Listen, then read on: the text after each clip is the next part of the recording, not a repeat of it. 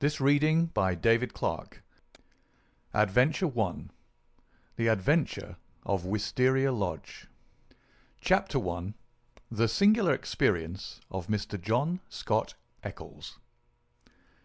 I find it recorded in my notebook that it was a bleak and windy day towards the end of March in the year 1892. Holmes had received a telegram while we sat at our lunch, and he had scribbled a reply. He made no remark, but the matter remained in his thoughts, for he stood in front of the fire afterwards, with a thoughtful face, smoking his pipe, and casting an occasional glance at the message. Suddenly he turned upon me with a mischievous twinkle in his eyes.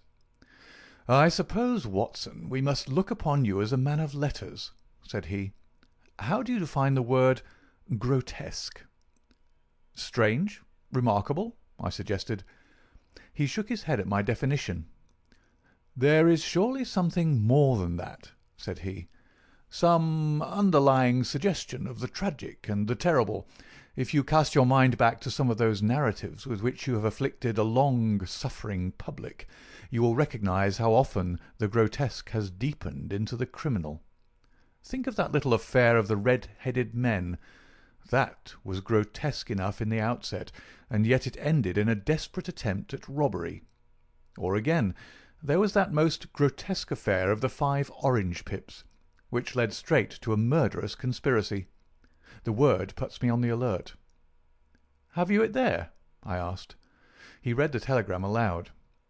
"Have just had most incredible and grotesque experience. May I consult you? Scott Eccles, Post Office, Charing Cross." "Man or a woman?" I asked.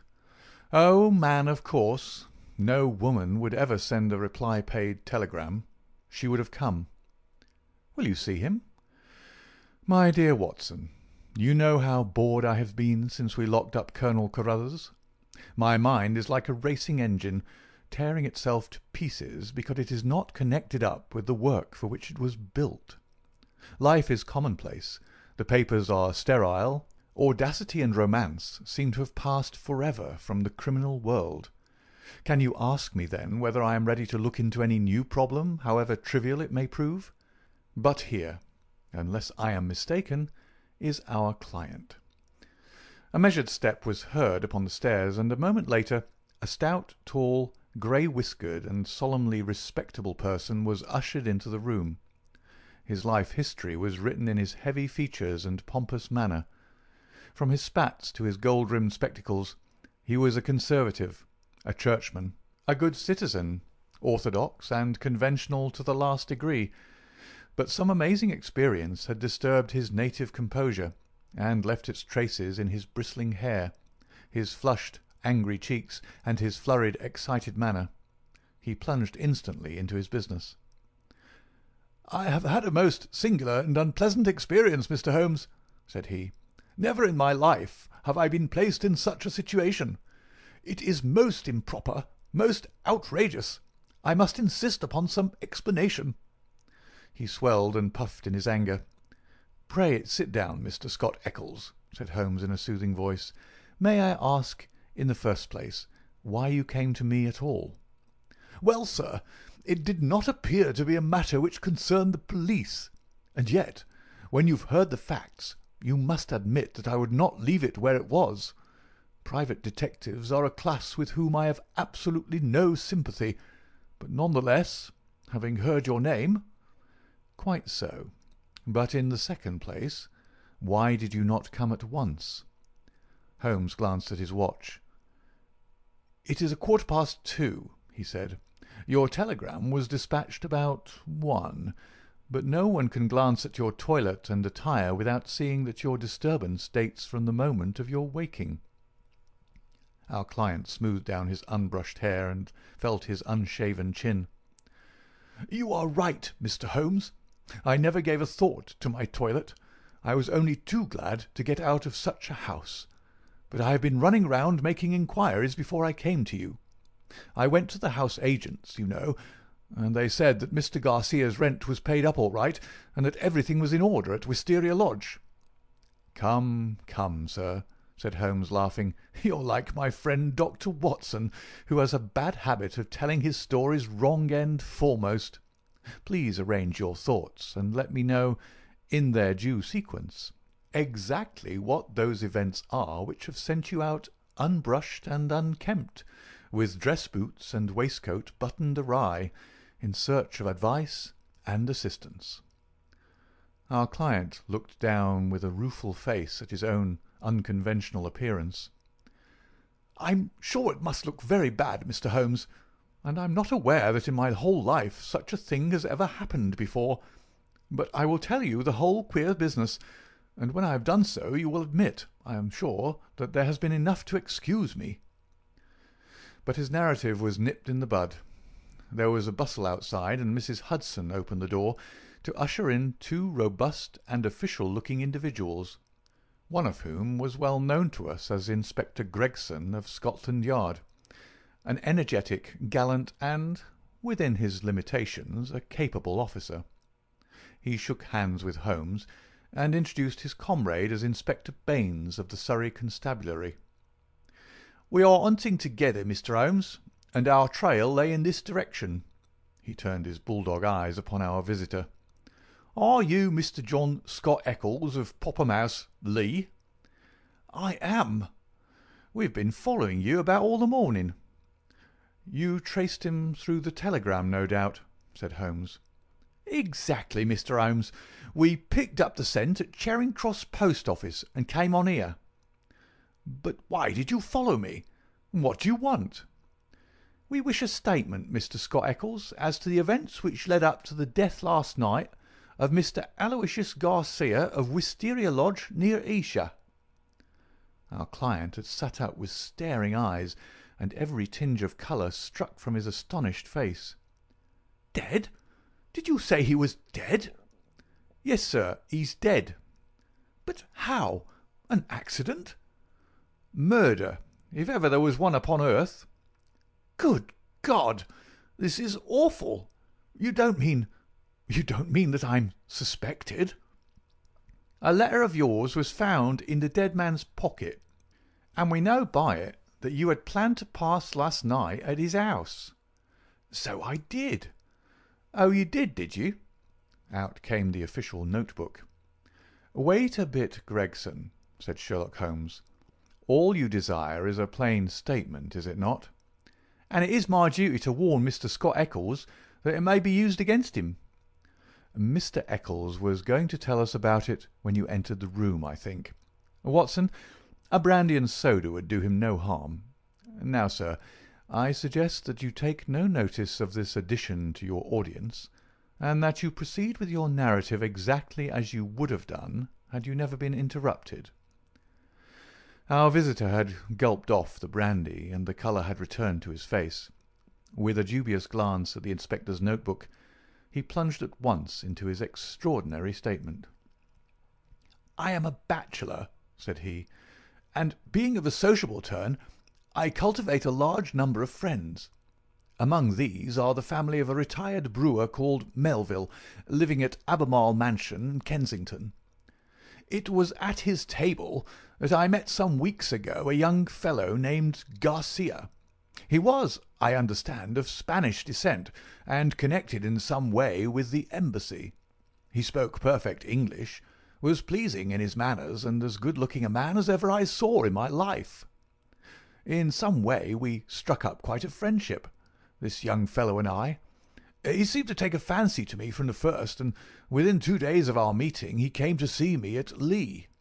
One thing led to another, and it ended in his inviting me out to spend a few days at his house, Wisteria Lodge, between Esher and Oxshott. Yesterday evening I went to Esher to fulfil this engagement.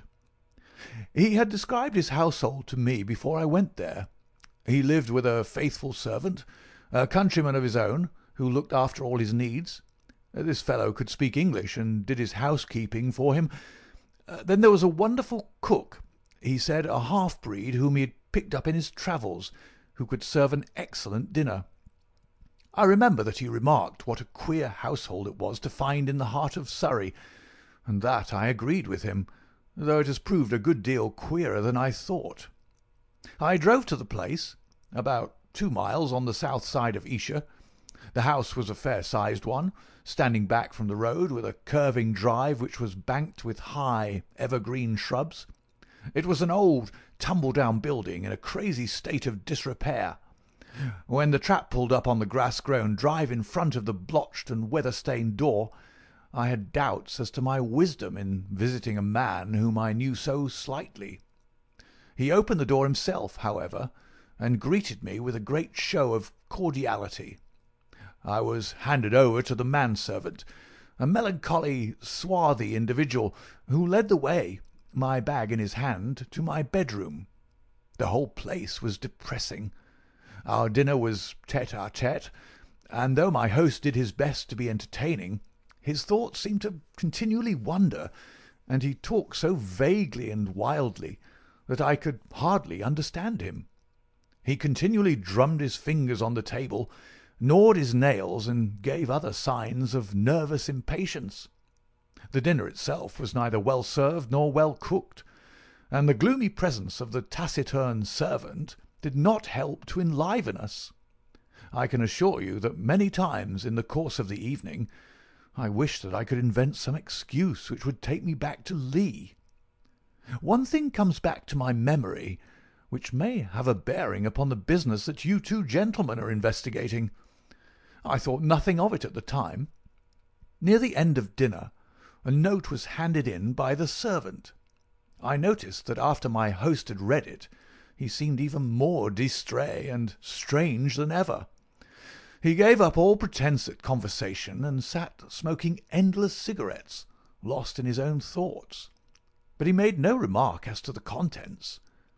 About 11, I was glad to go to bed. Some time later, Garcia looked in at my door. The room was dark at the time, and asked me if I had rung. I said I had not. He apologized for having disturbed me so late, saying that it was nearly 1 o'clock. I dropped off after this and slept soundly all night. And now I come to the amazing part of my tale. When I woke it was broad daylight. I glanced at my watch, and the time was nearly 9. I had particularly asked to be called at 8, so I was very much astonished at this forgetfulness. I sprang up and rang for the servant. There was no response. I rang again and again, with the same result. Then I came to the conclusion that the bell was out of order. I huddled on my clothes and hurried downstairs in an exceedingly bad temper to order some hot water. You can imagine my surprise when I found that there was no one there. I shouted in the hall. There was no answer. Then I ran from room to room. All were deserted. My host had shown me which was his bedroom the night before, so I knocked at the door. No reply. I turned the handle and walked in. The room was empty, and the bed had never been slept in. He'd gone with the rest.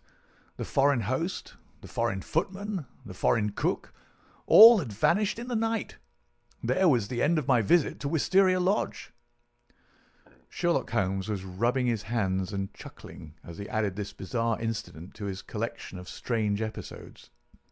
"Your experience is, so far as I know, perfectly unique," said he. "May I ask, sir, what you did then?" "I was furious. My first idea was that I had been the victim of some absurd practical joke. I packed my things, banged the hall door behind me, and set off for Esher with my bag in my hand. I called at Allen Brothers, the chief land agents in the village, and found that it was from this firm that the villa had been rented. It struck me that the whole proceeding could hardly be for the purpose of making a fool of me, and that the main object must be to get out of the rent. It is late in March, so quarter day is at hand. But this theory would not work. The agent was obliged to me for my warning, but told me that the rent had been paid in advance. Then I made my way to town and called at the Spanish Embassy. The man was unknown there. After this I went to see Melville, at whose house I had first met Garcia, but I found that he really knew rather less about him than I did. Finally, when I got your reply to my wire, I came out to you, since I gather that you are a person who gives advice in difficult cases. But now, Mr. Inspector, I understand from what you said when you entered the room that you can carry the story on, and that some tragedy had occurred. I can assure you that every word I have said is the truth, and that, outside of what I have told you, I know absolutely nothing about the fate of this man. My only desire is to help the law in every possible way." "I'm sure of it, Mr. Scott Eccles, I'm sure of it," said Inspector Gregson in a very amiable tone. "I'm bound to say that everything which you've said agrees very closely with the facts as they've come to our notice. For example, there was that note which arrived during dinner. Did you chance to observe what became of it?" "Yes, I did. Garcia rolled it up and threw it into the fire." "What do you say to that, Mr. Baines?" The country detective was a stout, puffy, red man whose face was only redeemed from grossness by two extraordinarily bright eyes, almost hidden behind the heavy creases of cheek and brow.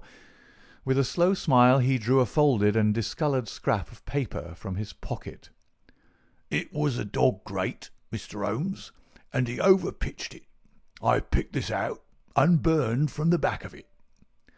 Holmes smiled his appreciation. "You must have examined the house very carefully to find a single pellet of paper." "I did, Mr. Holmes. It's my way. Shall I read it, Mr. Gregson?" The Londoner nodded. "The note is written upon ordinary cream-laid paper without watermark. It is a quarter sheet. The paper is cut off in 2 snips with a short bladed scissors. It's been folded over 3 times and sealed with purple wax, put on hurriedly and pressed down with some flat oval object. It is addressed to Mr. Garcia, Wisteria Lodge. It says, 'Our own colours, green and white. Green open, white shut. Main stair, 1st corridor, 7th right, green baize. Godspeed, D.' It is a woman's writing done with a sharp-pointed pen, but the address is either done with another pen or by someone else. It is thicker and bolder, as you see." "A very remarkable note," said Holmes, glancing it over. "I must compliment you, Mr. Baines, upon your attention to detail in your examination of it. A few trifling points might perhaps be added. The oval seal is undoubtedly a plain sleeve link. What else is of such a shape? The scissors were bent nail scissors. Short as the 2 snips are, you can distinctly see the same slight curve in each." The country detective chuckled. "I thought I had squeezed all the juice out of it, but I see there was a little over," he said.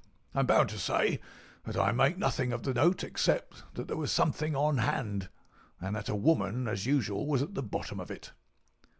Mr. Scott Eccles had fidgeted in his seat during this conversation. "I'm glad you found the note, since it corroborates my story," said he. "But I beg to point out that I have not yet heard what has happened to Mr. Garcia, nor what has become of his household." "As to Garcia," said Gregson, "that is easily answered. He was found dead this morning upon Oxshott Common, nearly a mile from his home. His head had been smashed to pulp by heavy blows of a sandbag or some such instrument, which had crushed rather than wounded. It is a lonely corner, and there is no house within a quarter of a mile of the spot. He had apparently been struck down first from behind, but his assailant had gone on beating him long after he was dead. It was a most furious assault. There are no footsteps, nor any clue to the criminals." "Robbed?" "No, there was no attempt at robbery." "This is very painful and terrible," said Mr. Scott Eccles in a querulous voice. "But it is really uncommonly hard on me. I had nothing to do with my host going off upon a nocturnal excursion and meeting so sad an end. How do I come to be mixed up with the case?" "Very simple, sir," Inspector Baines answered. "The only document found in the pocket of the deceased was a letter from you saying that you would be with him on the night of his death. It was the envelope of this letter which gave us the dead man's name and address. It was after 9 this morning when we reached his house and found neither you nor anyone else inside it. I wired to Mr. Gregson to run you down in London while he examined Wisteria Lodge. Then I came into town, joined Mr. Gregson, and here we are." "I think now," said Gregson, rising, "we had best put this matter into an official shape. You'll come round with us to the station, Mr. Scott Eccles, and let us have your statement in writing." "Certainly, I will come at once. But I retain your services, Mr. Holmes. I desire you to spare no expense and no pains to get to the truth." My friend turned to the country inspector. "I suppose that you have no objection to my collaborating with you, Mr. Baines?" "Highly honoured, sir, I'm sure." "You appear to have been very prompt and businesslike in all that you have done. Was there any clue, may I ask, as to the exact hour that the man met his death?" "He'd been there since 1 o'clock. There was rain about that time, and his death had certainly been before the rain." "But that is perfectly impossible, Mr. Baines," cried our client. "His voice is unmistakable. I could swear to it that it was he who addressed me in my bedroom at that very hour." "Remarkable, but by no means impossible," said Holmes, smiling. "You have a clue?" asked Gregson. "On the face of it, the case is not a very complex one, though it certainly presents some novel and interesting features. A further knowledge of facts is necessary before I would venture to give a final and definite opinion. By the way, Mr. Baines, did you find anything remarkable besides this note in your examination of the house?" The detective looked at my friend in a singular way. "There were," said he, "one or two very remarkable things. Perhaps when I've finished at the police station you would care to come out and give me your opinion of them." "I am entirely at your service," said Sherlock Holmes, ringing the bell. "You will show these gentlemen out, Mrs. Hudson, and kindly send the boy with this telegram. He's to pay a 5-shilling reply." We sat for some time in silence after our visitors had left. Holmes smoked hard, with his brows drawn down over his keen eyes, and his head thrust forward in the eager way characteristic of the man. "Well, Watson," he asked, turning suddenly upon me, "what do you make of it?" "I can make nothing of this mystification of Scott Eccles." "But the crime?" "Well, taken with the disappearance of the man's companions, I should say that they were in some way concerned in the murder and fled from justice." "That is certainly a possible point of view. On the face of it, you must admit, however, that it is very strange that his 2 servants should have been in a conspiracy against him and should have attacked him on the one night when he had a guest. They had him alone at their mercy every other night in the week." "Then why did they fly?" "Quite so. Why did they fly? There is a big fact. Another big fact is the remarkable experience of our client, Scott Eccles. Now, my dear Watson, is it beyond the limits of human ingenuity to furnish an explanation which would cover both of these big facts? If it were one which would also admit of the mysterious note, with its very curious phraseology, why, then it would be worth accepting as a temporary hypothesis. If the fresh facts which come to our knowledge all fit themselves into the scheme, then our hypothesis may gradually become a solution." "But what is our hypothesis?" Holmes leaned back in his chair with half-closed eyes. "You must admit, my dear Watson, that the idea of a joke is impossible. There were grave events afoot, as the sequel showed, and the coaxing of Scott Eccles to Wisteria Lodge had some connection with them." "But what possible connection?" "Let us take it link by link. There is, on the face of it, something unnatural about this strange and sudden friendship between the young Spaniard and Scott Eccles. It was the former who forced the pace. He called upon Eccles at the other end of London on the very day after he first met him, and he kept in close touch with him until he got him down to Esher. Now what did he want with Eccles? What could Eccles supply? I see no charm in the man. He is not particularly intelligent, not a man likely to be congenial to a quick-witted Latin. Why then was he picked out from all the other people whom Garcia met as particularly suited to his purpose? Has he any one outstanding quality? I say that he has. He is the very type of conventional British respectability, and the very man as a witness to impress another Briton. You saw yourself how neither of the inspectors dreamed of questioning his statement, extraordinary as it was. But what was he to witness? Nothing, as things turned out, but everything had they gone another way. That is how I read the matter. I see. He might have proved an alibi. Exactly, my dear Watson. He might have proved an alibi. We will suppose, for argument's sake, that the household of Wisteria Lodge are confederates in some design. The attempt, whatever it may be, is to come off, we will say, before 1 o'clock. By some juggling of the clocks it is quite possible that they may have got Scott Eccles to bed earlier than he thought. But in any case, it is likely that when Garcia went out of his way to tell him that it was 1, it was really not more than 12. If Garcia could do whatever he had to do and be back by the hour mentioned, he had evidently a powerful reply to any accusation. Here was this irreproachable Englishman ready to swear in any court of law that the accused was in the house all the time. It was an insurance against the worst. Yes, I see that. But how about the disappearance of the others?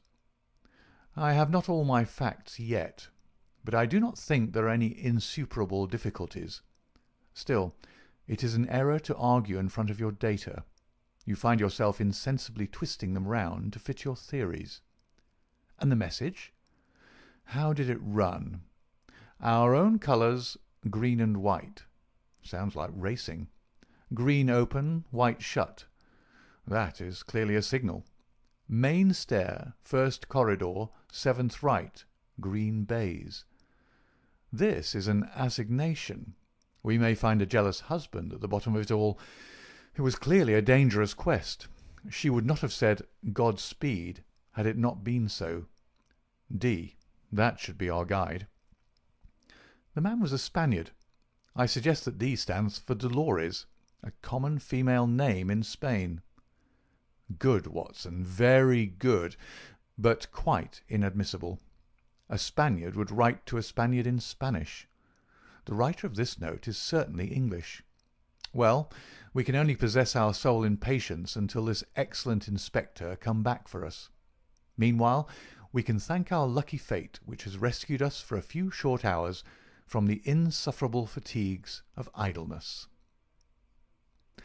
An answer had arrived to Holmes's telegram before our Surrey officer had returned. Holmes read it and was about to place it in his notebook when he caught a glimpse of my expectant face. He tossed it across with a laugh.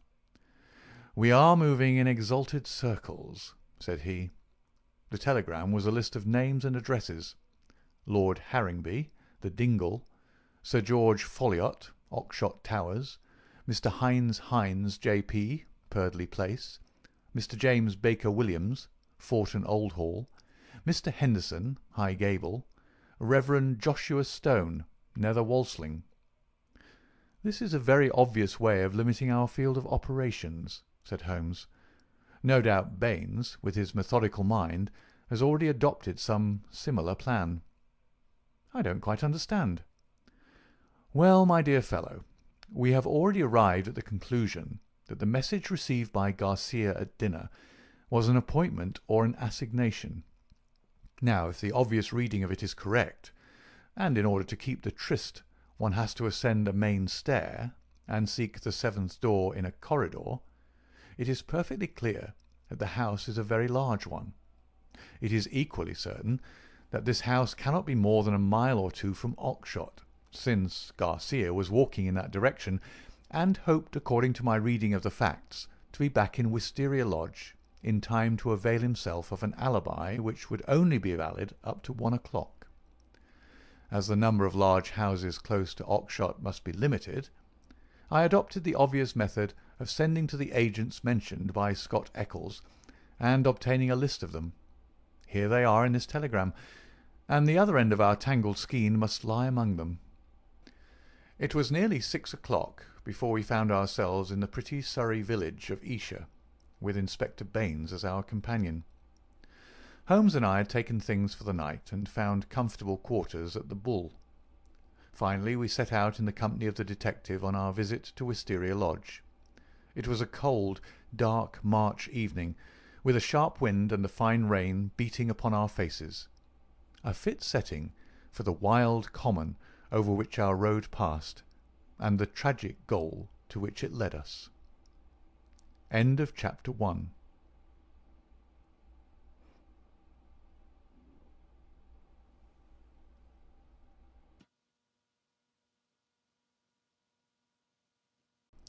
Chapter 2.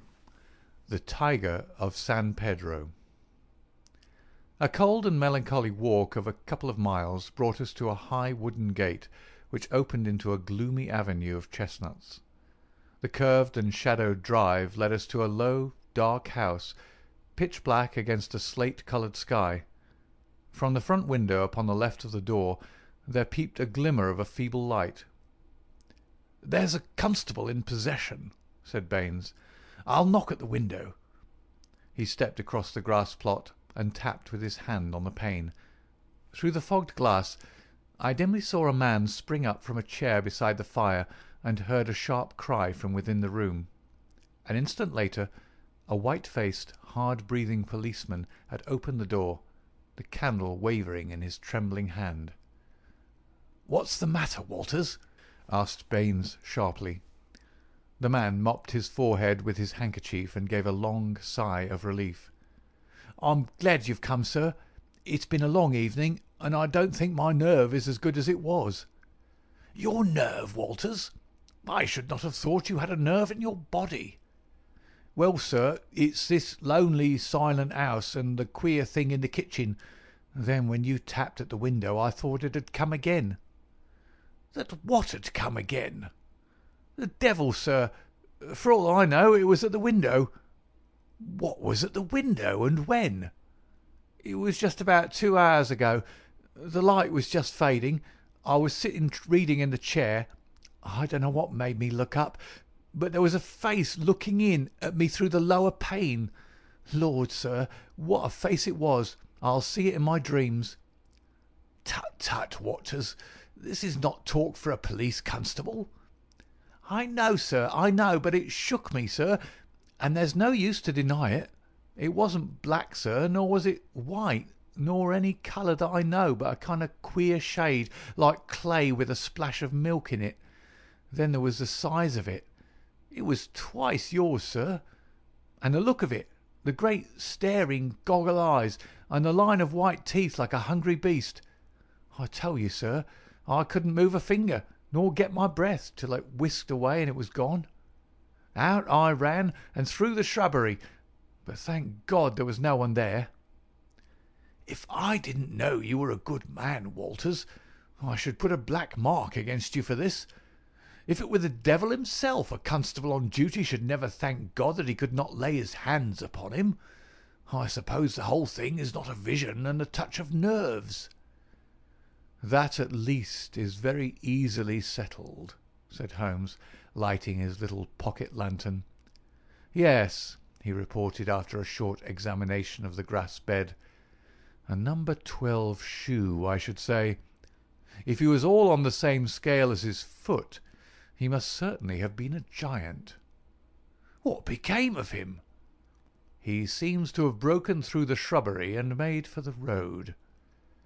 "Well," said the inspector with a grave and thoughtful face, "whoever he may have been, and whatever he may have wanted, he's gone for the present, and we have more immediate things to attend to. Now, Mr. Holmes, with your permission, I will show you round the house." The various bedrooms and sitting rooms had yielded nothing to a careful search. Apparently the tenants had brought little or nothing with them, and all the furniture down to the smallest details had been taken over with the house. A good deal of clothing with the stamp of Marks and Co., High Holborn, had been left behind. Telegraphic inquiries had been already made which showed that Marks knew nothing of his customer, save that he was a good payer.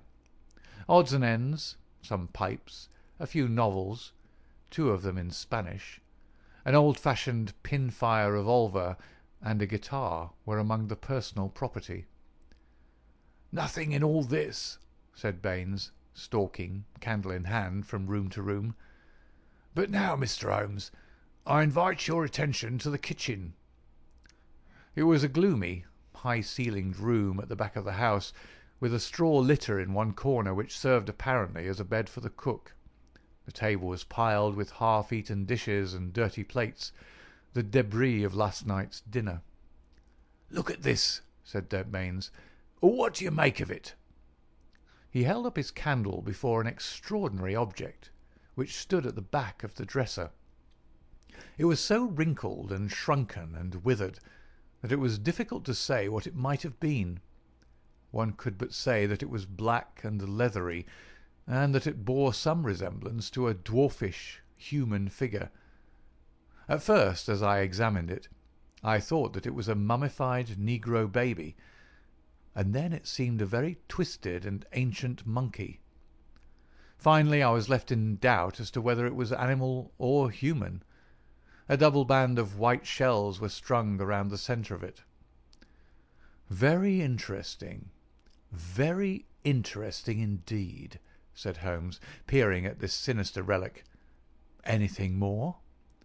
In silence, Baines led the way to the sink and held forward his candle. The limbs and body of some large white bird, torn savagely to pieces with the feathers still on, were littered all over it. Holmes pointed to the wattles on the severed head. "A white cock," said he. "Most interesting. It is really a very curious case." But Mr. Baines had kept his most sinister exhibit to the last. From under the sink he drew a zinc pail which contained a quantity of blood. Then from the table he took a platter heaped with small pieces of charred bone. "Something has been killed and something has been burned. We raked all these out of the fire. We had a doctor in this morning.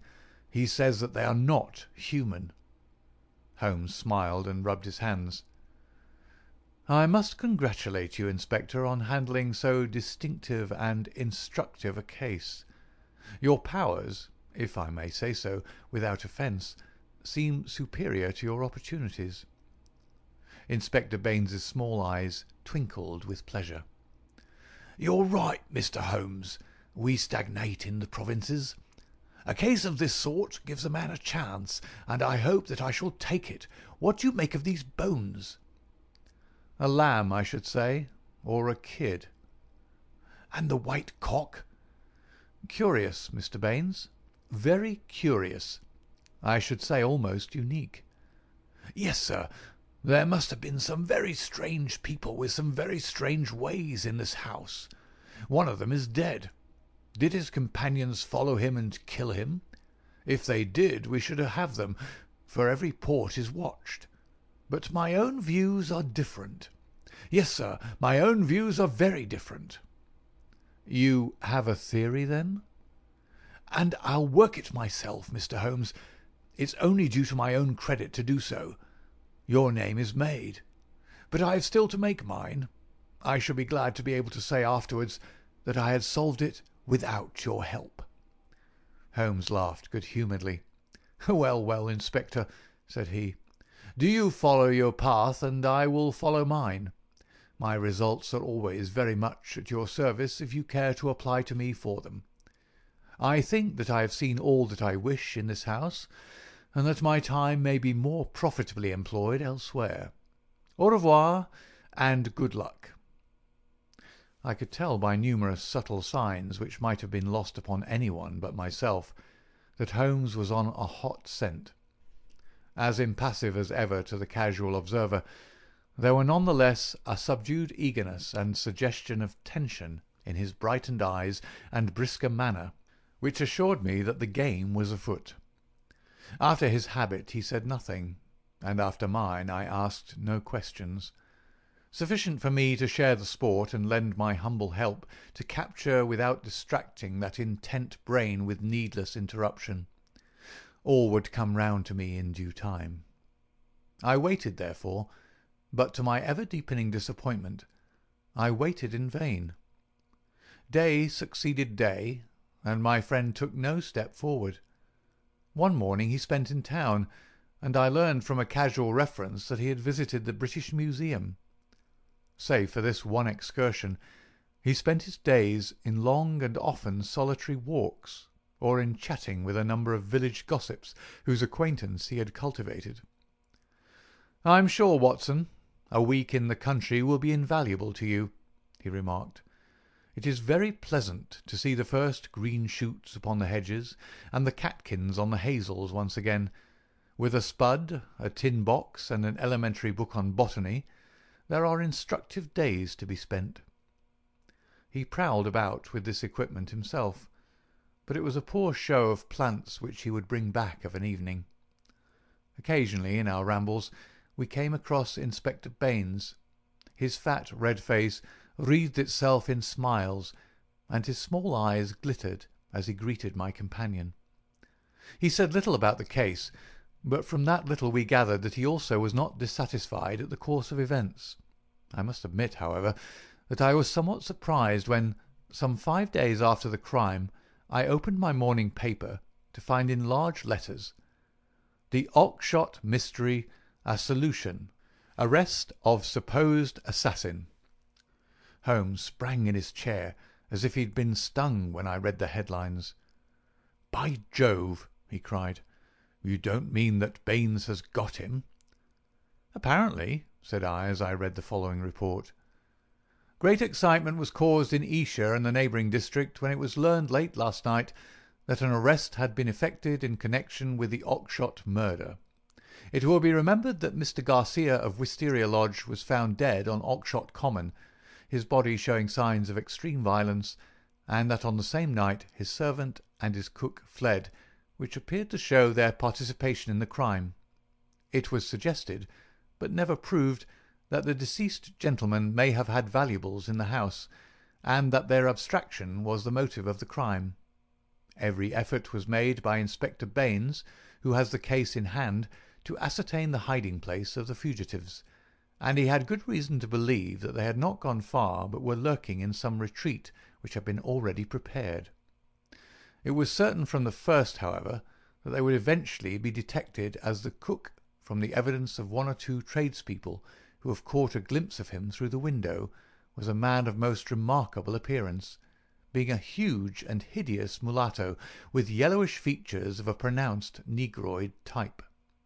This man has been seen since the crime, for he was detected and pursued by Constable Walters on the same evening when he had had the audacity to revisit Wisteria Lodge.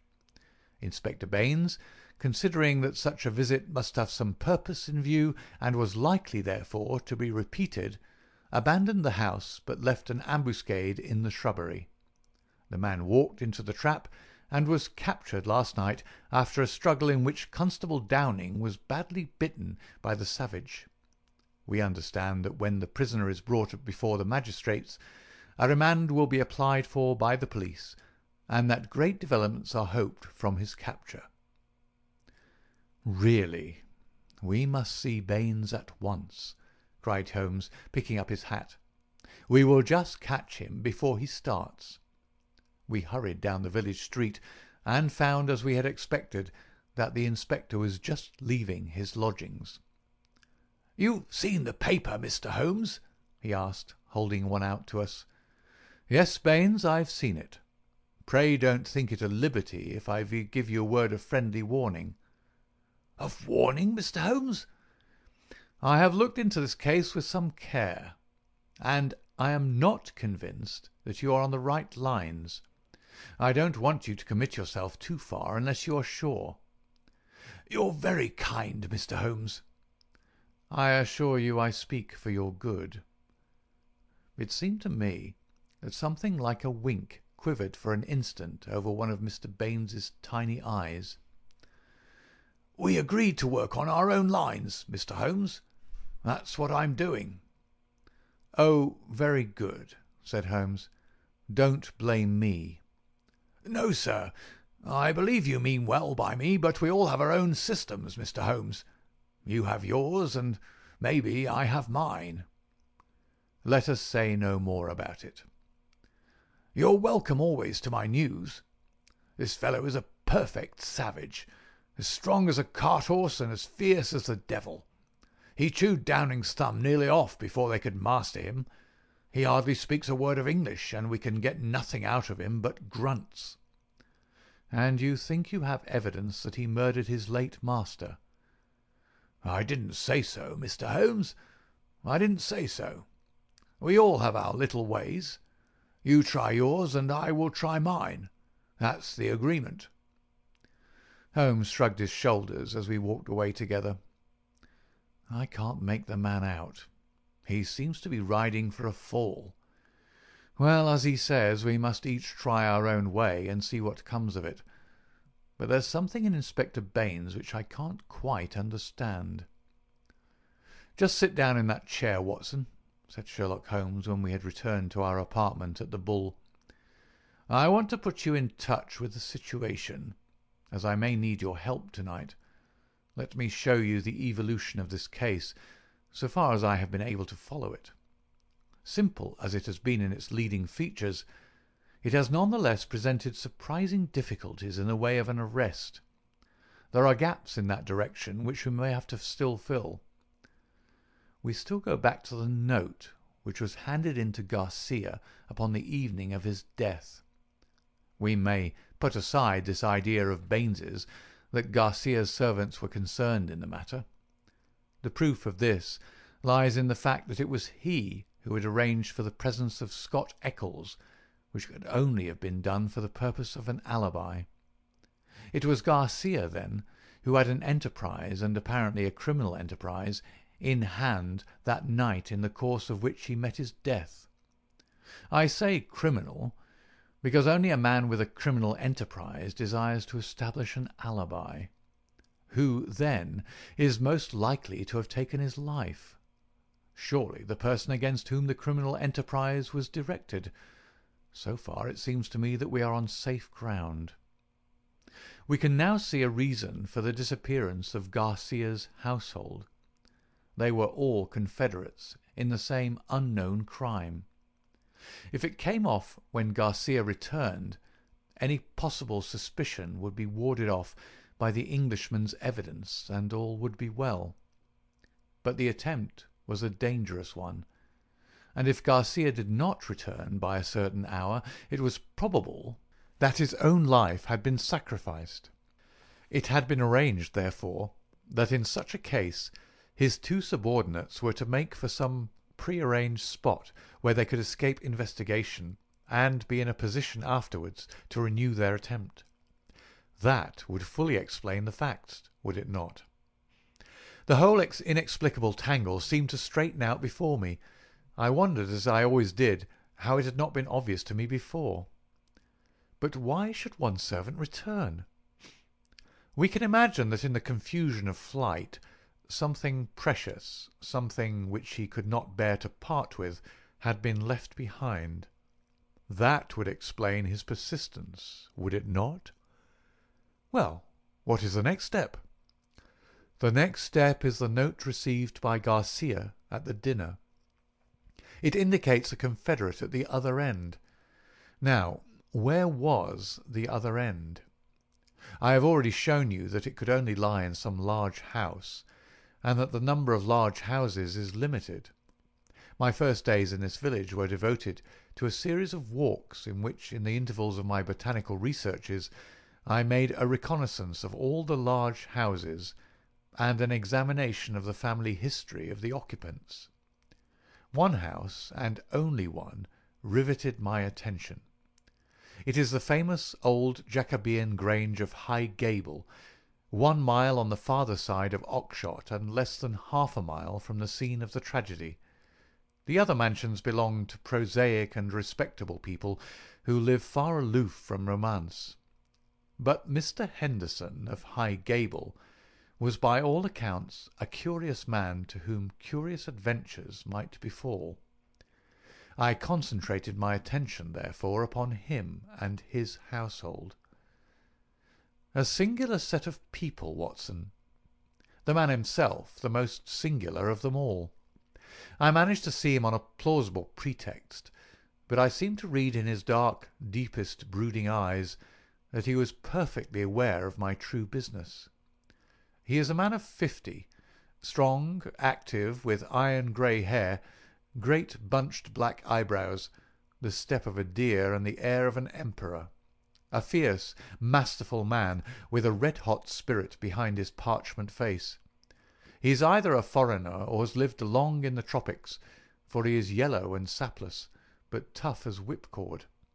His friend and secretary, Mr. Lucas, is undoubtedly a foreigner, chocolate-brown, wily, suave and cat-like, with a poisonous gentleness of speech.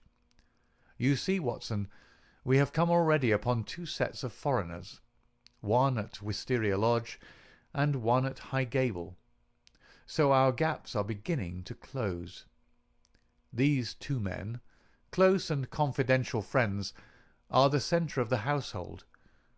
But there is one other person who for our immediate purpose may be even more important. Henderson has 2 children, girls of 11 and 13. Their governess is a Miss Burnett, an Englishwoman of 40 or thereabouts. There is also one confidential manservant. This little group forms the real family, for they travel about together, and Henderson is a great traveller, always on the move. It is only within the last weeks that he has returned after a year's absence to High Gable.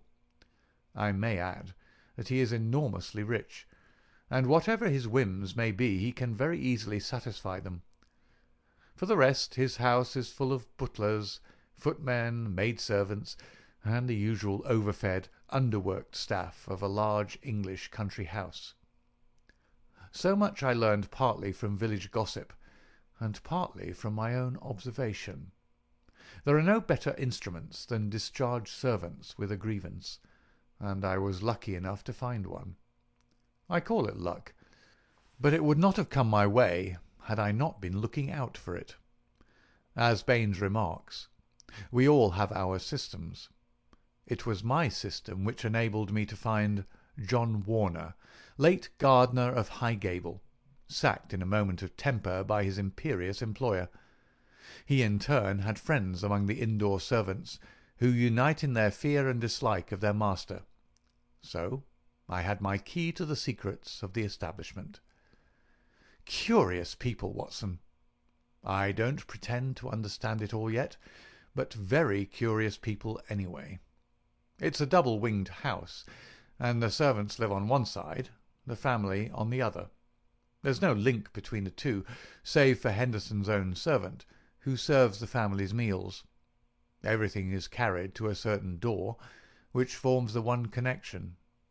Governess and children hardly go out at all except into the garden. Henderson never by any chance walks alone. His dark secretary is like his shadow. The gossip among the servants is that their master is terribly afraid of something. "Sold his soul to the devil in exchange for money," says Warner, "and expects his creditor to come up and claim his own." Where they came from or who they are, nobody has an idea. They are very violent. Twice Henderson has lashed at folk with his dog-whip, and only his long purse and heavy compensation have kept him out of the courts. Well now, Watson, let us judge the situation by this new information. We may take it that the letter came out of this strange household and was an invitation to Garcia to carry out some attempt which had already been planned. Who wrote the note? It was someone within the citadel, and it was a woman. Who then but Miss Burnett, the governess? All our reasoning seems to point that way. At any rate, we may take it as a hypothesis and see what consequences it would entail. I may add that Miss Burnett's age and character make it certain that my first idea that there might be a love interest in our story is out of the question. If she wrote the note, she was presumably the friend and confederate of Garcia. What, then, might she be expected to do if she heard of his death? If he met it in some nefarious enterprise, her lips might be sealed. Still, in her heart she must retain bitterness and hatred against those who had killed him, and would presumably help so far as she could to have revenge upon them. Could we see her, then, and try to use her? That was my first thought. But now we come to a sinister fact. Miss Bennet has not been seen by any human eye since the night of the murder. From that evening she has utterly vanished. Is she alive? Has she perhaps met her end on the same night as the friend whom she had summoned? Or is she merely a prisoner? There is the point which we still have to decide. You will appreciate the difficulty of the situation, Watson. There is nothing upon which we can apply for a warrant. Our whole scheme might seem fantastic if laid before a magistrate. The woman's disappearance counts for nothing, since in that extraordinary household any member of it might be invisible for a week. And yet she may at the present moment be in danger of her life. All I can do is to watch the house and leave my agent Warner on guard at the gates. We can't let such a situation continue. If the law can do nothing, we must take the risk ourselves. What do you suggest? I know which is her room. It is accessible from the top of an outhouse. My suggestion is that you and I go tonight and see if we can strike at the very heart of the mystery. It was not, I must confess, a very alluring prospect.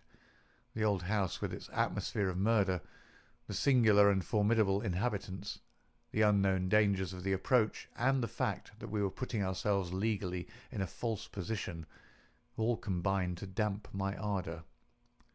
But there was something in the ice-cold reasoning of Holmes which made it impossible to shrink from any adventure which he might recommend. One knew that thus, and only thus, could a solution be found. I clasped his hand in silence, and the die was cast.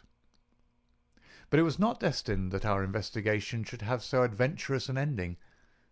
It was about 5 o'clock, and the shadows of the March evening were beginning to fall, when an excited rustic rushed into our room. "They've gone, Mr. Holmes. They went by the last train. The lady broke away, and I've got her in a cab downstairs." "Excellent, Warner," cried Holmes, springing to his feet. "Watson, the gaps are closing rapidly." In the cab was a woman, half collapsed from nervous exhaustion. She bore upon her aquiline and emaciated face the traces of some recent tragedy. Her head hung listlessly upon her breast, but as she raised it and turned her dull eyes upon us, I saw that her pupils were dark dots in the centre of the broad grey iris. She was drugged with opium. "I watched at the gate, same as you advised, Mr. Holmes," said our emissary, the discharged gardener. "When the carriage came out, I followed it to the station. She was like one walking in her sleep, but when they tried to get her into the train, she came to life and struggled. They pushed her into the carriage. She fought her way out again. I took her part, got her in a cab, and here we are.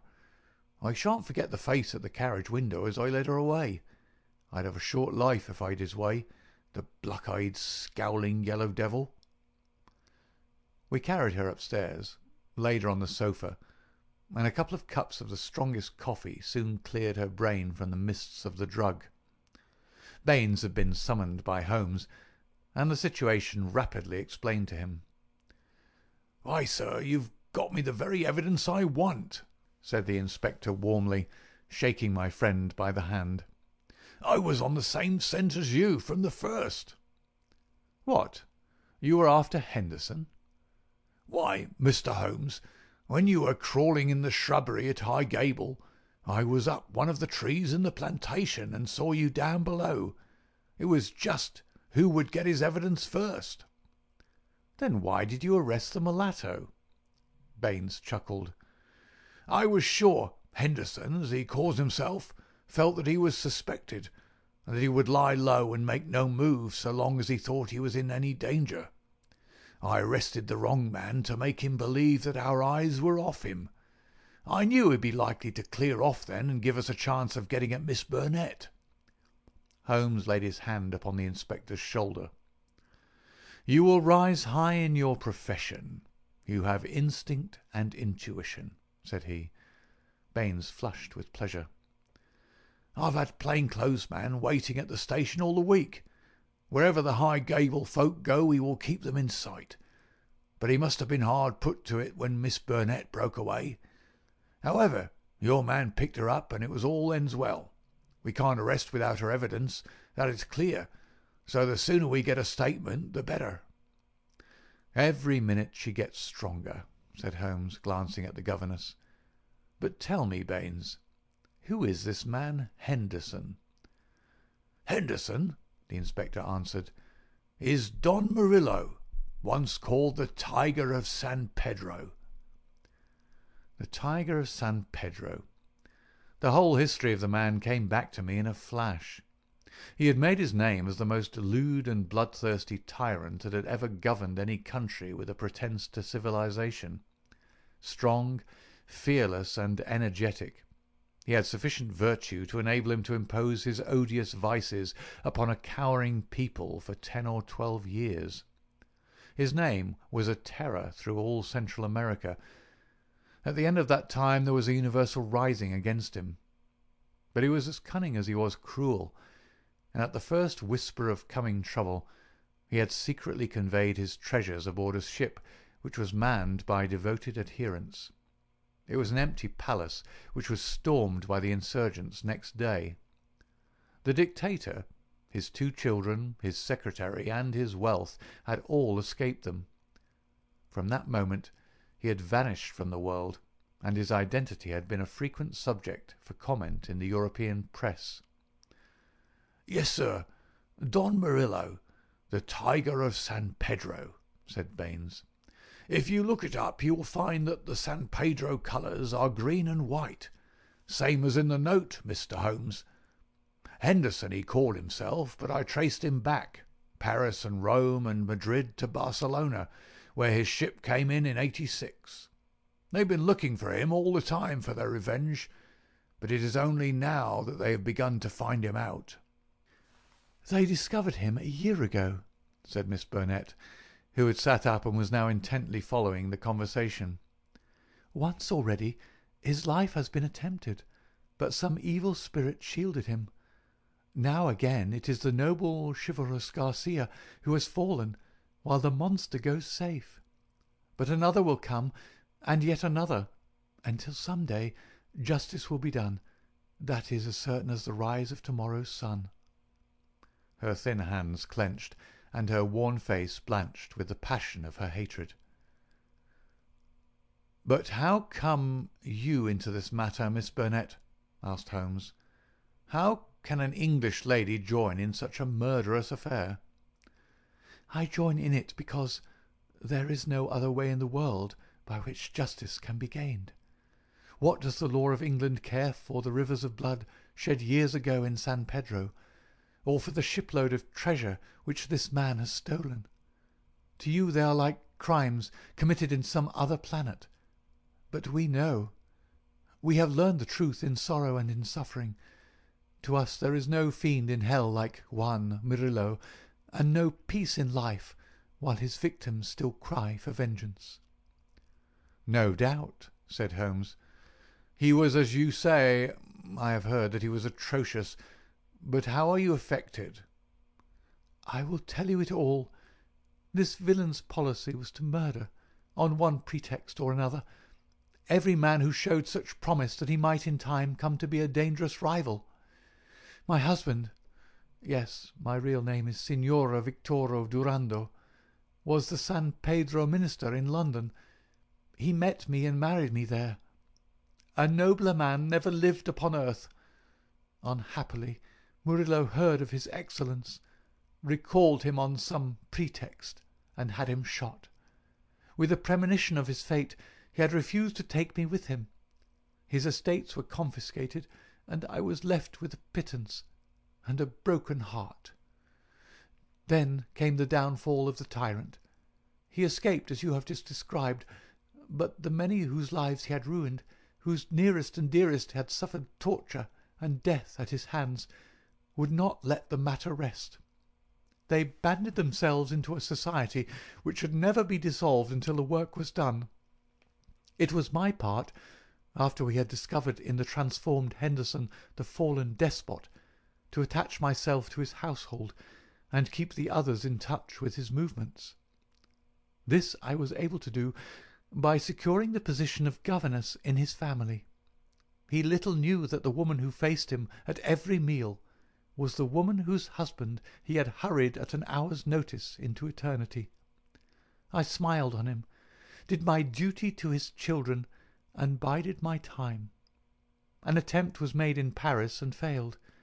We zigzagged swiftly here and there over Europe to throw off the pursuers, and finally returned to this house, which he had taken upon his first arrival in England. But here also the ministers of justice were waiting. Knowing that he would return there, Garcia, who is the son of the former highest dignitary in San Pedro, was waiting with 2 trusty companions of humble station, all 3 fired with the same reasons for revenge. He could do little during the day, for Murillo took every precaution, and never went out save with his satellite Lucas, or Lopez, as he was known in the days of his greatness. At night, however, he slept alone, and the avenger might find him. On a certain evening which had been prearranged, I sent my friend final instructions, for the man was forever on the alert, and continually changed his room. I was to see that the doors were open, and the signal of a green or white light in a window which faced the drive was to give notice if all was safe, or if the attempt had better be postponed. But everything went wrong with us. In some way I had excited the suspicion of Lopez the secretary. He crept up behind me and sprang upon me just as I had finished the note. He and his master dragged me to my room and held judgment upon me as a convicted traitress. Then and there they would have plunged their knives into me could they have seen how to escape the consequences of the deed. Finally, after much debate, they concluded that my murder was too dangerous, but they determined to get rid forever of Garcia. They had gagged me, and Murillo twisted my arm around until I gave him the address. I swear that he might have twisted it off had I understood what it would mean to Garcia. Lopez addressed the note which I had written, sealed it with his sleeve link, and sent it by the hand of the servant, Jose. How they murdered him I do not know, save that it was Murillo's hand who struck him down, for Lopez had remained to guard me. I believe he must have waited among the gorse bushes through which the path winds, and struck him down as he passed. At first they were of a mind to let him enter the house and to kill him as a detected burglar, but they argued that if they were mixed up in an inquiry with their own identity would at once be publicly disclosed, and they would be open to further attacks. With the death of Garcia, the pursuit might cease, since such a death might frighten others from the task. All would now have been well for them, had it not been for my knowledge of what they had done. I have no doubt that there were times when my life hung in the balance. I was confined to my room, terrorized by the most horrible threats, cruelly ill-used to break my spirit. See this stab on my shoulder, and the bruises from the end to end of my arms, and a gag was thrust into my mouth on the one occasion when I tried to call from the window. For 5 days this cruel imprisonment continued, with hardly enough food to hold body and soul together. This afternoon a good lunch was brought me, but the moment after I took it I knew that I had been drugged. In a sort of dream I remember being half led, half carried to the carriage. In the same state I was conveyed to the train.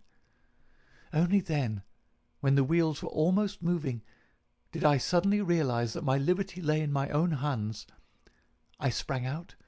They tried to drag me back, and had it not been for the help of this good man who led me to the cab, I should never have broken away. Now, thank God, I am beyond their power forever."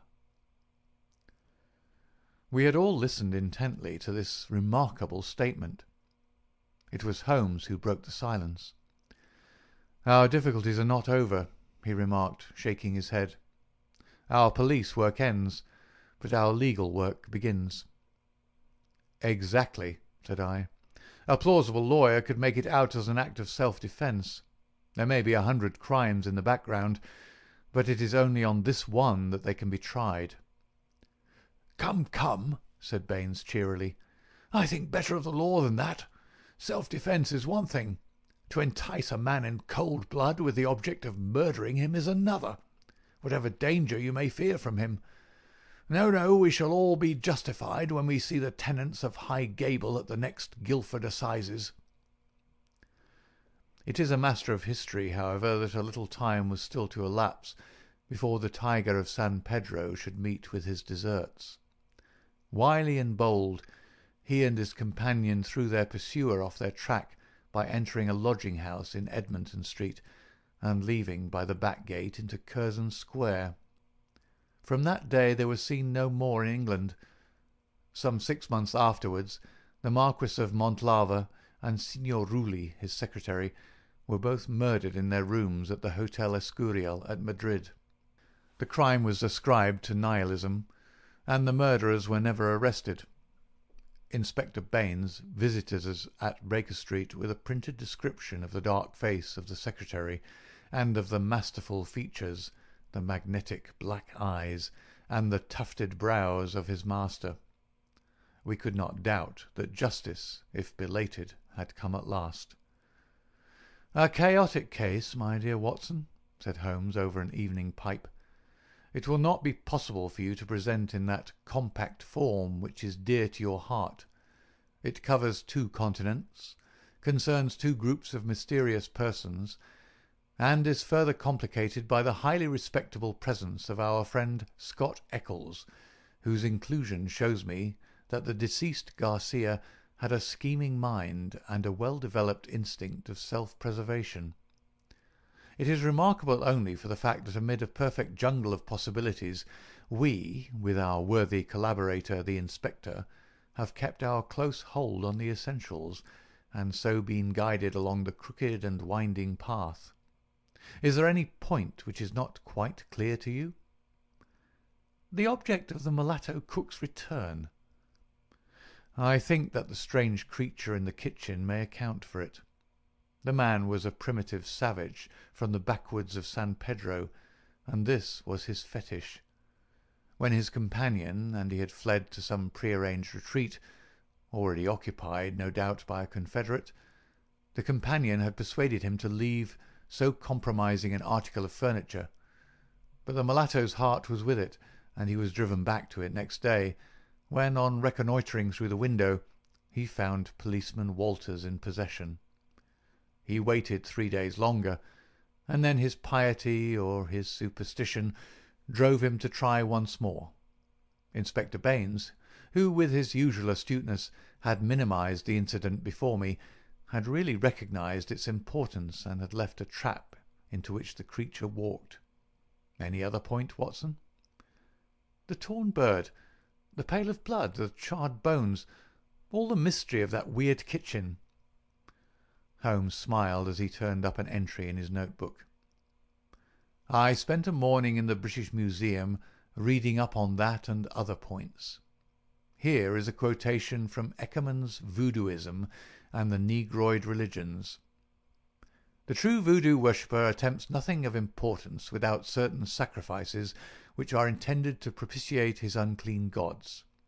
In extreme cases, these rites take the form of human sacrifices followed by cannibalism. The more usual victims are a white cock, which is plucked in pieces alive, or a black goat whose throat is cut and body burned. So you see our savage friend was very orthodox in his ritual. It is grotesque, Watson," Holmes added, as he slowly fastened his notebook, "but as I have had occasion to remark, there is but one step from the grotesque to the horrible. End of Chapter 2 and Adventure 1 of His Last Bow.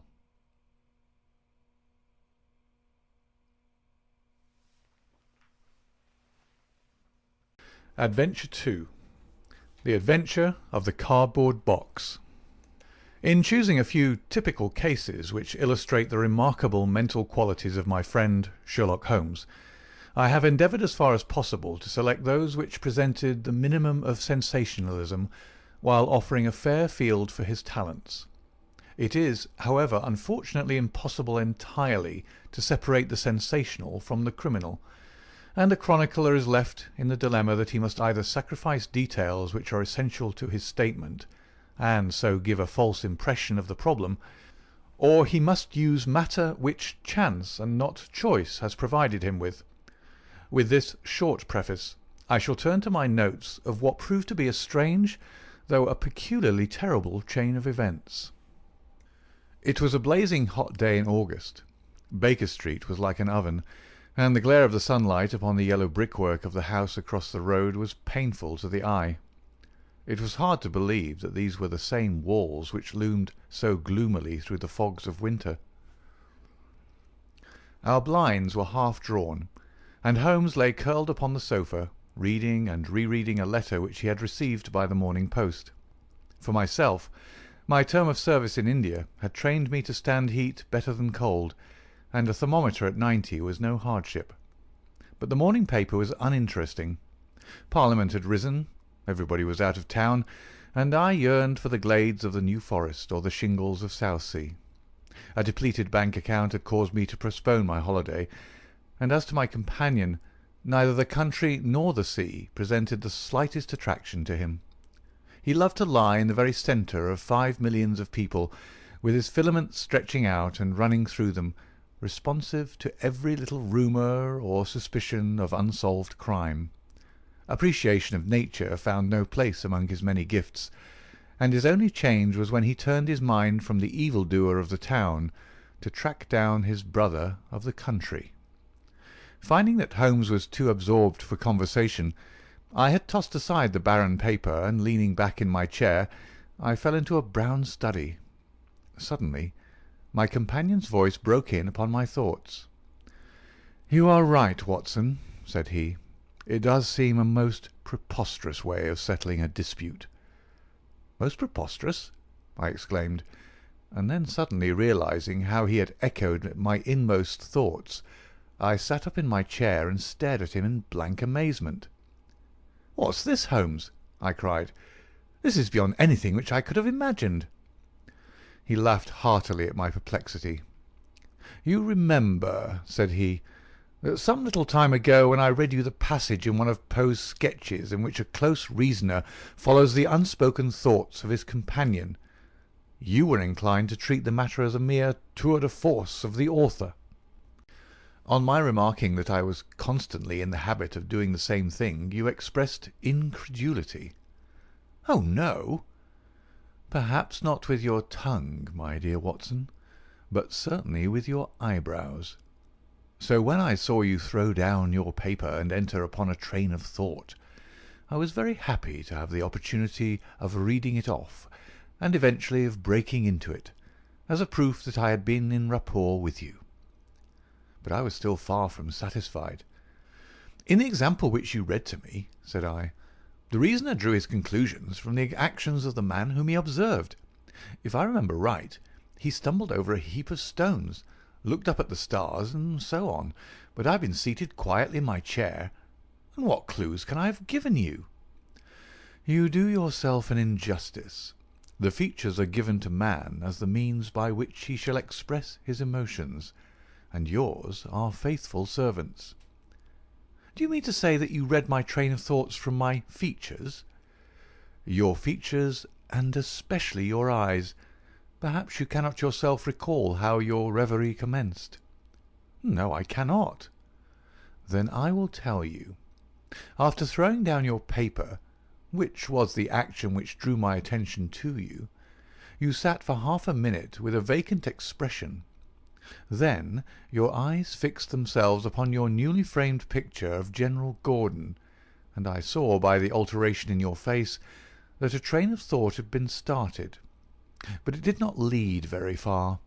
Your eyes flashed across to the unframed portrait of Henry Ward Beecher, which stands upon the top of your books. Then you glanced up at the wall, and of course your meaning was obvious. You were thinking that if the portrait was framed, it would just cover that bare space and correspond with Gordon's picture there. "You followed me wonderfully," I exclaimed. So far I could hardly have gone astray, but now your thoughts went back to Beecher, and you looked hard across as if you were studying the character in his features. Then your eyes ceased to pucker, but you continued to look across, and your face was thoughtful. You were recalling the incidents of Beecher's career. I was well aware that you could not do this without thinking of the mission which he undertook on behalf of the North at the time of the Civil War, for I remember your expressing your passionate indignation at the way in which he was received by the more turbulent of our people. You felt so strongly about it that I knew you could not think of Beecher without thinking of that also. When a moment later I saw your eyes wander away from the picture, I suspected that your mind had now turned to the Civil War, and when I observed that your lips set, your eyes sparkled, and your hands clenched, I was positive that you were indeed thinking of the gallantry which was shown by both sides in that desperate struggle. But then again your face grew sadder. You shook your head. You were dwelling upon the sadness and horror and useless waste of life. Your hand stole towards your own old wound, and a smile quivered on your lips, which showed me that the ridiculous side of this method of settling international questions had forced itself upon your mind. At this point I agreed with you that it was preposterous, and was glad to find that all my deductions had been correct. "Absolutely," said I, "and now that you have explained it, I confess that I am as amazed as before." "It was very superficial, my dear Watson. I assure you I should not have intruded it upon your attention had you not shown some incredulity the other day. But I have in my hands here a little problem which may prove to be more difficult of solution than my small essay in thought-reading. Have you observed in the paper a short paragraph referring to the remarkable contents of a packet sent through the post to Miss Cushing of Cross Street, Croydon?" "No, I saw nothing." "Ah, then you must have overlooked it. Just toss it over to me. Here it is, under the financial column. Perhaps you would be good enough to read it aloud." I picked up the paper, which she had thrown back to me, and read the paragraph indicated. It was headed, "A Gruesome Packet." "Miss Susan Cushing, living at Cross Street, Croydon, has been made the victim of what must be regarded as a peculiarly revolting practical joke, unless some more sinister meaning should prove to be attached to the incident. At 2 o'clock yesterday afternoon a small packet, wrapped in brown paper, was handed in by the postman. A cardboard box was inside, which was filled with coarse salt. On emptying this, Miss Cushing was horrified to find 2 human ears, apparently quite freshly severed. The box had been sent by parcel post from Belfast upon the morning before. There is no indication as to the sender, and the matter is the more mysterious as Miss Cushing, who is a maiden lady of 50, has led a most retired life and has so few acquaintances or correspondents that it is a rare event for her to receive anything through the post. Some years ago, however, when she retired at Penge, she let apartments in her house to 3 young medical students, whom she was obliged to get rid of on account of their noisy and irregular habits. The police are of opinion that this outrage may have been perpetrated upon Miss Cushing by these youths, who owed her a grudge and who hoped to frighten her by sending her these relics of the dissecting rooms. Some probability is lent to the theory by the fact that one of these students came from the north of Ireland, and, to the best of Miss Cushing's belief, from Belfast. In the meantime the matter is being actively investigated, Mr. Lestrade, one of the very smartest of our detective officers, being in charge of the case." "So much for the Daily Chronicle," said Holmes as I finished reading. "Now for our friend Lestrade. I had a note from him this morning in which he says, 'I think that this case is very much in your line. We have every hope of clearing the matter up, but we find a little difficulty in getting anything to work upon. We have, of course, wired to the Belfast post office, but a large number of parcels were handed in upon that day, and they have no means of identifying this particular one, or of remembering the sender. The box is a half-pound box of honeydew tobacco, and does not help us in any way. The medical student theory still appears to me to be the most feasible, but if you should have a few hours to spare, I should be very happy to see you out there. I shall be either at the house or in the police station all day. What say you, Watson? Can you rise superior to the heat and run down to Croydon with me on the off chance of a case for your annals?" I was longing for something to do. "You shall have it, then. Ring for our boots and tell them to order a cab. I'll be back in a moment when I have changed my dressing gown and filled my cigar case." A shower of rain fell while we were in the train, and the heat was far less oppressive in Croydon than in town. Holmes had sent on a wire so that Lestrade, as wiry, as dapper, and as ferret-like as ever, was waiting for us at the station. A walk of 5 minutes took us to Cross Street, where Miss Cushing resided. It was a very long street of 2-storey brick houses, neat and prim, with whitened stone steps and little groups of aproned women gossiping at the doors. Half-way down, Lestrade stopped and tapped at a door which was opened by a small servant girl. Miss Cushing was sitting at the front room, into which we were ushered. She was a placid-faced woman with large, gentle eyes and grizzled hair curving down over her temples on each side. A worked antimacassar lay upon her lap, and a basket of coloured silks stood upon a stool beside her. "They are in the outhouse, those dreadful things," said she as Lestrade entered. "I wish that you would take them away altogether." "So I shall, Miss Cushing. I only kept them here until my friend Mr. Holmes should have seen them in your presence." "Why in my presence, sir?" "In case he wished to ask any questions." "What is the use of asking me questions, when I tell you I know nothing whatever about it?" "Quite so, madam," said Holmes in his soothing way.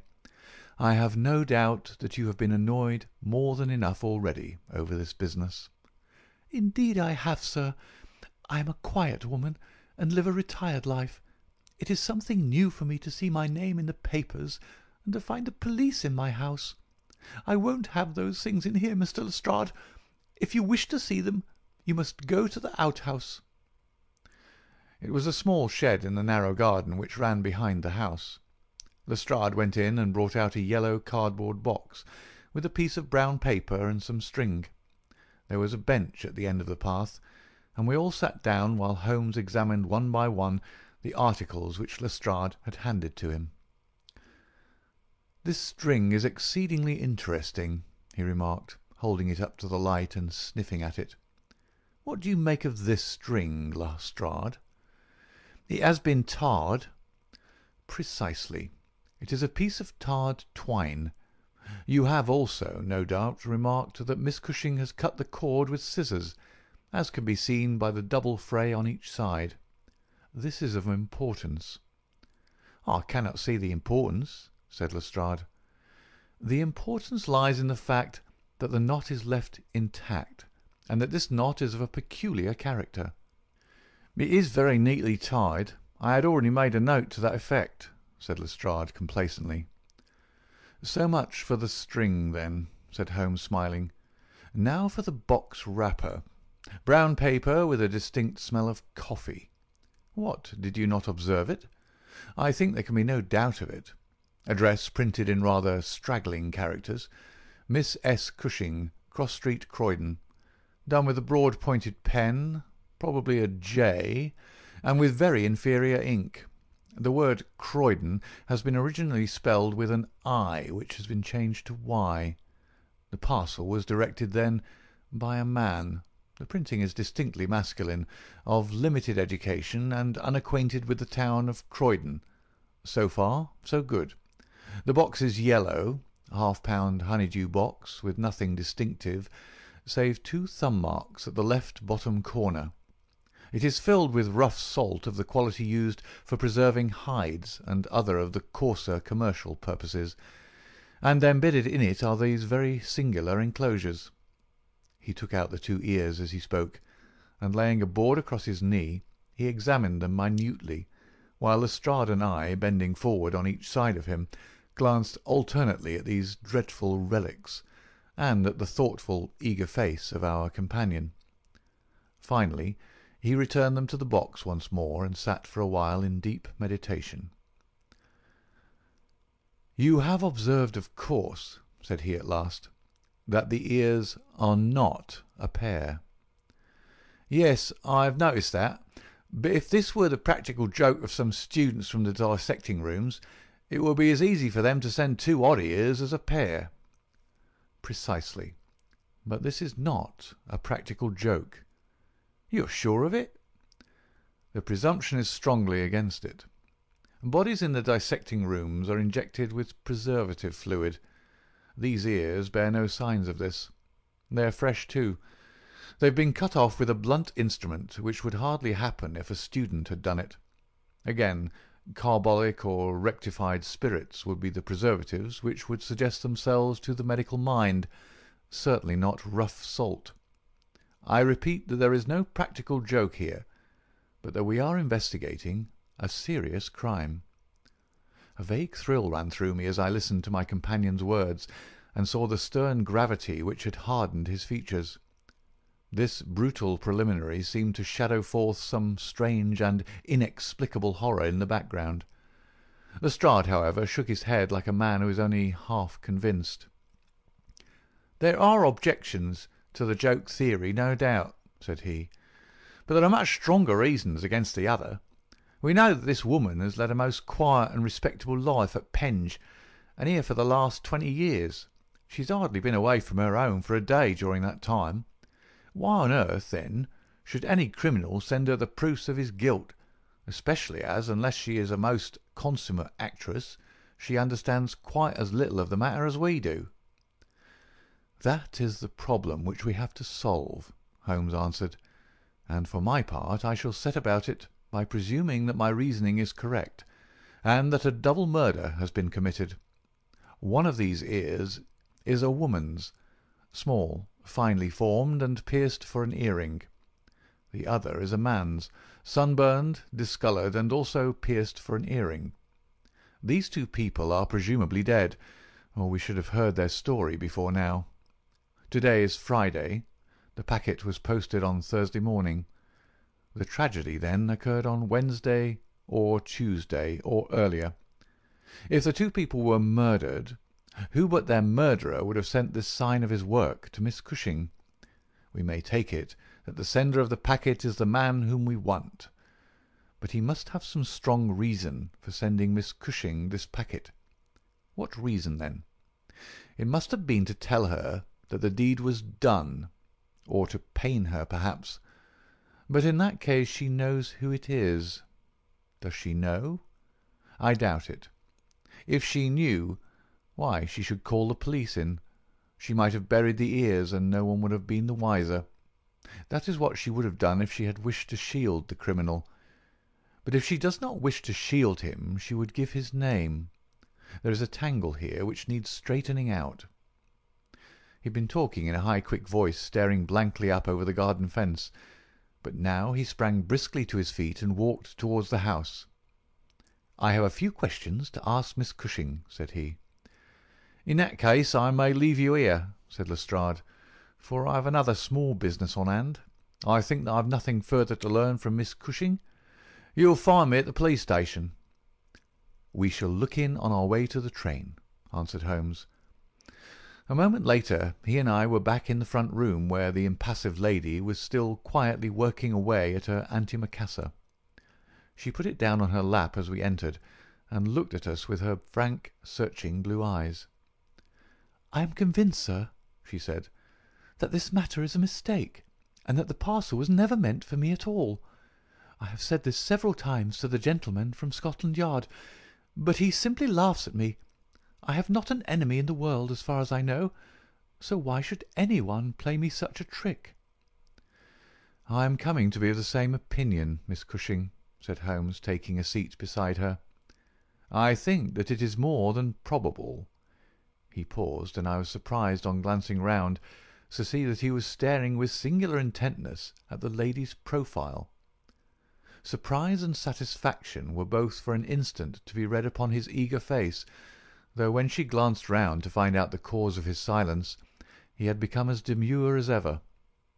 I stared hard myself at her flat grizzled hair, her trim cap, her little gilt earrings, her placid features, but I could see nothing which would account for my companion's evident excitement. There were one or two questions. "Oh, I'm weary of questions," cried Miss Cushing impatiently. "You have two sisters, I believe?" "How could you know that?" "I observed the very instant that I entered the room that you have a portrait group of 3 ladies upon the mantelpiece, one of whom is undoubtedly yourself, while the others are so exceedingly like you that there could be no doubt of the relationship." "Yes, you are quite right. Those are my sisters, Sarah and Mary." "And here at my elbow is another portrait, taken at Liverpool, of your younger sister in the company of a man who appears to be a steward by his uniform. I observed that she was unmarried at the time." "You are very quick at observing." "That is my trade." "Well, you are quite right, but she was married to Mr. Browner a few days afterwards. He was on the South American line when that was taken, but he was so fond of her that he couldn't abide to leave her for so long, and he got into the Liverpool and London boats." "Ah, the Conqueror, perhaps?" "No, the May Day, when last I heard. Jim came down here to see me once. That was before he broke the pledge.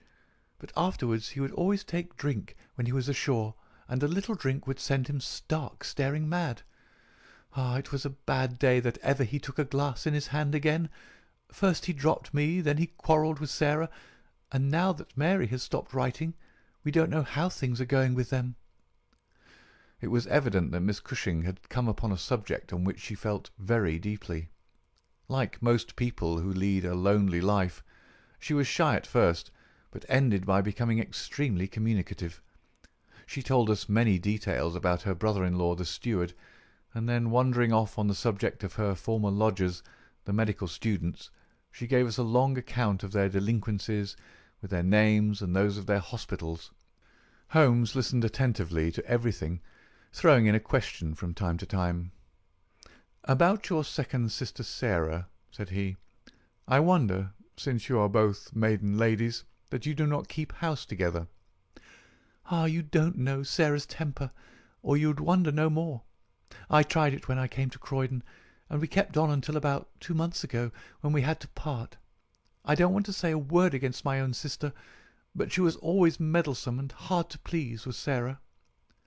"You say that she quarrelled with your Liverpool relations?" "Yes, and they were the best friends at one time. Why, she went up there to live in order to be near them, and now she has no word hard enough for Jim Browner. The last 6 months that she was here she would speak of nothing but his drinking and his ways. He had caught her meddling, I suspect, and given her a bit of his mind, and that was the start of it." "Thank you, Miss Cushing," said Holmes, rising and bowing. "Your sister Sarah lives, I think you said, at New Street, Wallington. Good-bye, and I am very sorry that you should have been troubled over a case with which, as you say, you have nothing whatever to do."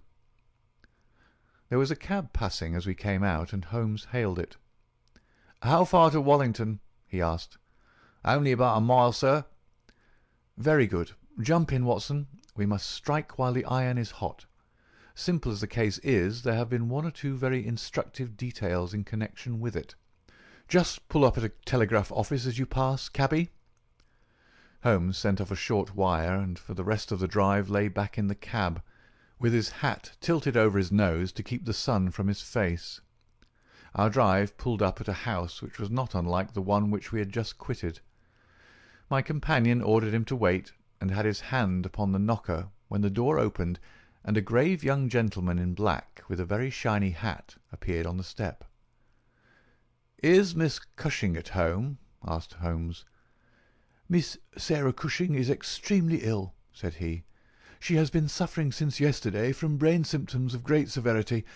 As her medical adviser, I cannot possibly take the responsibility of allowing anyone to see her. I should recommend you to call again in 10 days. He drew on his gloves, closed the door, and marched off down the street. "Well, if we can't, we can't," said Holmes cheerfully. "Perhaps she could not or would not have told you much. I did not wish her to tell me anything. I only wanted to look at her. However, I think that I have got all that I want. Drive us to some decent hotel, cabby, where we may have some lunch, and afterwards we shall drop down upon friend Lestrade at the police station." We had a pleasant little meal together, during which Holmes would talk about nothing but violins, narrating with great exultation how he had purchased his own Stradivarius, which was worth at least 500 guineas, at a Jew broker's in Tottenham Court Road for 55 shillings. This led him to Paganini, and we sat for an hour over a bottle of claret, while he told me anecdote after anecdote of that extraordinary man. The afternoon was far advanced, and the hot glare had softened into mellow glow before we found ourselves at the police station. Lestrade was waiting for us at the door. "A telegram for you, Mr. Holmes," said he. "Ha! It is the answer." He tore it open, glanced his eyes over it, and crumpled it into his pocket. "That's all right," said he. "Have you found out anything?" "I have found out everything." "What?" Lestrade stared at him in amazement. "You're joking." "I was never more serious in my life. A shocking crime has been committed, and I think I have now laid bare every detail of it." "And the criminal?" Holmes scribbled a few words upon the back of one of his visiting cards and threw it over to Lestrade. "That is the name," he said. "You cannot effect an arrest until to-morrow night at the earliest. I should prefer that you do not mention my name at all in connection with the case, as I choose to be only associated with those crimes which present some difficulty in their solution. Come on, Watson." We strode off together to the station, leaving Lestrade still staring with a delighted face at the card which Holmes had thrown him. "The case," said Sherlock Holmes as we chatted over our cigars that night in our rooms at Baker Street, "is one where, as in the investigations which you have chronicled under the names of A Study in Scarlet and of the Sign of 4, we have been compelled to reason backward from effects to causes. I have written to Lestrade, asking him to supply us with the details which are now wanting, and which he will only get after he has secured his man. That he may be safely trusted to do, for although he is absolutely devoid of reason, he is as tenacious as a bulldog when he once understands what he has to do, and indeed it is just this tenacity which has brought him to the top at Scotland Yard." "Your case is not complete, then?" I asked. "It is fairly complete in essentials. We know who the author of the revolting business is, although one of the victims still escapes us. Of course, you have formed your own conclusions." "I presume that this Jim Browner, the steward of a Liverpool boat, is the man whom you suspect." "Oh, it is more than a suspicion." "And yet I cannot see anything save very vague indications." "On the contrary. To my mind nothing could be more clear. Let me run over the principal steps. We approached the case, you remember, with an absolutely blank mind, which is always an advantage. We had formed no theories. We were simply there to observe and to draw inferences from our observations. What did we see first? A very placid and respectable lady who seemed quite innocent of any secret, and a portrait which showed me that she had 2 younger sisters. It instantly flashed across my mind that the box might have been meant for one of these. I set the idea aside as one which could be disproved or confirmed at our leisure. Then we went to the garden, as you remember, and we saw the very singular contents of the little yellow box. The string was of the quality which is used by sailmakers aboard ship, and at once a whiff of the sea was perceptible in our investigation. When I observed that the knot was one which is popular with sailors, that the parcel had been posted at a port, and that the male ear was pierced for an earring, which is so much more common among sailors than landsmen, I was quite certain that all the actors in the tragedy were to be found among our seafaring classes. When I came to examine the address of the packet, I observed that it was to Miss S. Cushing. Now the oldest sister would of course be Miss Cushing, and although her initial was S, it might belong to one of the others as well. In that case, we should have to commence our investigation from a fresh basis altogether. I therefore went into the house with the intention of clearing up this point. I was about to assure Miss Cushing that I was convinced that a mistake had been made, when you may remember that I came suddenly to a stop. The fact was that I had just seen something which filled me with surprise, and at the same time narrowed the field of our inquiry immensely. As a medical man, you are aware, Watson, that there is no part of the body which varies so much as the human ear. Each ear is as a rule quite distinctive and differs from all other ones. In last year's Anthropological Journal you will find 2 short monographs from my pen upon the subject, and had carefully noted their anatomical peculiarities. Imagine my surprise, then, when on looking at Miss Cushing, I perceived that her ear corresponded exactly with the female ear which I had just inspected. The matter was entirely beyond coincidence. There was the same shortening of the pinna, the same broad curve of the upper lobe, the same convolution of the inner cartilage. In all essentials, it was the same ear. In the first place, her sister's name was Sarah, and her address had until recently been the same, so that it was quite obvious how the mistake had occurred and for whom the packet was meant. Then we heard of this steward, married to the third sister, and learned that he had at one time been so intimate with Miss Sarah that she had actually gone up to Liverpool to be near the Browners, but a quarrel had afterwards divided them. This quarrel had put a stop to all communications for some months, so that if Browner had occasion to address a packet to Miss Sarah, he would undoubtedly have done so to her old address. And now the matter had begun to straighten itself out wonderfully. We had learned of the existence of this steward, an impulsive man of strong passions. You remember that he threw up what must have been a very superior berth in order to be nearer to his wife. Subject, too, to occasional fits of hard drinking. We had reason to believe that his wife had been murdered, and that a man, presumably a seafaring man, had been murdered at the same time. Jealousy, of course, at once suggests itself as the motive for the crime. And why should these proofs of the deed be sent to Miss Sarah Cushing? Probably because during her residence in Liverpool she had some hand in bringing about the events which led to the tragedy. You will observe that this line of boats call at Belfast, Dublin, and Waterford, so that, presuming that Browner had committed the deed, and had embarked at once upon his steamer, the Mayday, Belfast would be the first place at which he could post his terrible packet. A second solution was at this stage obviously possible, and although I thought it exceedingly unlikely, I was determined to elucidate it before going further. An unsuccessful lover might have killed Mr. Browner and Mrs. Browner, and the male ear might have belonged to the husband. There were many grave objections to this theory, but it was conceivable. I therefore sent off a telegram to my friend Algar of the Liverpool force, and asked him to find out if Mrs. Browner were at home, and if Browner had departed in the Mayday. Then we went on to Wallington to visit Miss Sarah.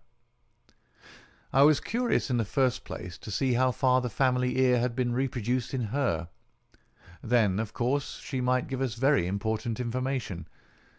But I was not sanguine that she would. She must have heard of the business the day before, since all Croydon was ringing with it, and she alone could have understood for whom the packet was meant. If she had been willing to help justice, she would probably have communicated with the police already. However, it was clearly our duty to see her, so we went.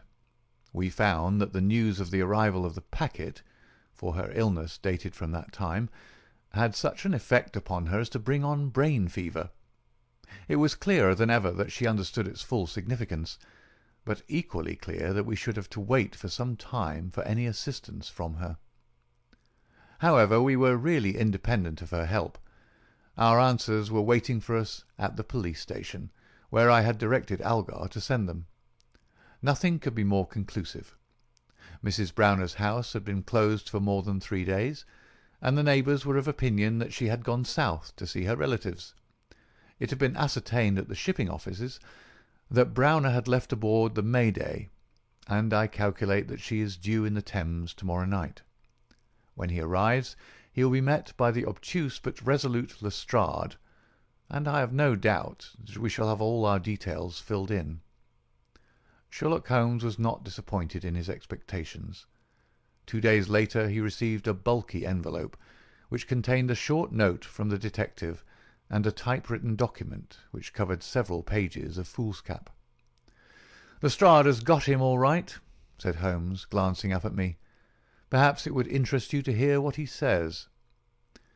"My dear Mr. Holmes, in accordance with the scheme which we had formed in order to test our theories—" The "we" is rather fine, Watson, is it not? "I went down to the Albert Dock yesterday at 6 p.m. and boarded the SS Mayday, belonging to the Liverpool, Dublin and London Steam Packet Company. On inquiry, I found that there was a steward on board of the name of James Browner, and that he had acted during the voyage in such an extraordinary manner that the captain had been compelled to relieve him of his duties. On descending to his berth, I found him seated upon a chest with his head sunk upon his hands, rocking himself to and fro. He's a big, powerful chap, clean-shaven and very swarthy, something like Aldridge, who helped us in the bogus laundry affair. He jumped up when he heard my business, and I had my whistle to my lips to call a couple of river police who were round the corner, but he seemed to have no heart in him, and he held out his hands quietly enough for the darbies.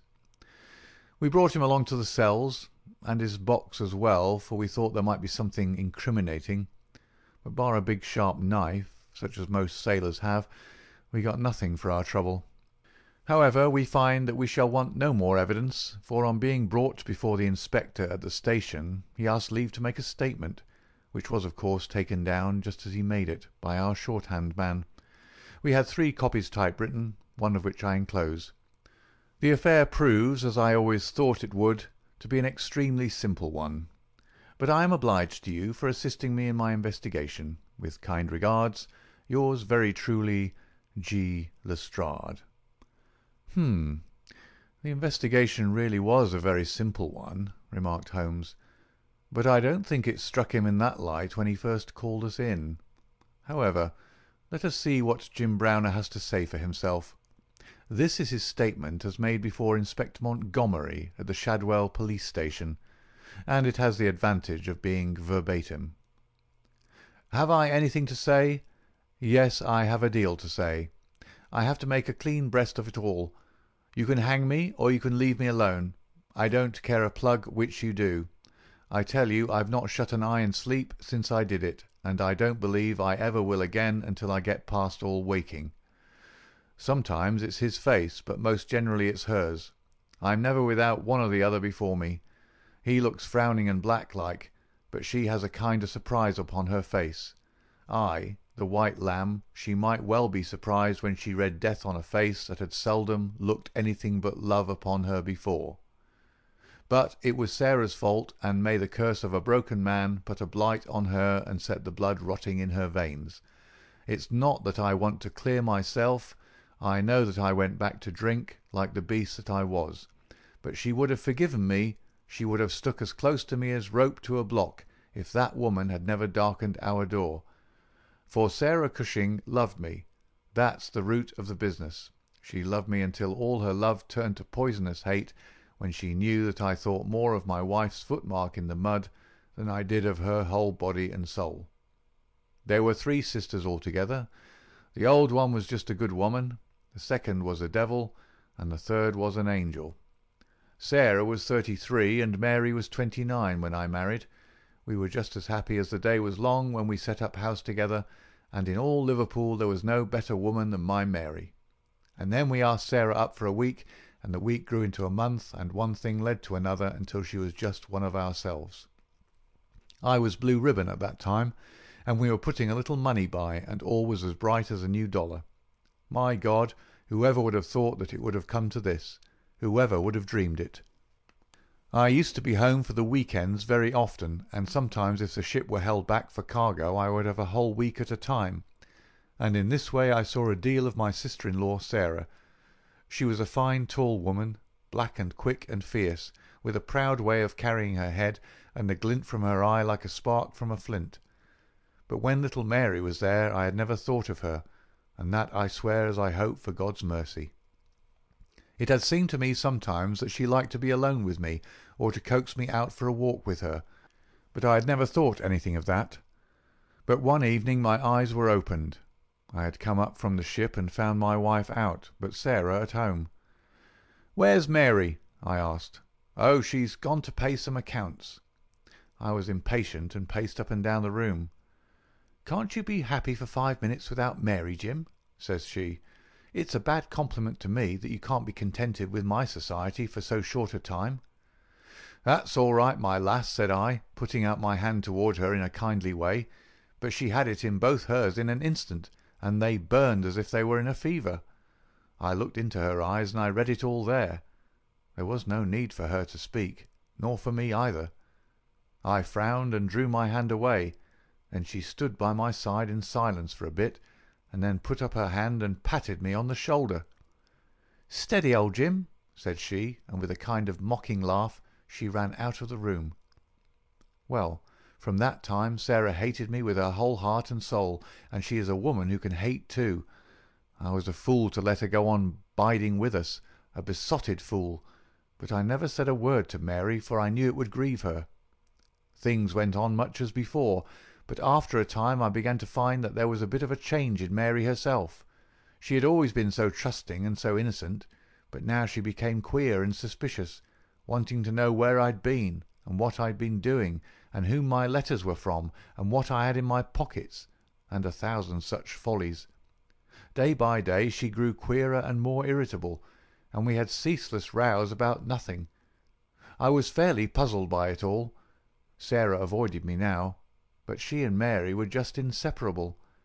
I can see now how she was plotting and scheming and poisoning my wife's mind against me, but I was such a blind beetle that I could not understand it at the time.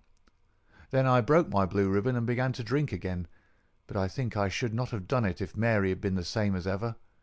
She had some reason to be disgusted with me now, and the gap between us began to be wider and wider. And then this Alec Fairbairn chipped in, and things became 1,000 times blacker. It was to see Sarah's he came to my house first, but soon it was to see us, for he was a man with winning ways, and he made friends wherever he went. He was a dashing, swaggering chap, smart and curled, who'd seen half the world and could talk of what he'd seen. He was good company, I won't deny it, and he had wonderful polite ways with him for a sailor man, so that I think there must have been a time when he knew more of the poop than the forecastle. For a month he was in and out of my house, and never once did it cross my mind that harm might come of his soft, tricky ways. And then at last something made me suspect, and from that day my peace was gone for ever. It was only a little thing too. I had come into the parlour unexpected, and as I walked in at the door I saw a light of welcome on my wife's face. But as she saw who it was, it faded again, and she turned away with a look of disappointment. That was enough for me. There was no one but Alec Fairbairn whose step she could have mistaken for mine. If I could have seen him, then I should have killed him, for I have always been like a madman when my temper gets loose. Mary saw the devil's light in my eyes, and she ran forward with her hands on my sleeve. "Don't, Jim, don't," says she. "Where's Sarah?" I asked. "In the kitchen," says she. "Sarah," says I, as I went in, "this man Fairbairn is never to darken my door again." "Why not?" says she. "Because I order it." "Oh," says she, "if my friends are not good enough for this house, then I'm not good enough for it either." "You can do what you like," says I, "but if Fairbairn shows his face here again, I'll send you one of his ears for a keepsake." She was frightened by my face, I think, for she never answered a word, and the same evening she left my house. Well, I don't know now whether it was pure devilry on the part of this woman, or whether she thought that she could turn me against my wife by encouraging her to misbehave. Anyway, she took a house just 2 streets off and let lodgings to sailors. Fairbairn used to stay there, and Mary would go round to have tea with her sister and him.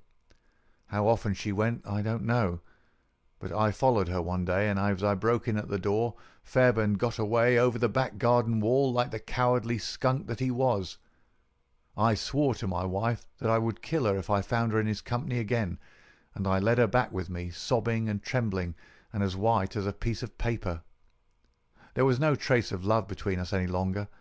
I could see that she hated me and feared me, and when the thought of it drove me to drink, then she despised me as well. Well, Sarah found that she could not make a living in Liverpool, so she went back, as I understand, to live with her sister in Croydon, and things jogged on much the same as ever at home. And then came this week, and all the misery and ruin. It was in this way. We'd gone on the May-Day for a round voyage of 7 days, but a hogshead got loose and started one of our plates, so we had to get back into port for 12 hours. I left the ship and came home, thinking what a surprise it would be for my wife, and hoping that maybe she would be glad to see me so soon. The thought was in my head as I turned into my own street, and at that moment a cab passed me, and there she was, sitting by the side of Fairbairn, the two chatting and laughing, with never a thought for me as I stood watching them from the footpath. I tell you, and I give you my word for it, that from that moment I was not my own master, and it is all like a dim dream when I look back on it. I've been drinking hard of late, and the two things together fairly turned my brain. There's something throbbing in my head now, like a docker's hammer, but that morning I seemed to have all Niagara whizzing and buzzing in my ears. It was just as if they'd been given into my hands. There was a bit of a haze, and you could not see more than a few 100 yards. I hired a boat for myself, and I pulled after them.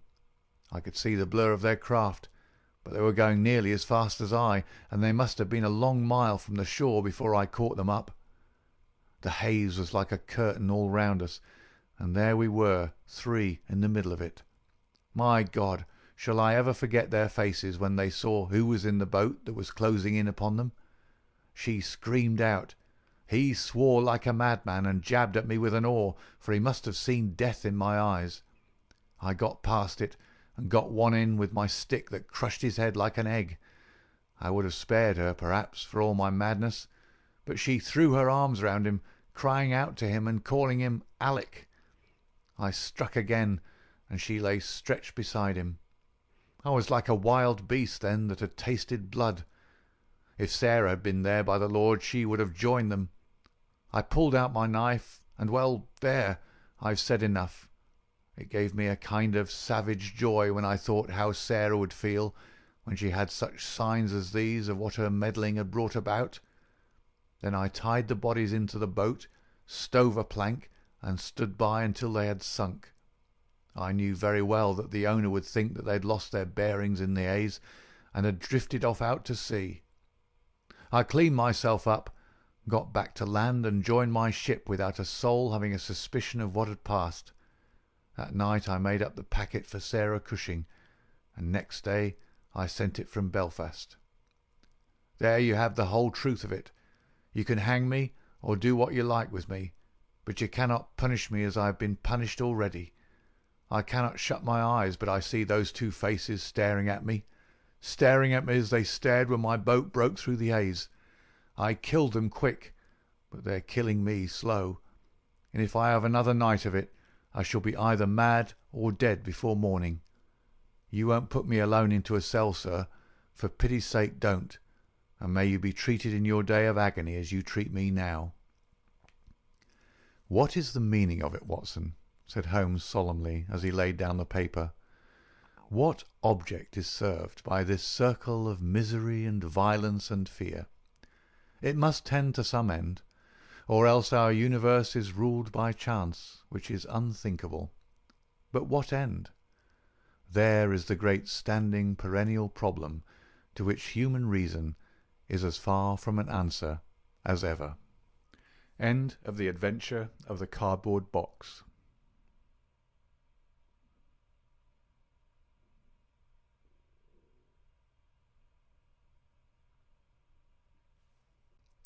Adventure 3. The Adventure of the Red Circle. Part 1.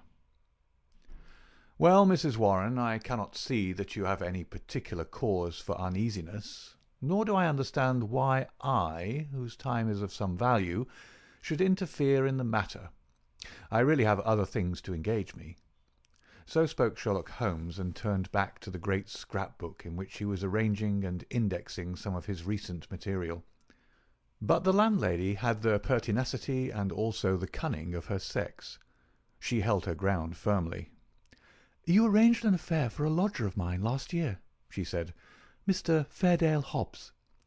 "Ah, yes, a simple matter."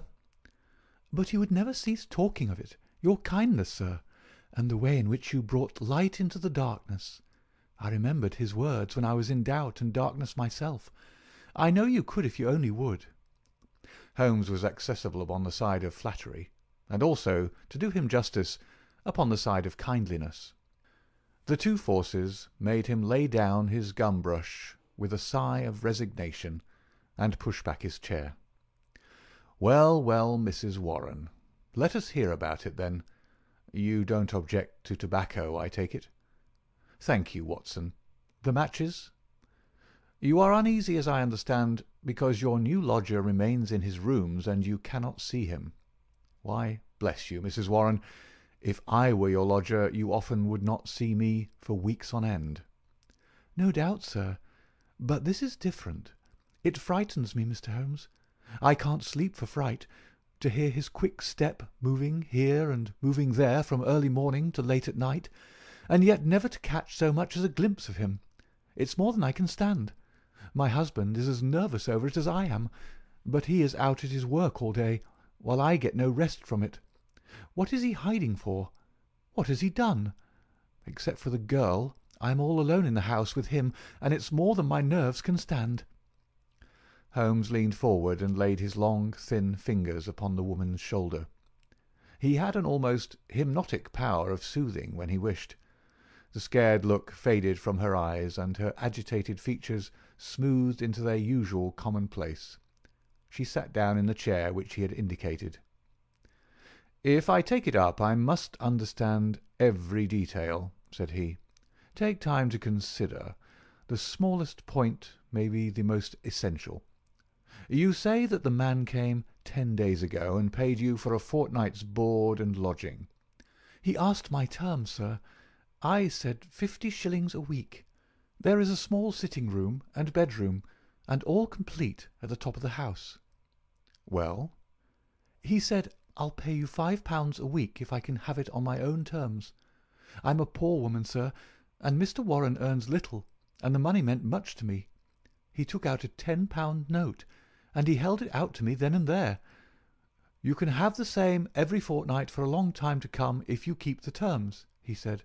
'If not, I'll have no more to do with you.'" "What were the terms?" "Well, sir, they were that he was to have a key of the house. That was all right. Lodgers often have them. Also that he was to be left entirely to himself, and never upon any excuse to be disturbed." "Nothing wonderful in that, surely?" "Not in reason, sir. But this is out of all reason. He's been there for 10 days, and neither Mr. Warren nor I, nor the girl, has once set eyes upon him. We can hear that quick step of his, pacing up and down, night, morning, and noon, but except on that first night he had never once gone out of the house." "Oh, he went out the first night, did he?" "Yes, sir, and returned very late, after we were all in bed. He told me after he had taken the rooms that he would do so, and asked me not to bar the door. I heard him come up the stair after midnight." "But his meals?" "It was his particular direction that we should always, when he rang, leave his meal upon a chair outside his door. Then he rings again when he was finished, and we take it down from the same chair. If he wants anything else, he prints it on a slip of paper and leaves it." "Prints it?" "Yes, sir, prints it in pencil. Just the word, nothing more. Here's the one I brought to show you. Soap. Here's another. Match. This is the one he left the first morning. Daily Gazette. I leave that paper with his breakfast every morning." "Dear me, Watson," said Holmes, staring with great curiosity at the slips of foolscap which the landlady had handed to him. "This is certainly a little unusual. Seclusion I can understand. But why print? Printing is a clumsy process. Why not write? What would it suggest, Watson?" "That he desired to conceal his handwriting." "But why? What can it matter to him that his landlady should have a word of his writing? Still, it may be as you say. Then again, why such laconic messages? I cannot imagine. It opens a pleasing field for intelligent speculation. The words are written with a broad-pointed, violet-tinted pencil of a not unusual pattern. You will observe that the paper is torn away at the side here after the printing was done, so that the S of soap is partly gone. Suggestive, Watson, is it not?" "Of caution?" "Exactly. There was evidently some mark, some thumbprint, something which might give a clue to the person's identity. Now, Mrs. Warren, you say that the man was of middle size, dark and bearded. What age would he be?" "Youngish, sir. Not over 30. "Well, can you give me no further indications?" "He spoke good English, sir, and yet I thought he was a foreigner by his accent." "And he was well dressed?" "Very smartly dressed, sir. Quite the gentleman. Dark clothes. Nothing you would note." "He gave no name?" "No, sir." "And has had no letters or callers?" "None." "But surely you or the girl enter his room of a morning?" "No, sir.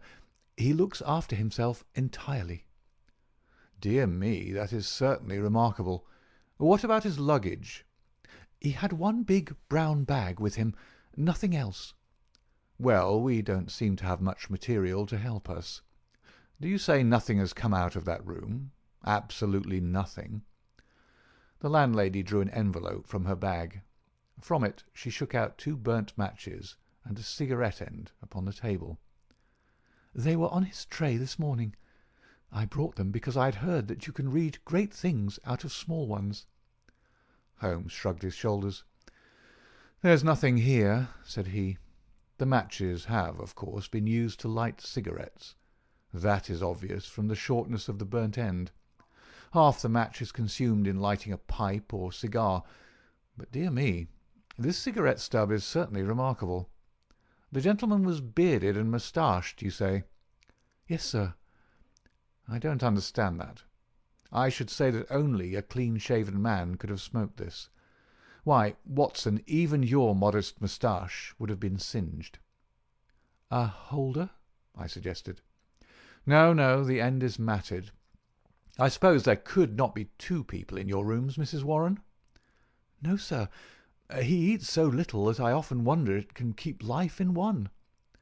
"Well, I think we must wait for a little more material. After all, you have nothing to complain of. You have received your rent, and he is not a troublesome lodger, though he is certainly an unusual one. He pays you well, and if he chooses to lie concealed it is no direct business of yours.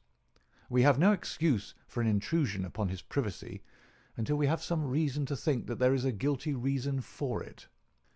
I've taken up the matter, and I won't lose sight of it.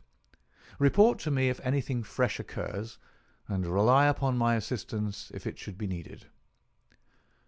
"There are certainly some points of interest in this case, Watson," he remarked when the landlady had left us. "It may, of course, be trivial, individual eccentricity, or it may be very much deeper than appears on the surface. The first thing that strikes one is the obvious possibility that the person now in the rooms may be entirely different from the one who engaged them." "Why should you think so?"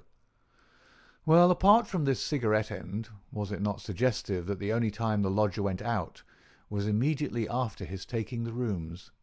He came back, or someone came back, when all witnesses were out of the way. We have no proof that the person who came back was the person who went out. Then again, the man who took the room spoke English well. This other, however, prints match when it should have been matches. I can imagine that the word was taken out of a dictionary, which would give the noun but not the plural. The laconic style may be to conceal the absence of knowledge of English. Yes, Watson, there are good reasons to suspect there has been a substitution of lodgers. But for what possible end? Ah, there lies our problem. There is one rather obvious line of investigation. He took down the great book in which, day by day, he filed the agony column of the various London journals. "Dear me," said he, turning over the pages, "what a chorus of groans, cries, and bleatings! What a rag-bag of singular happenings! But surely the most valuable hunting ground that ever was given to a student of the unusual. This person is alone, and cannot be approached by letter without a breach of that absolute secrecy which is desired. How is any news or any message to reach him from without? Obviously by advertisement through a newspaper. There seems no other way, and fortunately we need concern ourselves with one paper only. Here are the Daily Gazette extracts of the last fortnight. Lady with a black boa at Prince's Skating Club. That we may pass. Surely Jimmy will not break his mother's heart. That appears to be irrelevant. If the lady who fainted on Brixton bus, she does not interest me. Every day my heart longs, bleat, Watson, unmitigated bleat. Ah, this is a little more possible. Listen to this. Be patient, we'll find some sure means of communications.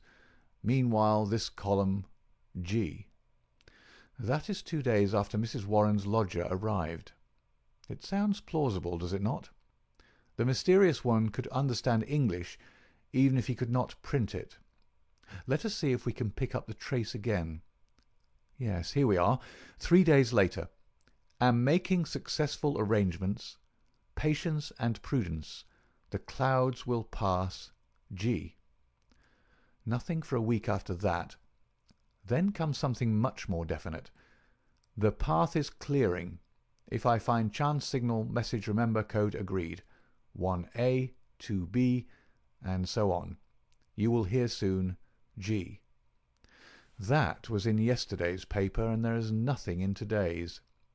It's all very appropriate to Mrs. Warren's lodger. If we wait a little, Watson, I don't doubt that the affair will grow more intelligible.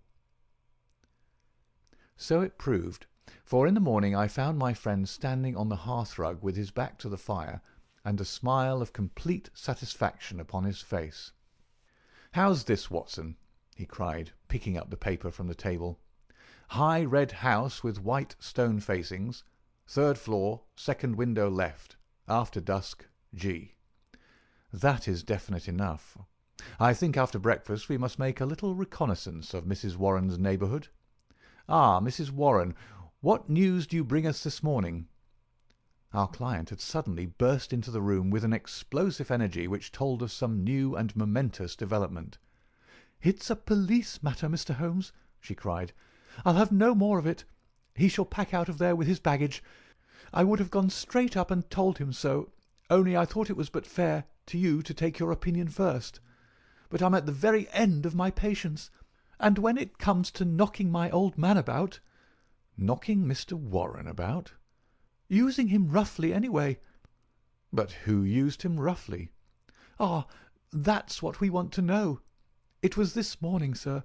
Mr. Warren is a timekeeper at Morton and Waylight's in Tottenham Court Road. He has to be out of the house before 7. Well, this morning he had not gone 10 paces down the road when 2 men came up behind him, threw a coat over his head, and bundled him into a cab that was beside the curb. They drove him an hour, and then opened the door and shot him out. He lay in the roadway so shaken in his wits that he never saw what became of the cab. When he picked himself up, he found he was on Hampstead Heath, so he took a bus home, and there he lies now on his sofa, while I came straight round to tell you what had happened." "Most interesting. said Holmes. "Did he observe the appearance of these men? Did he hear them talk?" "No, he is clean dazed. He just knows that he was lifted up as if by magic, and dropped as if by magic. 2 at least were in it, and maybe 3. "And you connect this attack with your lodger?" "Well, we've lived there 15 years, and no such happenings ever came before. I've had enough of him. Money's not everything. I'll have him out of my house before the day is done." "Wait a bit, Mrs. Warren. Do nothing rash. I begin to think that this affair may be very much more important than appeared at first sight. It is clear now that some danger is threatening your lodger. It is equally clear that his enemies, lying in wait for him near your door, mistook your husband for him in the foggy morning light. On discovering their mistake, they released him. What they would have done had it not been a mistake, we can only conjecture." "Well, what am I to do, Mr. Holmes?" "I have a great fancy to see this lodger of yours, Mrs. Warren." "I don't see how that is to be managed, unless you break in the door. I always hear him unlock it as I go down the stair after I leave the tray." "He has to take the tray in. Surely we could conceal ourselves and see him do it." The landlady thought for a moment. "Well, sir, there's the box-room opposite. I could arrange a looking-glass, maybe, and if you were behind the door—" "Excellent," said Holmes. "When does he lunch?" "About 1, sir." "Then Dr. Watson and I will come round in time. For the present, Mrs. Warren, good-bye." At 12:30 we found ourselves upon the steps of Mrs. Warren's house, a high, thin, yellow-brick edifice in Great Orme Street, a narrow thoroughfare at the north-east side of the British Museum. Standing as it does near the corner of the street, it commands a view down Howe Street with its more pretentious houses. Holmes pointed with a chuckle to one of these, a row of residential flats, which projected so that they could not fail to catch the eye. "See, Watson," said he, "high red house with stone facings. There is the signal station, all right. We know the place and we know the code, so surely our task should be simple. There's a to let card in that window. It is evidently an empty flat to which the confederate has access. Well, Mrs. Warren, what now?" "I have it all ready for you. If you will both come up and leave your boots below on the landing, I'll put you there now." It was an excellent hiding-place which she had arranged. The mirror was so placed that, seated in the dark, we could very plainly see the door opposite. We had hardly settled down in it, and Mrs. Warren left us, when a distant tinkle announced that our mysterious neighbour had rung. Presently the landlady appeared with the tray, laid it down upon a chair beside the closed door, and then, treading heavily, departed. Crouching together in the angle of the door, we kept our eyes fixed upon the mirror. Suddenly, as the landlady's footsteps died away, there was the creak of a turning key, the handle revolved, and 2 thin hands darted out and lifted the tray from the chair. An instant later it was hurriedly replaced, and I caught a glimpse of a dark, beautiful, horrified face glaring at the narrow opening of the box-room. Then the door crashed to, the key turned once more, and all was silence. Holmes twitched my sleeve, and together we stole down the stair. "I will call again in the evening," said he to the expectant landlady. "I think, Watson, we can discuss this business better in our own quarters." "My surmise, as you saw, proved to be correct," said he, speaking from the depths of his easy-chair. "There has been a substitution of lodgers.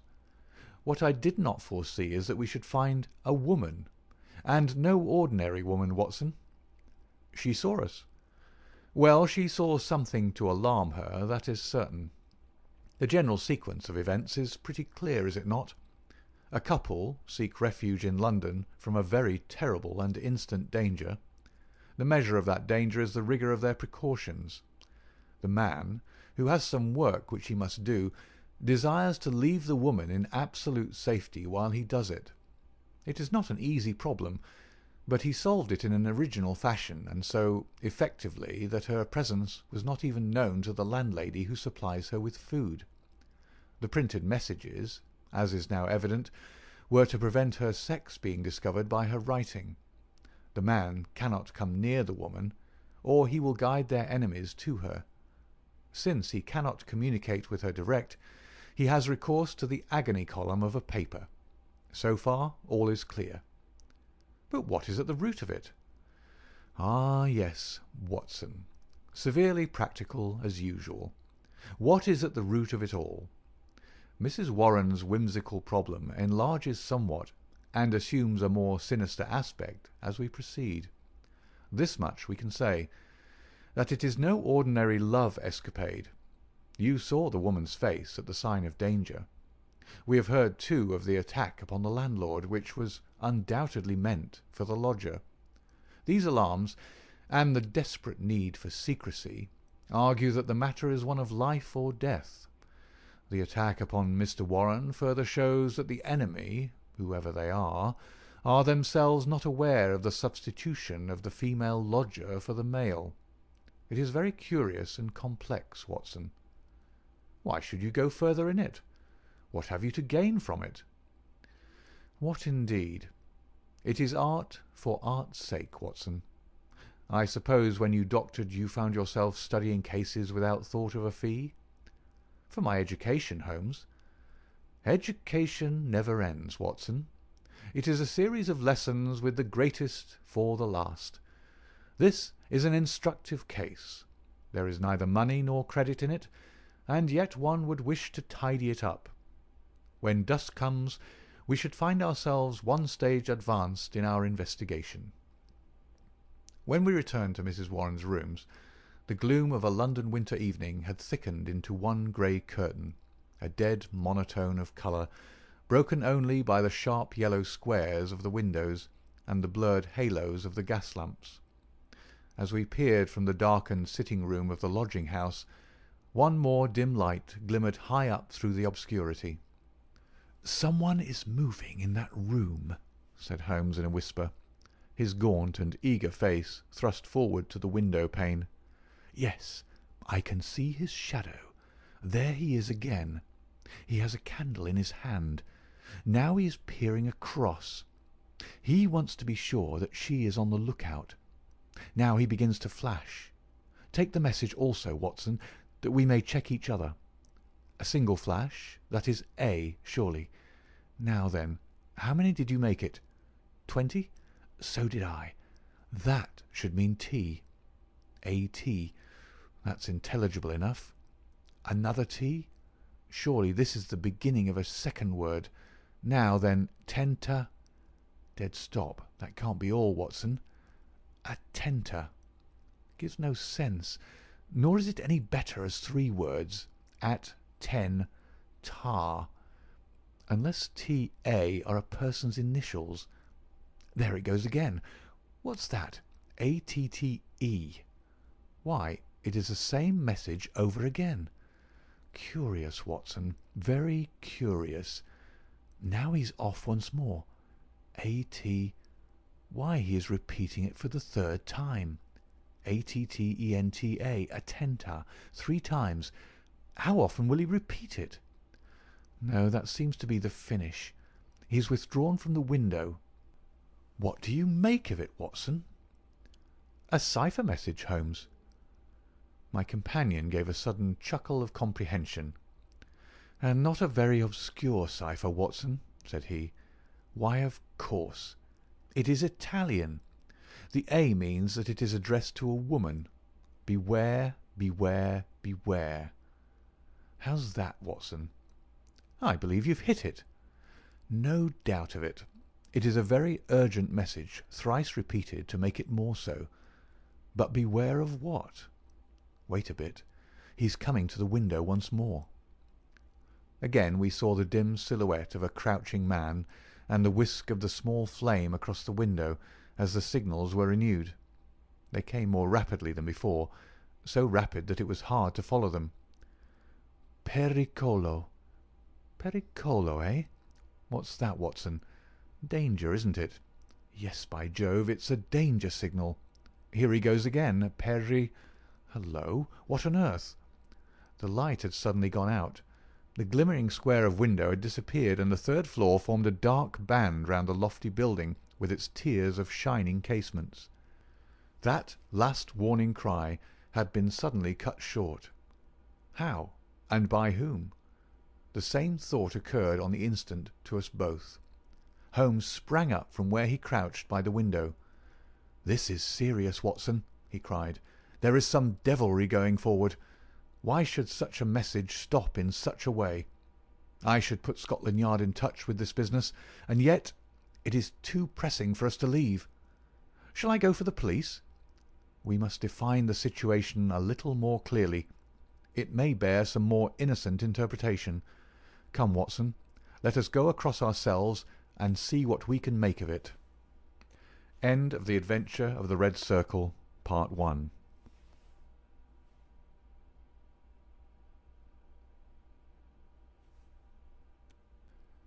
Part 2. As we walked rapidly down Howe Street, I glanced back at the building which we'd left. There, dimly outlined at the top window, I could see the shadow of a head, a woman's head, gazing tensely, rigidly out into the night, waiting with breathless suspense for the renewal of that interrupted message. At the doorway of the Howe Street flats, a man, muffled in a cravat and greatcoat, was leaning against the railing. He started as the hall light fell upon our faces. "Holmes!" he cried. "Why, Gregson," said my companion as he shook hands with the Scotland Yard detective. "Journeys end with lovers' meetings. What brings you here?" "The same reasons that brings you, I expect," said Gregson. "How you got onto it, I can't imagine." "Different threads, but leading up to the same tangle. I've been taking the signals." "Signals?" "Yes, from that window. They broke off in the middle. We came over to see the reason, but since it is safe in your hands I see no object in continuing this business." "Wait a bit," cried Gregson eagerly. "I'll do you this justice, Mr. Holmes, that I was never in a case yet that I didn't feel stronger for having you on my side. There's only the one exit to these flats, so we have him safe." "Who is he?" "Well, well, we score over you for once, Mr. Holmes. You must give us best this time." He struck his stick sharply upon the ground, on which a cabman, his whip in his hand, sauntered over from a four-wheeler which stood on the far side of the street. "May I introduce you to Mr. Sherlock Holmes?" he said to the cabman. "This is Mr. Leverton of Pinkerton's American Agency." "The hero of the Long Island cave mystery," said Holmes. "Sir, I am pleased to meet you." The American, a quiet, business-like young man with a clean-shaven, hatchet face, flushed up at the words of commendation. "I am on the trail of my life now, Mr. Holmes," said he. "If I can get Giordano—" "What, Giordano of the Red Circle?" "Oh, he has a European fame, has he? Well, we've learned all about him in America. We know he's at the bottom of 50 murders, and yet we've nothing positive we can take on him. I tracked him over from New York, and I've been close to him for a week in London, waiting for some excuse to get my hand on his collar. Mr. Gregson and I ran him to ground in that big tenement house, and there's only one door, so he can't slip us. There's 3 folk come out since he went in, but I'll swear he wasn't one of them." "Mr. Holmes talks of signals," said Gregson. "I expect, as usual, he knows a good deal that we don't." In a few clear words, Holmes explained the situation as it had appeared to us. The American struck his hands together with vexation. "He's on to us," he cried. "Why do you think so?" "Well, it figures out that way, does it not? Here he is sending out messages to an accomplice. There are several of his gang in London. Then suddenly, just as by your own account he was telling them that there was danger, he broke short off. What could it mean except that from the window he had suddenly either caught sight of us in the street, or in some way come to understand how close the danger was, and he must act right away if he was to avoid it. What do you suggest, Mr. Holmes?" "That we go up at once and see for ourselves." "But we have no warrant for his arrest." "He is in unoccupied premises under suspicious circumstances," said Gregson. "That is good enough for the moment. When we have him by the heels, we can see if New York can't help us to keep him. I'll take the responsibility of arresting him now."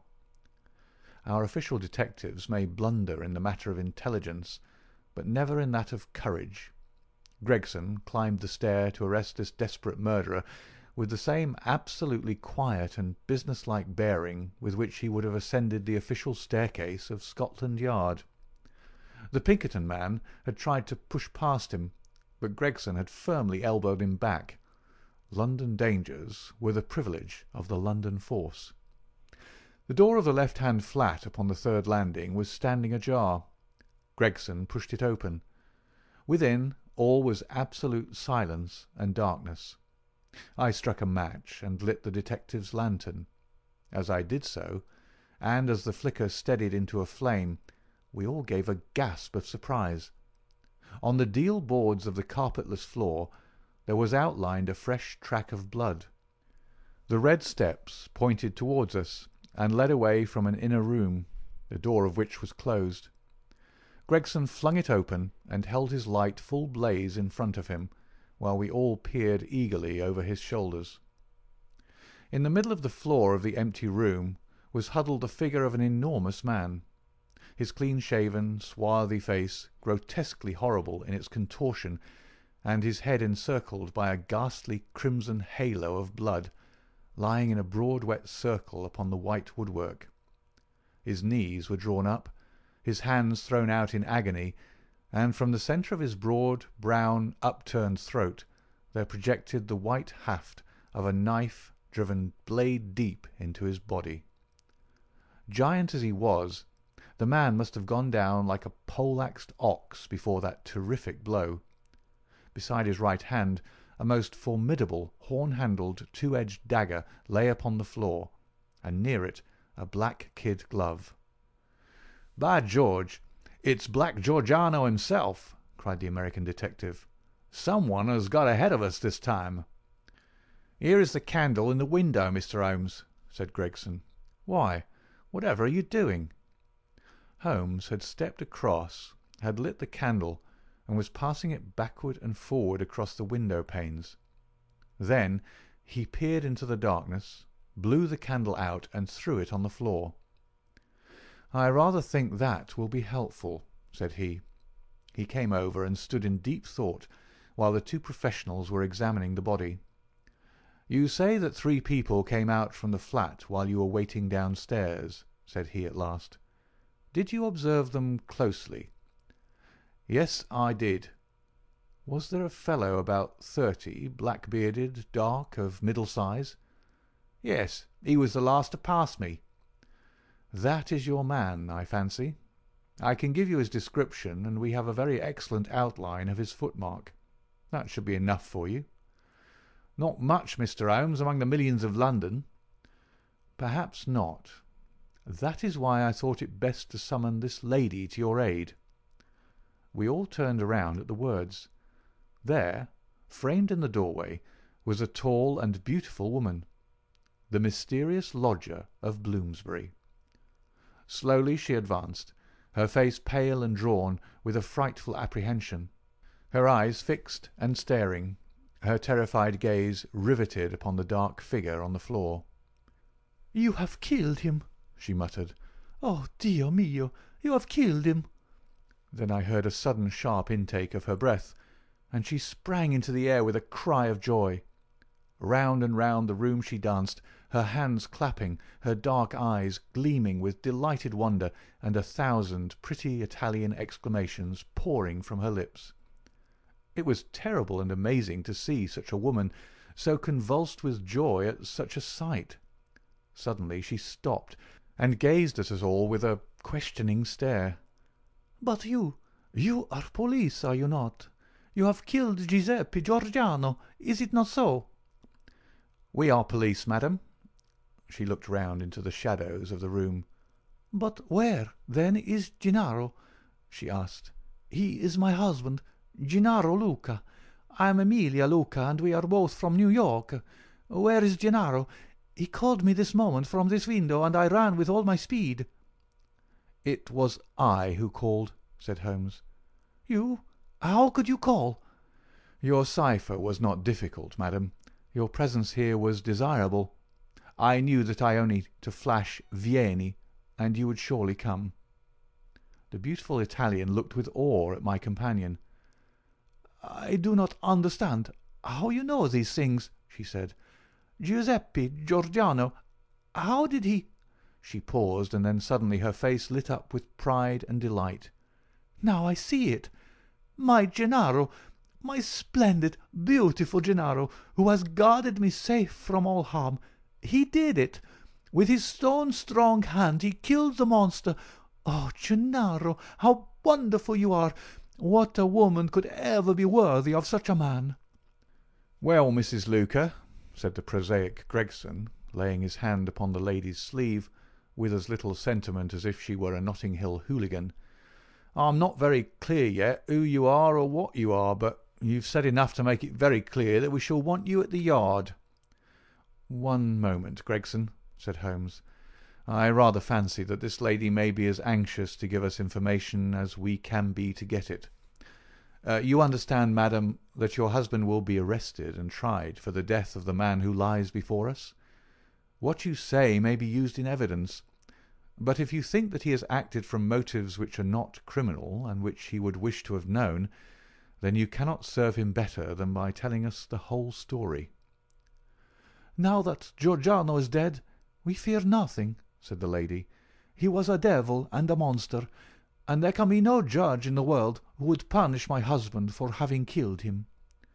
"In that case," said Holmes, "my suggestion is that we lock this door, leave things as we found them, go with this lady to her room, and form our opinion after we have heard what it is that she has to say to us."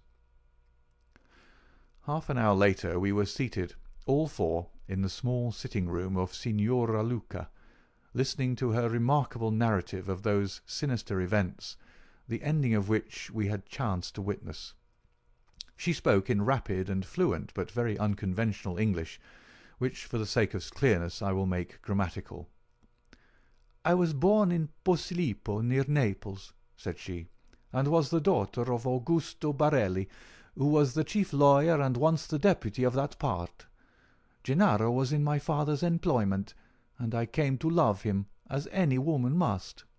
He had neither money nor position, nothing, but his beauty and strength and energy, so my father forbade the match. We fled together, were married at Bari, and sold my jewels to gain the money which would take us to America. This was 4 years ago, and we have been in New York ever since. Fortune was very good to us at first. Gennaro was able to do a service to an Italian gentleman. He saved him from some ruffians in the place called the Bowery, and so made a powerful friend. His name was Tito Castalotti, and he was the senior partner of the great firm of Castolotti and Zamba, who are the chief fruit importers of New York. Signor Zamba is an invalid, and our new friend Castolotti has all power within the firm, which employs more than 300 men. He took my husband into his employment, made him head of a department, and showed his good will toward him in every way. Signor Castolotti was a bachelor, and I believe that he felt as if Gennaro was his son, and both my husband and I loved him as if he were our father. We had taken and furnished a little house in Brooklyn, and our whole future seemed assured, when that black cloud appeared which was soon to overspread our sky. One night, when Gennaro returned from his work, he brought a fellow countryman back with him. His name was Giordano, and he had come also from Posillipo. He was a huge man, as you can testify, for you have looked upon his corpse. Not only was his body that of a giant, but everything about him was grotesque, gigantic, and terrifying. His voice was like thunder in our little house. There was scarce room for the whirl of his great arms as he talked. His thoughts, his emotions, his passions, all were exaggerated and monstrous. He talked, or rather roared, with such energy that others could but sit and listen, cowed with the mighty stream of words. His eyes blazed at you and held you at his mercy. He was a terrible and wonderful man. I thank God that he is dead. He came again and again, yet I was aware that Gennaro was no more happy than I was in his presence. My poor husband would sit pale and listless, listening to the endless raving upon politics and upon social questions which make up our visitor's conversation. Gennaro said nothing, but I, who knew him so well, could read in his face some emotion which I had never seen before. At first I thought that it was dislike, and then gradually I understood that it was more than dislike. It was fear, a deep, secret, shrinking fear. That night, the night that I read his terror, I put my arms around him, and I implored him by his love for me and by all that he held dear to hold nothing from me, and to tell me why this huge man overshadowed him so. He told me, and my own heart grew cold as ice as I listened. My poor Gennaro, in his wild and fiery days, when all the world seemed against him, and his mind was driven half mad by the injustices of life, had joined a Neapolitan society, the Red Circle, which was allied to the old Carbonari. The oaths and secrets of this brotherhood were frightful, but once within its rule no escape was possible. When we had fled to America, Gennaro thought that he had cast it all off forever. What was his horror one evening to meet in the streets the very man who had initiated him in Naples, the giant Giorgiano, a man who had earned the name of Death in the south of Italy, for he was red to the elbow in murder. He had come to New York to avoid the Italian police, and he had already planted a branch of this dreadful society in his new home. All this Gennaro told me, and showed me a summons which he had received that very day, a red circle drawn upon the head of it, telling him that a lodge would be held upon a certain date, and that his presence at it was required and ordered. That was bad enough, but worse was to come. I had noticed for some time that when Giorgiano came to us, as he constantly did in the evening, he spoke much to me, and even when his words were to my husband, those terrible, glaring, wild-beast eyes of his were always turned upon me. One night his secret came out. I had awakened what he called love within him, the love of a brute, a savage. Gennaro had not yet returned when he came.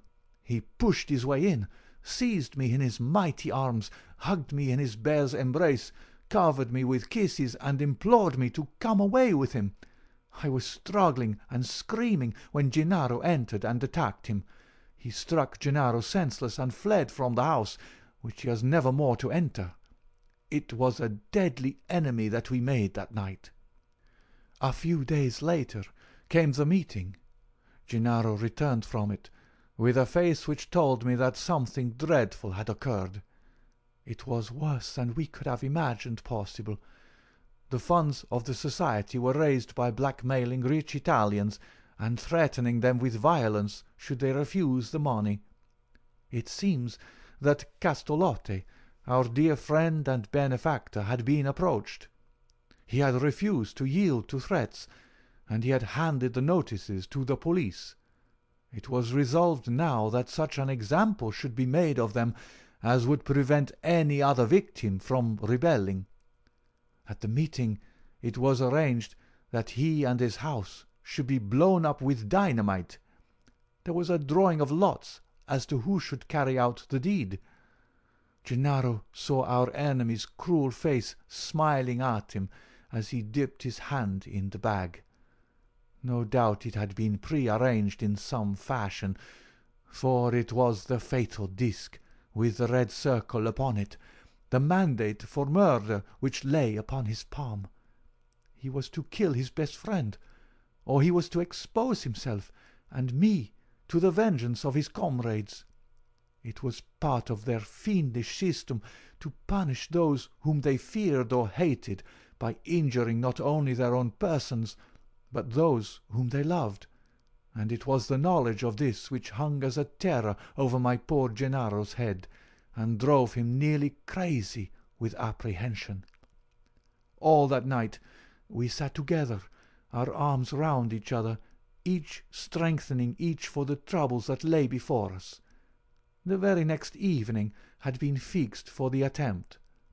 By midday my husband and I were on our way to London, but not before he had given our benefactor full warning of this danger, and had also left such information for the police as would safeguard his life for the future. The rest, gentlemen, you know for yourselves. We were sure that our enemies would be behind us like our own shadows. Giordano had his private reasons for vengeance, but in any case we knew how ruthless, cunning, and untiring he could be. Both Italy and America are full of stories of his dreadful powers. If ever they were exerted, it would be now. My darling made us the few clear days which our start had given us in arranging for a refuge for me in such a fashion that no possible danger could reach me. For his own part, he wished to be free, that he might communicate both with the American and with the Italian police. I do not myself know where he lived or how. All that I learned was through the columns of a newspaper. But once, as I looked through my window, I saw two Italians watching the house, and I understood that in some way Giordano had found our retreat. Finally, Gennaro told me through the paper that he would signal to me from a certain window, but when the signals came, they were nothing but warnings which were suddenly interrupted. It is very clear to me now that he knew Giordano to be close upon him, and that, thank God, he was ready for him when he came. And now, gentlemen, I would ask you whether we have anything to fear from the law, or whether any judge upon earth would condemn my Gennaro for what he has done." "Well, Mr. Gregson," said the American, looking across at the official, "I don't know what your British point of view may be, but I guess that in New York this lady's husband will receive a pretty general vote of thanks." "She will have to come with me and see the chief," Gregson answered. "If what she says is corroborated, I do not think she or her husband has much to fear. But what I can't make head or tail of, Mr. Holmes, is how on earth you got yourself mixed up in the matter." "Education, Gregson, education. Still seeking knowledge at the old university. Well, Watson, you have one more specimen of the tragic and grotesque to add to your collection. By the way, it is not 8 o'clock, and a Wagner night at Covent Garden. If we hurry, we might be in time for the second act." End of Part 2 of The Adventure of the Red Circle.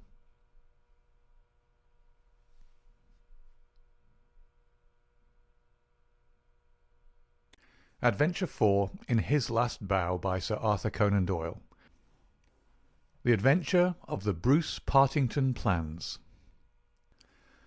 In the third week of November, in the year 1895, a dense yellow fog settled down upon London. From the Monday to the Thursday I doubt whether it was ever possible from our windows in Baker Street to see the loom of the opposite houses.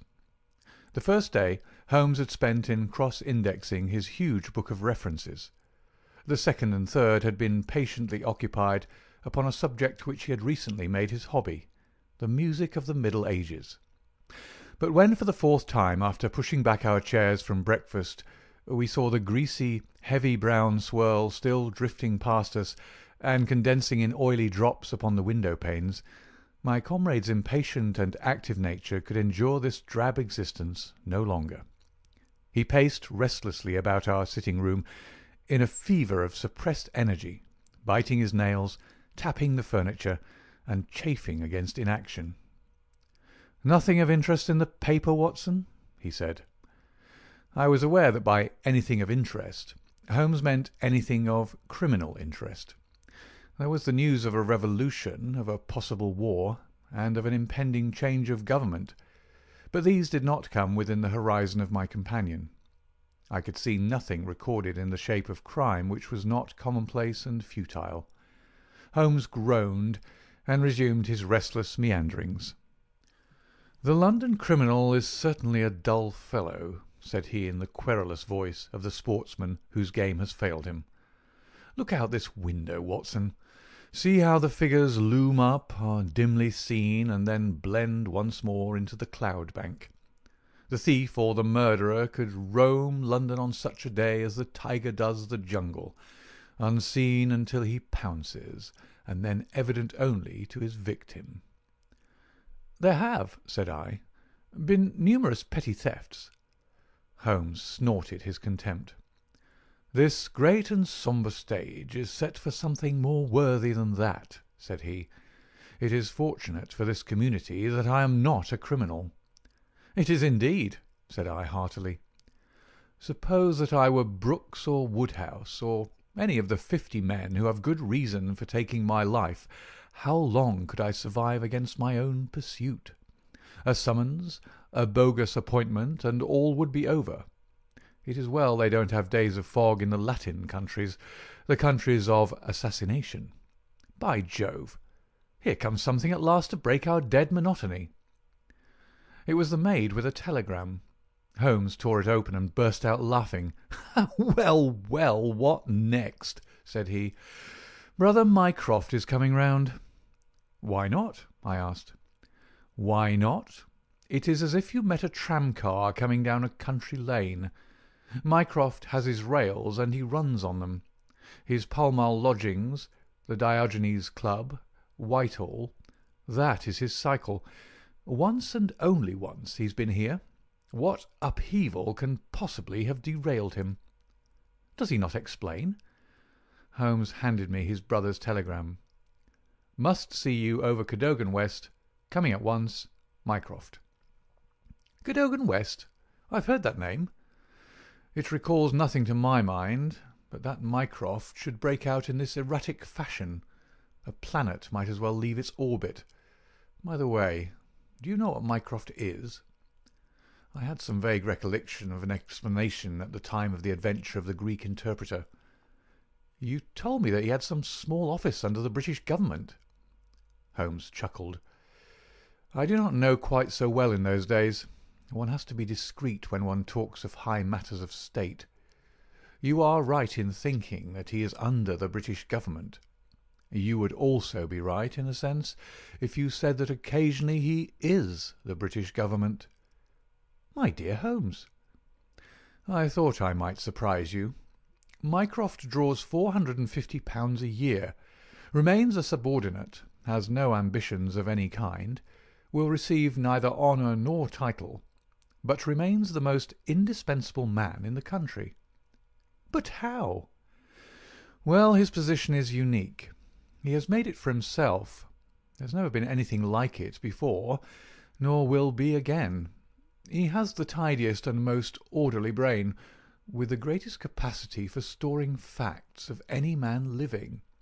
The same great powers which I have turned to the detection of crime he has used for this particular business. The conclusions of every department are passed to him, and he is the central exchange, the clearing house which makes out the balance. All other men are specialists, but his specialism is omniscience. We will suppose that a minister needs information as to a point which involves the Navy, India, Canada, and the bimetallic question. He could get his separate advices from various departments upon each, but only Mycroft can focus them all, and say off-hand how each factor would affect the other. They began by using him as a short-cut, a convenience, and now he's made himself an essential. In that great brain of his, everything is pigeon-holed, and can be handed out in an instant. Again and again his word has decided the national policy. He lives in it. He thinks of nothing else, save when, as an intellectual exercise, He unbends if I call upon him and ask him to advise me on one of my little problems. But Jupiter is descending today. What on earth can it mean? Who is Cadogan West, and what is he to Mycroft? "I have it!" I cried, and plunged among the litter of papers upon the sofa. Yes, here he is, sure enough. Cadogan West was the young man who was found dead on the Underground on Tuesday morning. Holmes sat up at attention, his pipe half-way to his lips. "This must be serious, Watson. A death which has caused my brother to alter his habits can be no ordinary one. What in the world can he have to do with it? The case was featureless, as I remember it. The young man had apparently fallen out of the train and killed himself. He had not been robbed, and there was no particular reason to suspect violence. Is that not so?" "There has been an inquest," said I, "and a good many fresh facts have come out. Looked at more closely, I should certainly say that it was a curious case." "Judging by its effect on my brother, I should think it must be a most extraordinary one." He snuggled down in his armchair. "Now, Watson, let us have the facts. The man's name was Arthur Cadogan West. He was 27 years of age, unmarried, and a clerk at Woolwich Arsenal. Government employ, behold the link with brother Mycroft. He left Woolwich suddenly on Monday night, was last seen by his fiancée, Miss Violet Westbury, whom he left abruptly in the fog about 7:30 that evening. There was no quarrel between them, and she can give no motive for his action. The next thing heard of him was when his dead body was discovered by a plate-layer named Mason, just outside Aldgate Station on the Underground system in London." "When?" "The body was found at 6 on Tuesday morning. It was lying wide of the metals upon the left hand of the track as one goes eastward, at a point close to the station, where the line emerges from the tunnel in which it runs. The head was badly crushed, an injury which might well have been caused by a fall from the train. The body could only have come on the line in that way. Had it been carried down from any neighbouring street, it must have passed the station barriers, where a collector is always standing. This point seems absolutely certain." "Very good. The case is definite enough. The man, dead or alive, either fell or was precipitated from a train. So much is clear to me. Continue." "The trains which traverse the lines of rail beside which the body was found are those which run from west to east, some being purely metropolitan and some from Willesden and outlying junctions. It can be stated for certain that this young man, when he met his death, was travelling in this direction at some late hour of the night, but at what point he entered the train it is impossible to state. His ticket, of course, would show that. There was no ticket in his pockets." "No ticket? Dear me, Watson, this really is a very singular. According to my experience, it is not possible to reach the platform of a metropolitan train without exhibiting one's ticket. Presumably, then, the young man had one. Was it taken from him in order to conceal the station from which he came? It is possible. Or did he drop it in the carriage? That is also possible. But the point is of curious interest. I understand that there was no sign of robbery." "Apparently not. There is a list here of his possessions. His purse contained £2.15. He had also a cheque-book on the Woolwich branch of the Capital and Counties Bank. Through this his identity was established. There were also 2 dress circle tickets for the Woolwich Theatre, dated for that very evening. Also a small packet of technical papers." Holmes gave an exclamation of satisfaction. "There we have it at last, Watson. British Government, Woolwich, Arsenal, technical papers, brother Mycroft. The chain is complete. But here he comes, if I am not mistaken, to speak for himself." A moment later the tall and portly form of Mycroft Holmes was ushered into the room. Heavily built and massive, there was a suggestion of uncouth physical inertia in the figure, but above this unwieldy frame there was perched a head so masterful in its brow, so alert in its steel-grey, deep-set eyes, so firm in its lips, and so subtle in its play of expression, that after the first glance one forgot the gross body and remembered only the dominant mind. At his heels came our dear old friend Lestrade of Scotland Yard, thin and austere. The gravity of both their faces foretold some weighty quest. The detective shook hands without a word. Mycroft Holmes struggled out of his overcoat and subsided into an armchair. "A most annoying business, Sherlock," said he. "I extremely dislike altering my habits, but the powers that be would take no denial. In the present state of Siam it is most awkward that I should be away from the office, but it is a real crisis. I have never seen the Prime Minister so upset. As to the Admiralty, it is buzzing like an overturned beehive. Have you read up the case?" "We have just done so. What were the technical papers?" "Ah, there's the point. Fortunately it has not come out. The press would be furious if it did. The papers which this wretched youth had in his pocket were the plans of the Bruce-Partington submarine." Mycroft Holmes spoke with a solemnity which showed his sense of the importance of the subject. His brother and I sat expectant. "Surely you've heard of it? I thought everyone had heard of it." "Only as a name." "Its importance can hardly be exaggerated. It has been the most jealously guarded of all government secrets. You may take it from me that naval warfare becomes impossible within the radius of a Bruce-Partington's operation. 2 years ago a very large sum was smuggled through the estimates, and was expended in acquiring a monopoly of the invention. Every effort has been made to keep the secret. The plans, which are exceedingly intricate, comprising some 30 separate patents, each essential to the working of the whole, are kept in an elaborate safe in a confidential office adjoining the arsenal, with burglar-proof doors and windows. Under no conceivable circumstances were the plans to be taken from the office. If the chief constructor of the Navy desired to consult them, even he was forced to go to the Woolwich office for the purpose. And yet here we find them, in the pocket of a dead junior clerk in the heart of London. From an official point of view it's simply awful." "But you have recovered them?" "No, Sherlock. No, that's the pinch. We have not. 10 papers were taken from Woolwich. There were 7 in the pocket of Cadogan West. The 3 most essential are gone. Stolen, vanished. You must drop everything, Sherlock. Never mind your usual petty puzzles of the police court. It's a vital international problem that you have to solve. Why did Cadogan West take the papers? Where are the missing ones? How did he die? How came his body where it was found? How can the evil be set right? Find an answer to all these questions, and you will have done good service for your country." "Why do you not solve it yourself, Mycroft?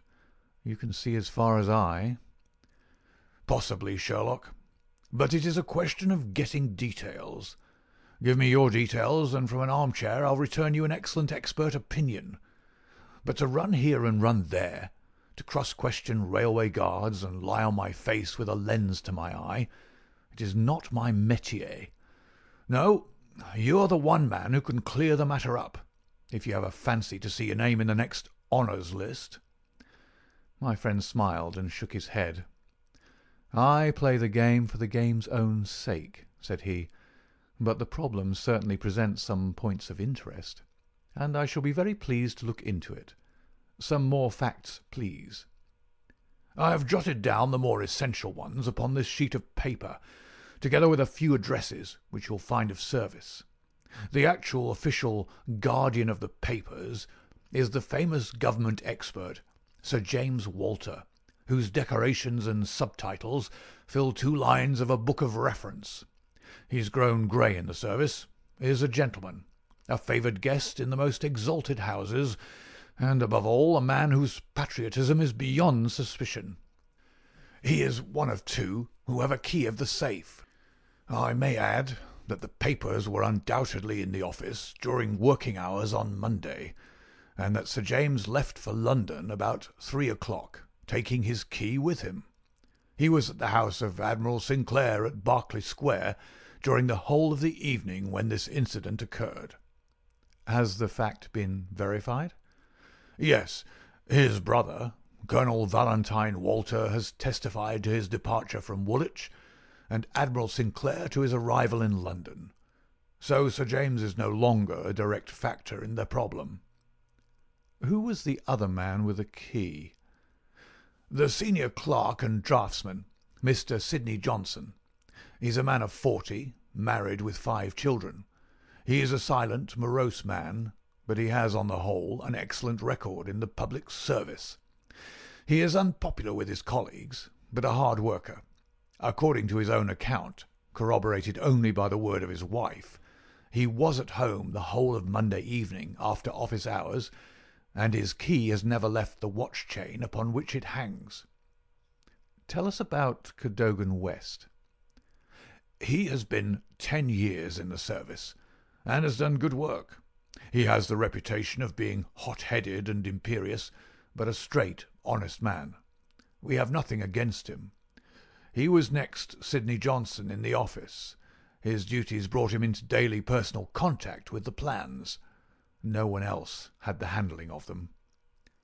"Who locked up the plans that night?" "Mr. Sidney Johnson, the senior clerk." "Well, it is surely perfectly clear who took them away. They are actually found upon the person of this junior clerk, Cadogan West. That seems final, does it not?" "It does, Sherlock, and yet it leaves so much unexplained. In the first place, why did he take them?" "I presume they were of value." "He could have got several thousands for them very easily." "Can you suggest any possible motive for taking the papers to London except to sell them?" "No, I cannot." "Then we must take that as our working hypothesis. Young West took the papers. Now this could only be done by having a false key." "Several false keys. He had to open the building and the room." "He had, then, several false keys. He took the papers to London to sell the secret, intending no doubt to have the plans themselves back in the safe next morning before they were missed. While in London, on this treasonable mission, he met his end." "How?" "We will suppose that he was travelling back to Woolwich when he was killed and thrown out of the compartment." "Aldgate, where the body was found, is considerably past the station London Bridge, which would be his route to Woolwich." "Many circumstances could be imagined under which he would pass London Bridge. There was someone in the carriage, for example, with whom he was having an absorbing interview. This interview led to a violent scene in which he lost his life. Possibly he tried to leave the carriage, fell out on the line, and so met his end. The other closed the door. There was a thick fog, and nothing could be seen." "No better explanation can be given with our present knowledge. And yet consider, Sherlock, how much you leave untouched. We will suppose, for argument's sake, that young Cadogan West had determined to convey these papers to London. He would naturally have made an appointment with the foreign agent and kept his evening clear. Instead of that, he took 2 tickets for the theatre, escorted his fiancée halfway there, and then suddenly disappeared." "A blind?" said Lestrade, who had sat listening with some impatience to the conversation. "A very singular one. That is objection number 1. Objection number 2. We will suppose that he reaches London and sees the foreign agent. He must bring back the papers before morning, or the loss will be discovered. He took away 10. Only 7 were in his pocket. What had become of the other 3? He certainly would not leave them of his own free will. Then again, where is the price of his treason? One would have expected to find a large sum of money in his pocket." "It seems me perfectly clear," said Lestrade. "I have no doubt at all as to what occurred. He took the papers to sell them. He saw the agent. They could not agree as to price. He started home again, but the agent went with him. In the train the agent murdered him, took the more essential papers, and threw his body from the carriage. That would account for everything, would it not? Why had he no ticket? The ticket would have shown which station was nearest the agent's house. Therefore he took it from the murdered man's pocket. Good, Lestrade, very good, said Holmes. Your theory holds together. But if this is true, then the case is at an end. On the one hand, the traitor is dead. On the other, the plans of the Bruce-Partington submarine are presumably already on the continent. What is there for us to do? To act, Sherlock, to act, cried Mycroft, springing to his feet. All my instincts are against this explanation. Use your powers. Go to the scene of the crime. See the people concerned. Leave no stone unturned. In all your career you have never had so great a chance of serving your country. Well, well, said Holmes, shrugging his shoulders. Come, Watson, and you, Lestrade, could you favour us with your company for an hour or two? We will begin our investigation by a visit to Aldgate Station. Good-bye, Mycroft. I shall let you have a report before evening, but I warn you in advance that you have little to expect. An hour later, Holmes, Lestrade, and I stood upon the Underground Railroad at the point where it emerges from the tunnel immediately before Aldgate Station. A courteous, red-faced old gentleman represented the railway company. "This is where the young man's body lay," said he, indicating a spot about 3 feet from the metals. "It could not have fallen from above, for these, as you see, are all blank walls. Therefore it could only have come from a train, and that train, so far as we can trace it, must have passed about midnight on Monday." Have the carriages been examined for any sign of violence? "There are no such signs, and no ticket has been found." No record of a door being found open? "None." "We have had some fresh evidence this morning," said Lestrade. "A passenger who passed Aldgate in an ordinary metropolitan train about 11:40 on Monday night declares that he heard an heavy thud as of a body striking the line just before the train reached the station. There was dense fog, however, and nothing could be seen. He made no report of it at the time. Why, whatever is the matter with Mr. Holmes?" My friend was standing with an expression of strained intensity upon his face, staring at the railway metals where they curved out of the tunnel. Aldgate is a junction, and there was a network of points. On these his eager, questioning eyes were fixed, and I saw on his keen, alert face that tightening of the lips, that quiver of the nostrils, and concentration of the heavy, tufted brows, which I knew so well. "Points," he muttered. "The points." "What of it? What do you mean?" "I suppose there are no great number of points on a system such as this." "No, they are very few." "And a curve, too. Points and a curve. By Jove, if it were only so." "What is it, Mr. Holmes? Have you a clue?" "An idea, an indication, no more. But the case certainly grows in interest. Unique, perfectly unique, and yet why not? I do not see any indications of bleeding on the line." "There were hardly any." "But I understand there was a considerable wound." "The bone was crushed, but there was no great external injury." "And yet one would have expected some bleeding. Would it be possible for me to inspect the train which contained the passenger who heard the thud of a fall in the fog?" "I fear not, Mr. Holmes. The train has been broken up before now, and the carriages redistributed." "I can assure you, Mr. Holmes," said Lestrade, "that every carriage has been carefully examined. I saw to it myself." It was one of my friend's most obvious weaknesses that he was impatient with less alert intelligences than his own. "Very likely," said he, turning away. "As it happens, it was not the carriages which I desired to examine. Watson, we have done all we can here.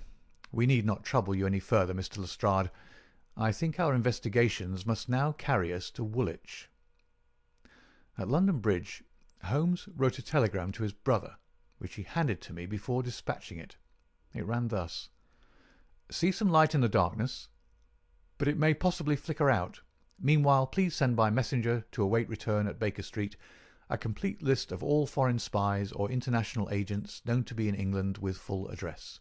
Sherlock. "That should be helpful, Watson," he remarked as we took our seats in the Woolwich train. "We certainly owe Brother Mycroft a debt for having introduced us to what promises to be a really very remarkable case." His eager face still wore that expression of intense and high-strung energy which showed me that some novel and suggestive circumstance had opened up a stimulating line of thought. See the foxhound with hanging ears and drooping tail as it lolls about the kennels, and compare it with the same hound as, with gleaming eyes and straining muscles, it runs upon a breast-high scent. Such was the change in Holmes since the morning. He was a different man from the limp and lounging figure in the mouse-coloured dressing-gown, who had prowled so restlessly only a few hours before round the fog-girt room. "There is material here. There is scope," said he. "I am dull indeed not to have understood its possibilities. Even now they're dark to me. The end is dark to me also, but I have hold of one idea which may lead us far.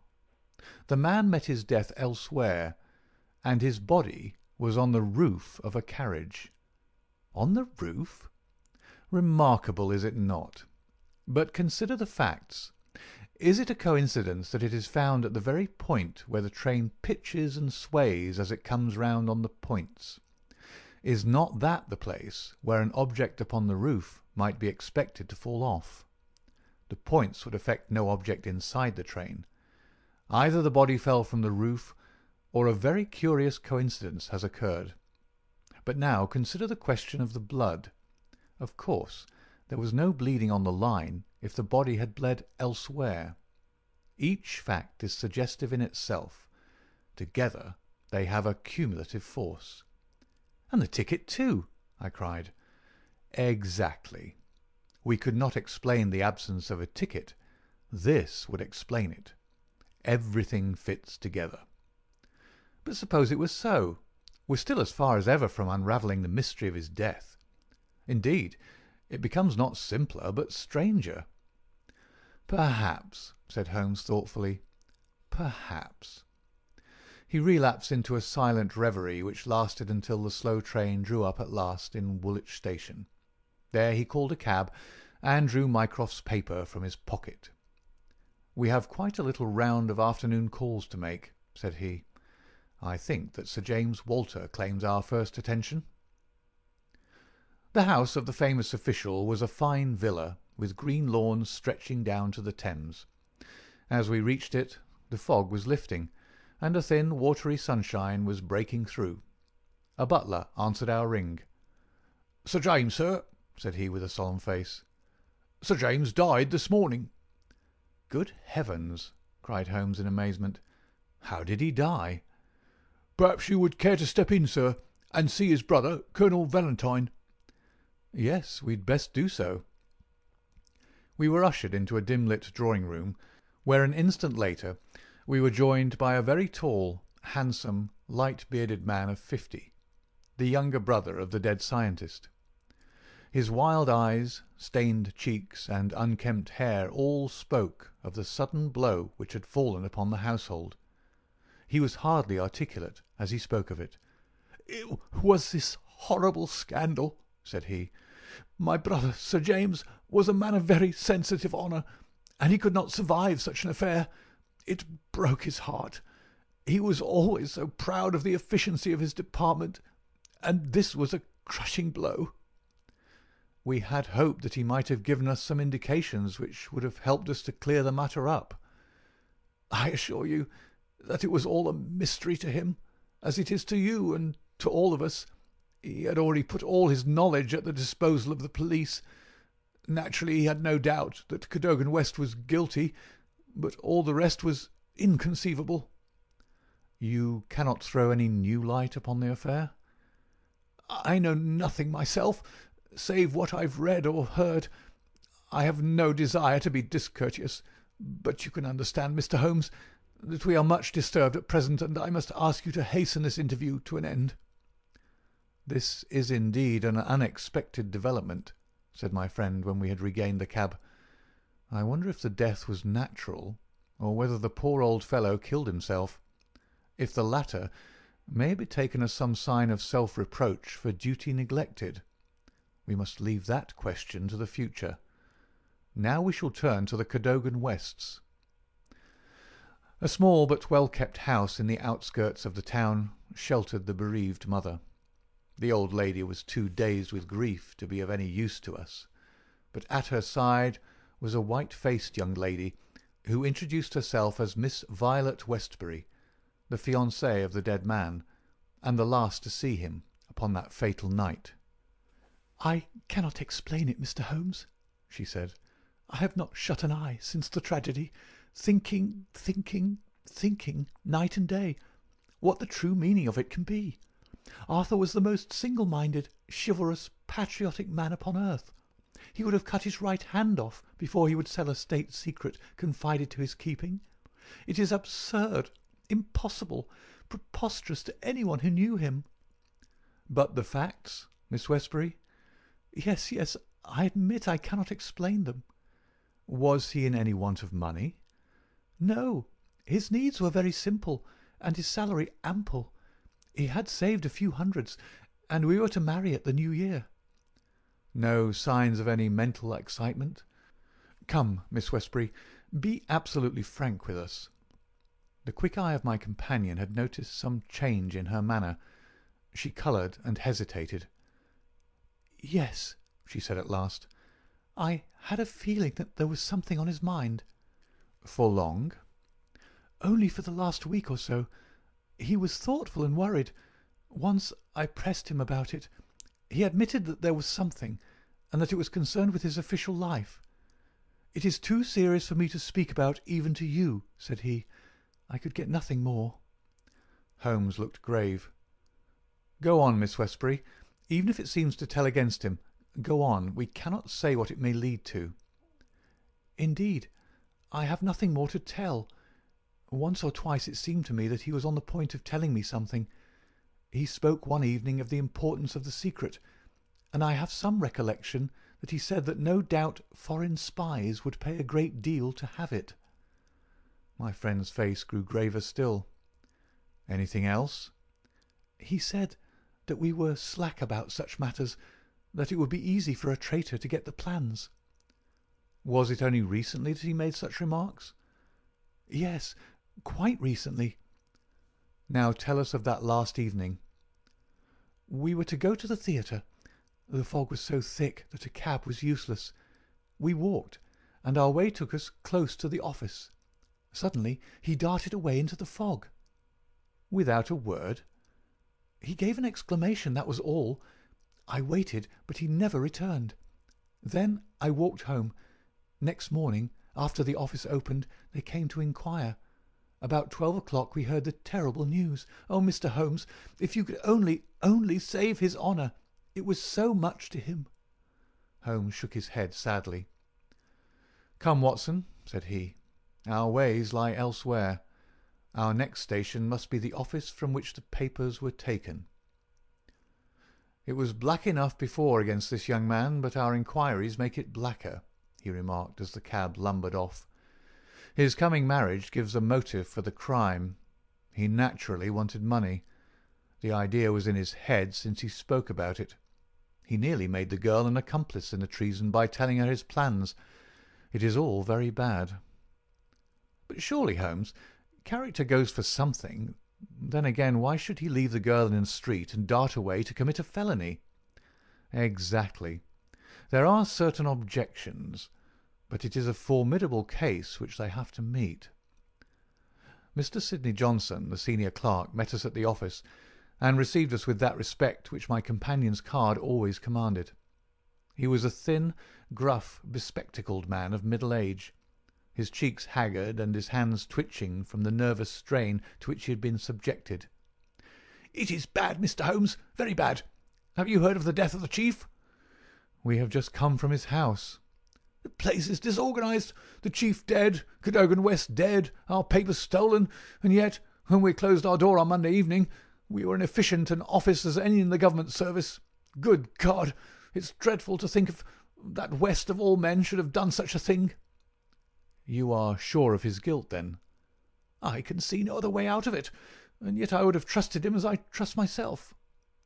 "At what hour was the office closed on Monday?" "At 5. "Did you close it?" "I am always the last man out." "Where were the plans?" "In that safe. I put them there myself." "Is there no watchman to the building?" "There is, but he has other departments to look after as well. He is an old soldier and a most trustworthy man. He saw nothing that evening. Of course, the fog was very thick." "Suppose that Cadogan West wished to make his way into the building after hours. He would need 3 keys, would he not, before he could reach the papers?" "Yes, he would. The key of the outer door, the key of the office, and the key of the safe." "Only Sir James Walter and you had those keys?" "I had no keys of the doors, only of the safe." "Was Sir James a man who was orderly in his habits?" "Yes, I think he was. I know that so far as those 3 keys are concerned, he kept them on the same ring. I've often seen them there." "And that ring went with him to London?" "He said so." "And your key never left your possession?" "Never." "Then West, if he is the culprit, must have had a duplicate, and yet none was found upon his body. One other point. If a clerk in this office desired to sell the plans, would it not be simpler to copy the plans for himself than to take the originals, as was actually done?" "It would have taken considerable technical knowledge to copy the plans in an effective way." "But I suppose either Sir James or you or West has that technical knowledge?" "No doubt we had. But I beg you won't try to drag me into the matter, Mr. Holmes. What is the use of our speculating in this way when the original plans were actually found on West?" "Well, it is certainly singular that he should run the risk of taking originals if he could safely have taken copies, which would have equally served his turn." "Singular, no doubt. And yet he did so." "Every inquiry in this case reveals something inexplicable. Now there are 3 papers still missing. They are, as I understand, the vital ones." "Yes, that is so." "Do you mean to say that anyone holding these 3 papers, and without the 7 others, could construct a Bruce-Partington submarine?" "I reported to that effect to the Admiralty, but to-day I have been over the drawings again, and I am not so sure of it. The double valves with the automatic self-adjusting slots are drawn in one of the papers which have been returned. Until the foreigners had invented that for themselves, they could not make the boat. Of course, they might soon get over the difficulty." "But the 3 missing drawings are the most important?" "Undoubtedly." "I think, with your permission, I will now take a stroll round the premises. I do not recall any other question which I desired to ask." He examined the lock of the safe, the door of the room, and finally the iron shutters of the window. It was only when we were on the lawn outside that his interest was strongly excited. There was a laurel bush outside the window, and several of the branches bore signs of having been twisted or snapped. He examined them carefully with his lens, and then some dim and vague marks upon the earth beneath. Finally, he asked the chief clerk to close the iron shutters, and he pointed out to me that they hardly met in the centre, and it would be possible for anyone outside to see what was going on within the room. "The indications are ruined by 3 days' delay.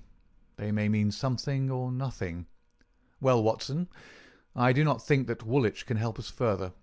It is a small crop which we have gathered. Let us see if we can do better in London." Yet we added one more sheaf to our harvest before we left Woolwich Station. The clerk in the ticket office was able to say with confidence that he saw Cadogan West, whom he knew well by sight, upon that Monday night, and that he went to London by the 8:15 to London Bridge. He was alone, and took a single third-class ticket. The clerk was struck at the time by his excited and nervous manner. So shaky was he that he could hardly pick up his change, and the clerk had helped him with it. A reference to the timetable showed that the 8:15 was the first train which it was possible for West to take after he had left the lady about 7:30.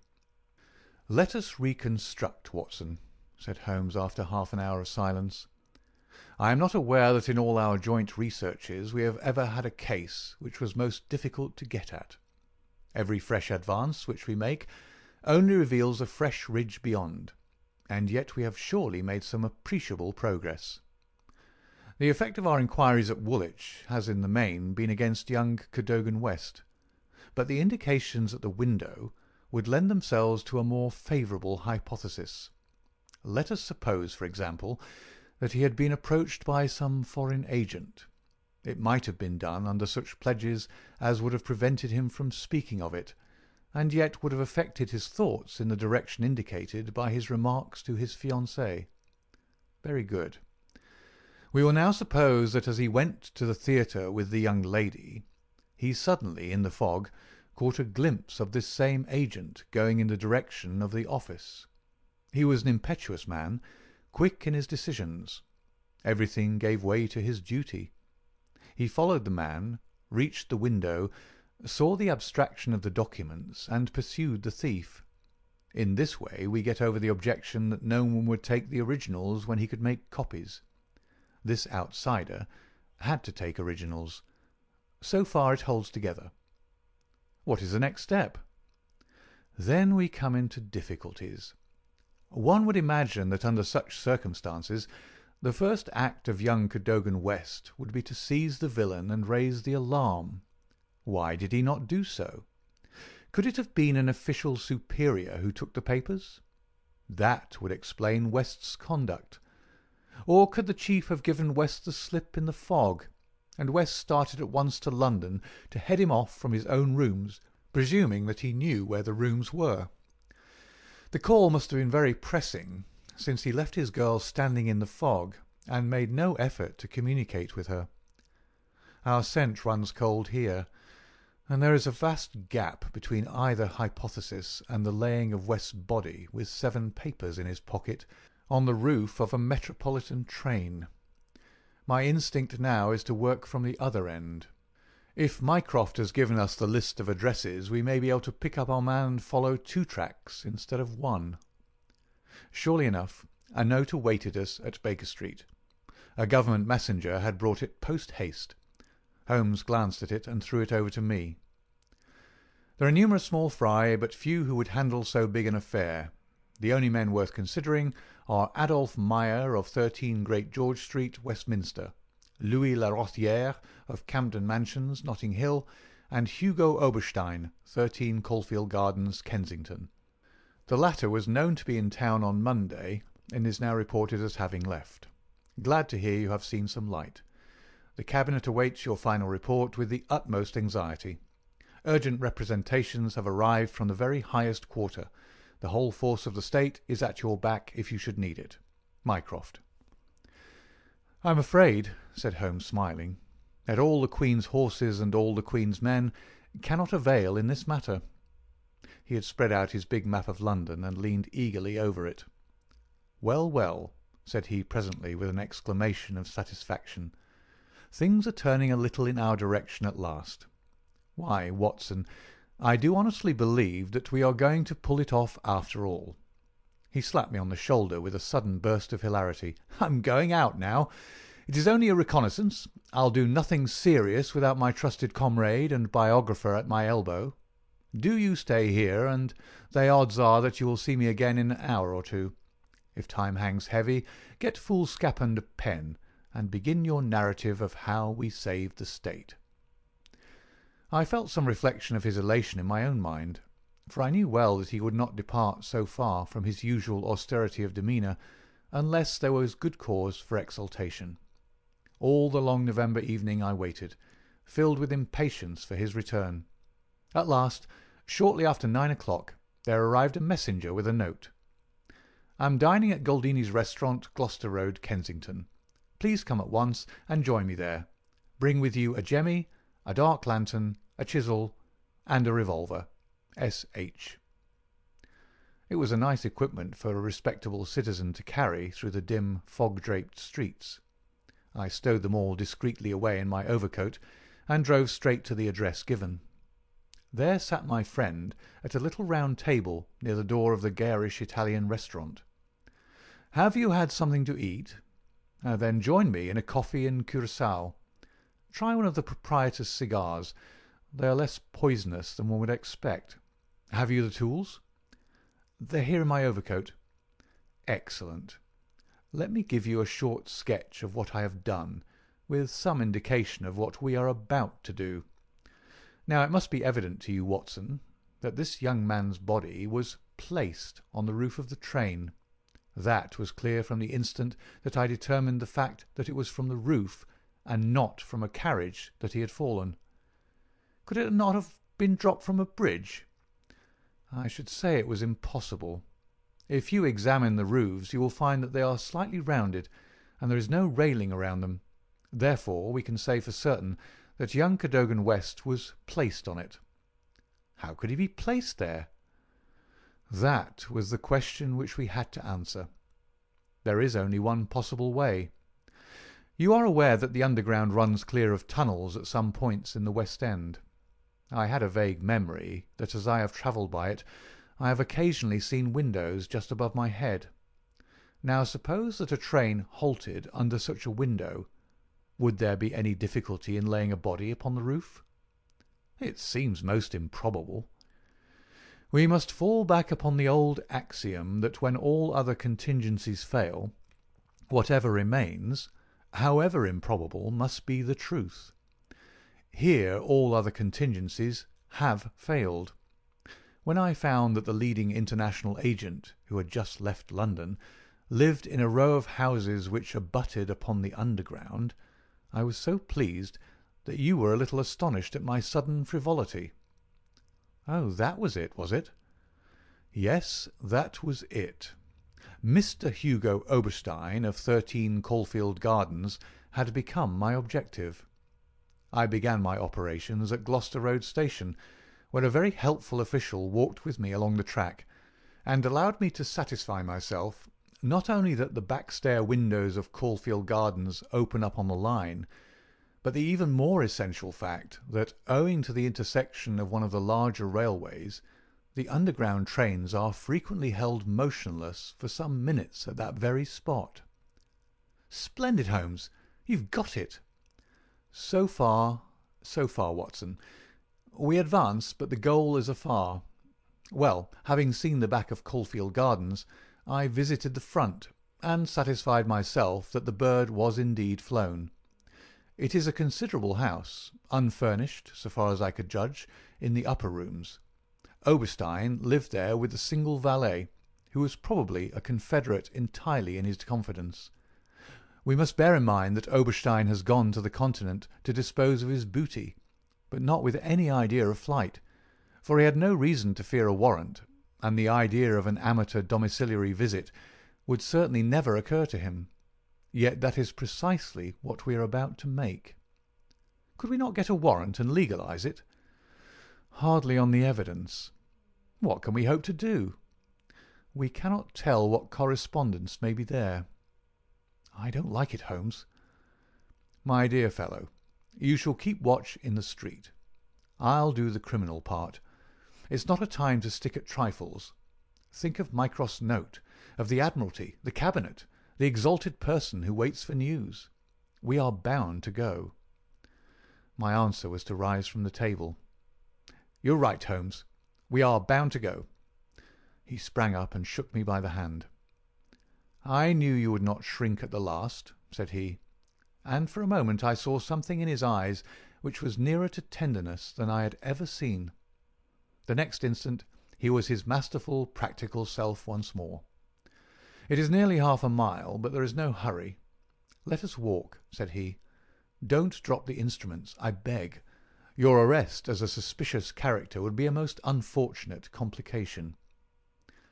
Caulfield Gardens was one of those lines of flat-faced, pillared and porticoed houses which are so prominent a product of the middle Victorian epoch in the West End of London.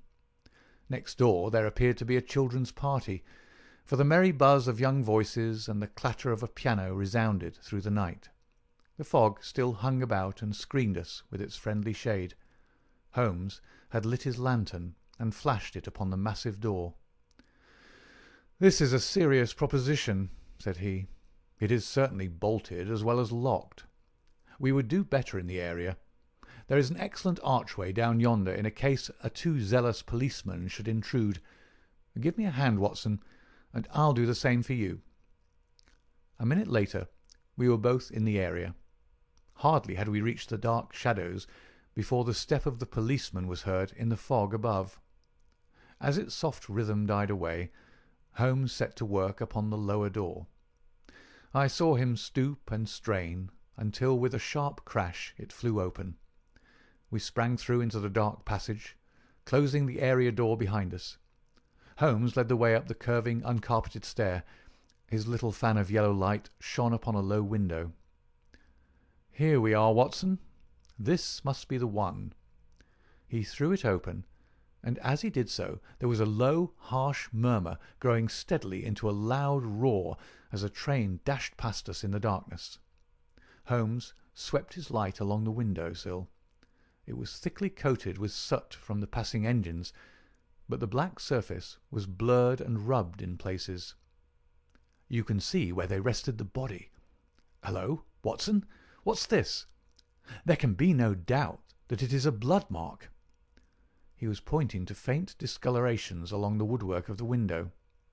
"Here it is on the stone of the stair also. The demonstration is complete. Let us stay here until a train stops." We had not long to wait. The very next train roared from the tunnel as before, but slowed in the open, and then, with a creaking of brakes, pulled up immediately beneath us. It was not 4 feet from the window ledge to the roof of the carriages. Holmes softly closed the window. "So far we are justified," said he. "What do you think of it, Watson?" "A masterpiece. You've never risen to a greater height." "I cannot agree with you there. From the moment that I conceived the idea of the body being upon the roof, which surely was not a very abstruse one, all the rest was inevitable. If it were not for the grave interests involved, the affair up to this point would be insignificant. Our difficulties are still before us, but perhaps we may find something here which may help us." We had ascended the kitchen stair and entered the suite of rooms upon the first floor. One was a dining room, severely furnished and containing nothing of interest. A second was a bedroom, which also drew blank. The remaining room appeared more promising, and my companion settled down to a systematic examination. It was littered with books and papers, and was evidently used as a study. Swiftly and methodically, Holmes turned over the contents of drawer after drawer and cupboard after cupboard, but no gleam of success came to brighten his austere face. At the end of an hour he was no further than when he started. "The cunning dog has covered his tracks," said he. "He's left nothing to incriminate him. His dangerous correspondence has been destroyed or removed. This is our last chance." It was a small tin cash-box which stood upon the writing-desk. Holmes pried it open with his chisel. Several rolls of paper were within, covered with figures and calculations without any note to show to what they referred. The recurring words "water pressure" and "pressure to the square inch" suggested some possible relation to a submarine. Holmes tossed them all impatiently aside. There only remained an envelope with some small newspaper slips inside it. He shook them out on the table, and at once I saw by his eager face that his hopes had been raised. "What's this, Watson, eh? What's this? Record of a series of messages in the advertisements of a paper. Daily Telegraph agony column by the print and paper. Right-hand top corner of a page. No dates, but messages arrange themselves. This must be the first. Hope to hear sooner. Terms agreed to. Write fully to address given on card. Piero. Next comes, too complex for description, must have full report. Stuff awaits you when goods delivered. Piero. Then comes, matter presses, must withdraw offer unless contract completed.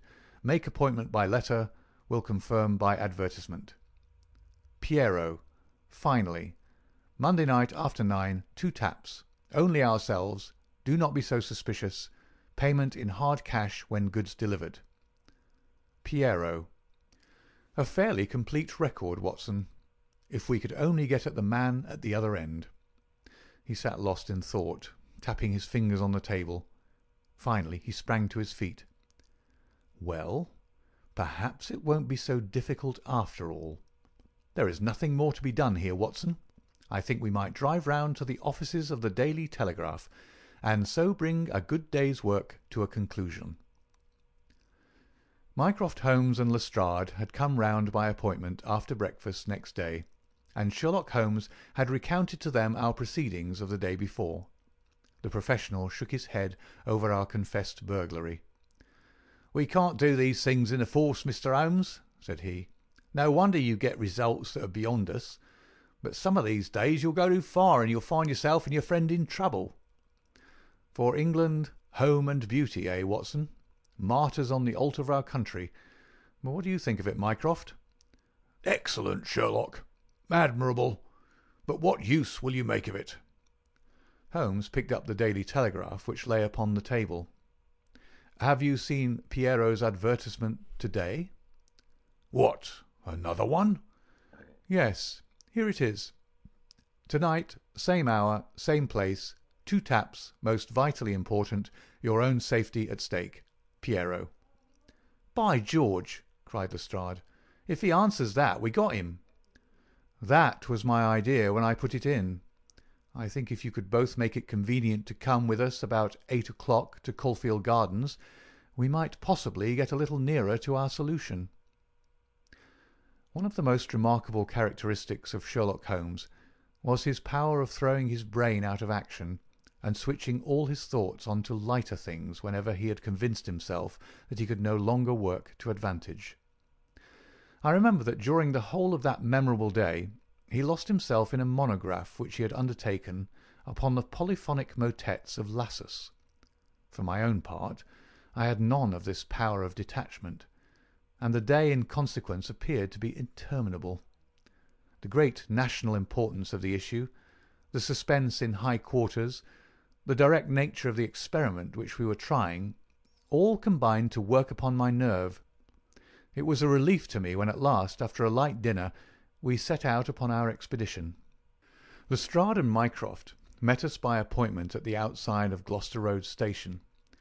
The area door of Oberstein's house had been left open the night before, and it was necessary for me, as Mycroft Holmes absolutely and indignantly declined to climb the railings, to pass in and open the hall door. By 9 o'clock we were all seated in the study, waiting patiently for our man. An hour passed, and yet another. When 11 struck, the measured beat of the great church clock seemed to sound the dirge of our hopes. Lestrade and Mycroft were fidgeting in their seats, and looking twice a minute at their watches. Holmes sat silent and composed, his eyelids half shut, but every sense on the alert. He raised his head with a sudden jerk. "He is coming," said he. There had been a furtive step past the door. Now it returned. We heard a shuffling sound outside, and then 2 sharp taps with the knocker. Holmes rose, motioning us to remain seated. The gas in the hall was a mere point of light. He opened the outer door, and then, as a dark figure slipped past him, he closed and fastened it. "This way," we heard him say, and a moment later our man stood before us. Holmes had followed him closely, and as the man turned with a cry of surprise and alarm, he caught him by the collar and threw him back into the room. Before our prisoner had recovered his balance, the door was shut, and Holmes was standing with his back against it. The man glared around him, staggered, and fell senseless upon the floor. With the shock, his broad-brimmed hat flew from his head, his cravat slipped down his lips, and there were the long, light beard and the soft, handsome, delicate features of Colonel Valentine Walter. Holmes gave a whistle of surprise. "You can write me down an ass this time, Watson," said he. "This was not the bird that I was looking for." "Who is he?" asked Mycroft eagerly. "The younger brother of the late Sir James Walter, the head of the submarine department. Yes, yes, I see the fall of the cards. He is coming too. I think that you had best leave his examination to me." We had carried the prostrate body to the sofa. Now our prisoner sat up, looked round him with a horror-stricken face, and passed his hand over his forehead like one who cannot believe his own senses. "What is this?" he asked. "I came here to visit Mr. Oberstein." "Everything is known, Colonel Walter," said Holmes. "How an English gentleman could behave in such a manner is beyond my comprehension. But your whole correspondence and relations with Oberstein are within our knowledge. So also are the circumstances connected with the death of young Cadogan West.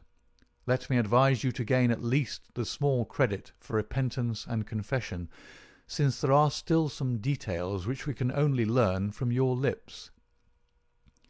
The man groaned and sank his face in his hands. We waited, but he was silent. "I can assure you," said Holmes, "that every essential is already known. We know that you were pressed for money, that you took an impress of the keys which your brother held, and that you entered into a correspondence with Oberstein, who answered your letters through the advertisement columns of the Daily Telegraph. We are aware that you went down to the office in the fog on Monday night, but that you were seen and followed by young Cadogan West, who had probably some previous reason to suspect you. He saw your theft, but could not give the alarm, as it was just possible that you were taking the papers to your brother in London. Leaving all his private concerns, like the good citizen that he was, he followed you closely in the fog and kept at your heels until you reached this very house. There he intervened, and then it was, Colonel Walter, that to treason you added the more terrible crime of murder." "I did not! I did not! Before God I swear that I did not!" cried our wretched prisoner. "Tell us then how Cadogan West met his end before you laid him upon the roof of a railway carriage." "I will! I swear to you that I will! I did the rest. I confess it. It was just as you say. A stock exchange debt had to be paid. I needed the money badly. Oberstein offered me 5,000. It was to save myself from ruin. But as to murder, I am as innocent as you." "What happened then?" "He had his suspicions before, and he followed me as you describe. I never knew it until I was at the very door. It was thick fog, and one could not see 3 yards. I had given 2 taps, and Oberstein had come to the door. The young man rushed up and demanded to know what we were about to do with the papers. Oberstein had a short life-preserver. He always carried it with him. As West forced his way after us into the house, Oberstein struck him on the head. The blow was a fatal one. He was dead within 5 minutes. There he lay in the hall, and we were at our wits' end what to do. Then Oberstein had this idea about the trains which halted under his back window. But first he examined the papers which I had brought. He said that 3 of them were essential, and that he must keep them. 'You cannot keep them,' said I. 'There will be a dreadful row at Woolwich if they're not returned.' 'I must keep them,' said he, 'for they're so technical that it is impossible in the time to make copies.' 'Then they must all go back together tonight,' said I. He thought for a little, and then he cried out that he had it. 'Three I will keep,' said he. 'The others we will stuff into the pocket of this young man. When he was found, the whole business will assuredly be put to his account.' I could see no other way out of it, so we did as he suggested.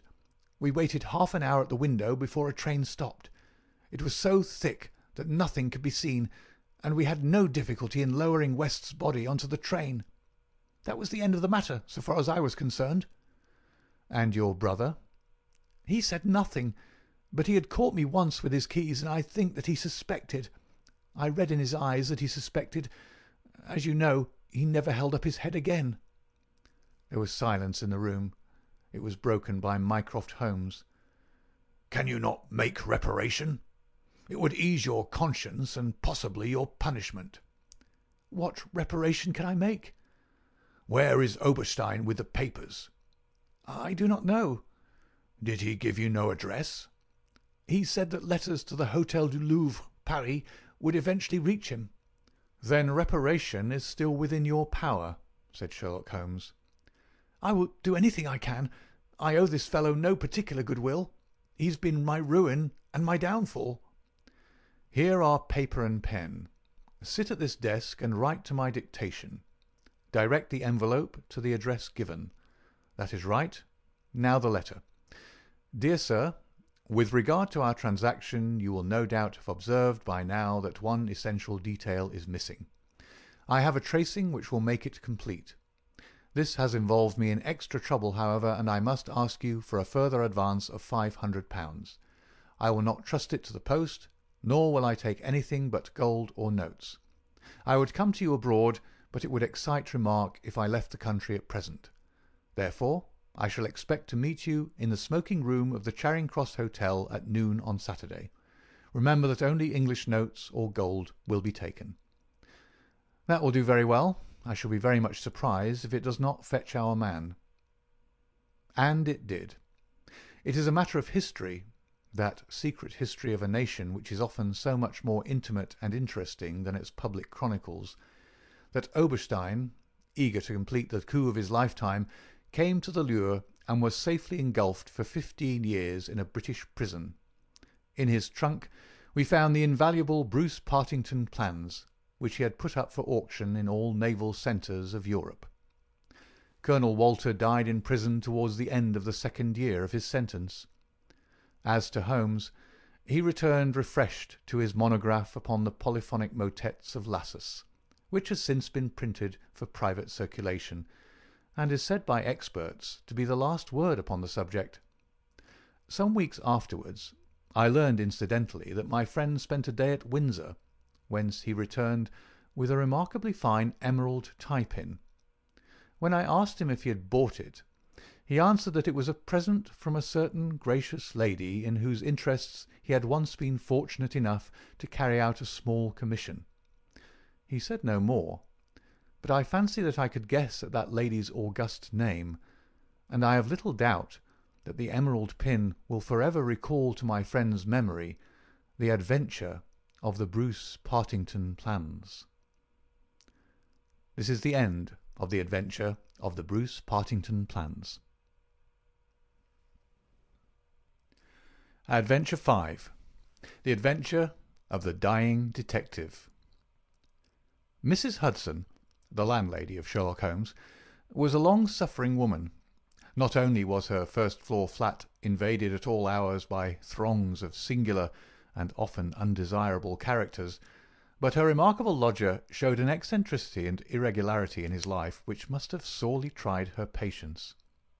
His incredible untidiness, his addiction to music at strange hours, his occasional revolver practice within doors, his weird and often malodorous scientific experiments, and the atmosphere of violence and danger which hung around him, made him the very worst tenant in London.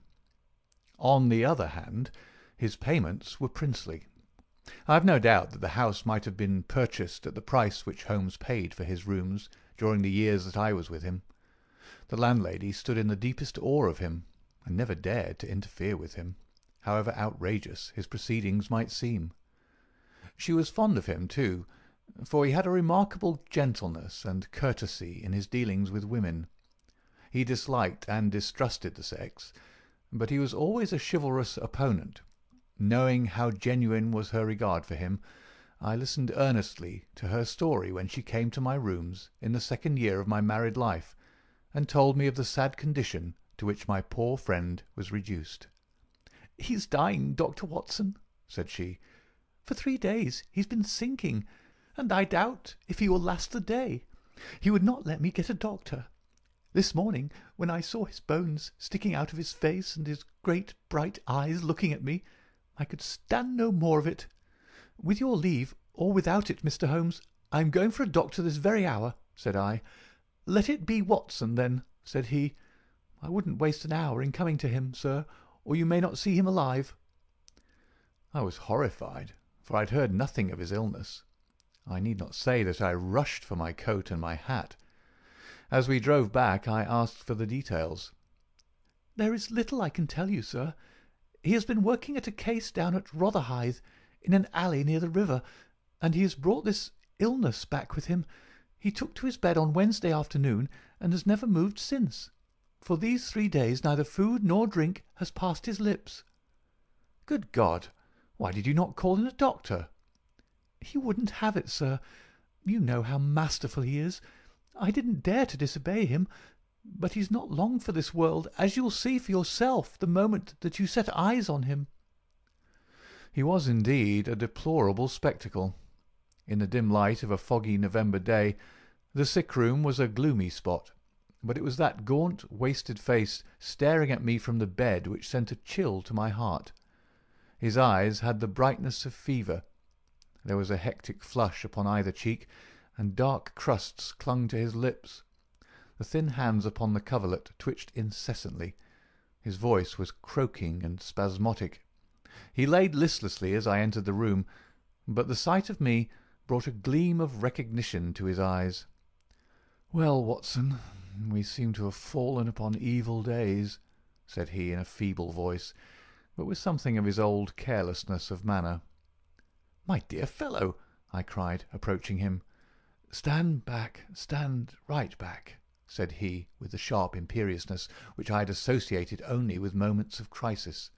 "If you approach me, Watson, I shall order you out of the house." "But why?" "Because it is my desire. Is that not enough?" Yes, Mrs. Hudson was right. He was more masterful than ever. It was pitiful, however, to see his exhaustion. "I only wish to help," I explained. "Exactly. You will help best by doing what you are told." "Certainly, Holmes." He relaxed the austerity of his manner. "You are not angry?" he asked, gasping for breath. Poor devil! How could I be angry when I saw him lying in such a plight before me? "It's for your own sake, Watson," he croaked. "For my sake?" "I know what is the matter with me. It is a coolie disease from Sumatra, a thing that the Dutch know more about than we, though they may have made little of it up to date. One thing only is certain. It is infallibly deadly, and it is horribly contagious."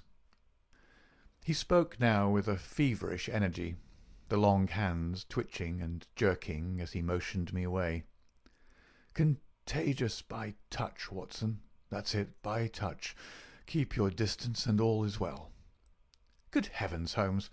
Do you suppose that such a consideration weighs with me of an instant? It would not affect me in the case of a stranger. Do you imagine it would prevent me from doing my duty to so old a friend?" Again I advanced, but he repulsed me with a look of furious anger. "If you will stand there, I will talk. If you do not, you must leave the room." I have so deep a respect for the extraordinary qualities of Holmes that I have always deferred to his wishes, even when I least understood them. But now all my professional instincts were aroused.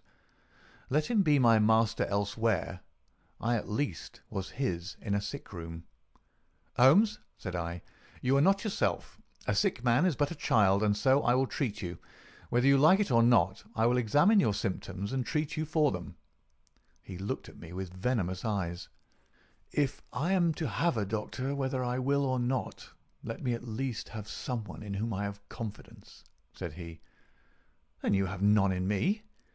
"In your friendship, certainly. But facts are facts, Watson, and after all, you are only a general practitioner with very limited experience and mediocre qualifications. It is painful to have to say these things, but you leave me no choice." I was bitterly hurt. "Such a remark is unworthy of you, Holmes. It shows me very clearly the state of your own nerves.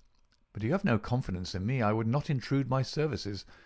Let me bring Sir Jasper Meek or Penrose Fisher, or any of the best men in London.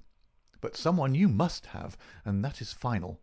If you think that I am going to stand here and see you die without either helping you myself or bringing anyone else to help you, then you have mistaken your man."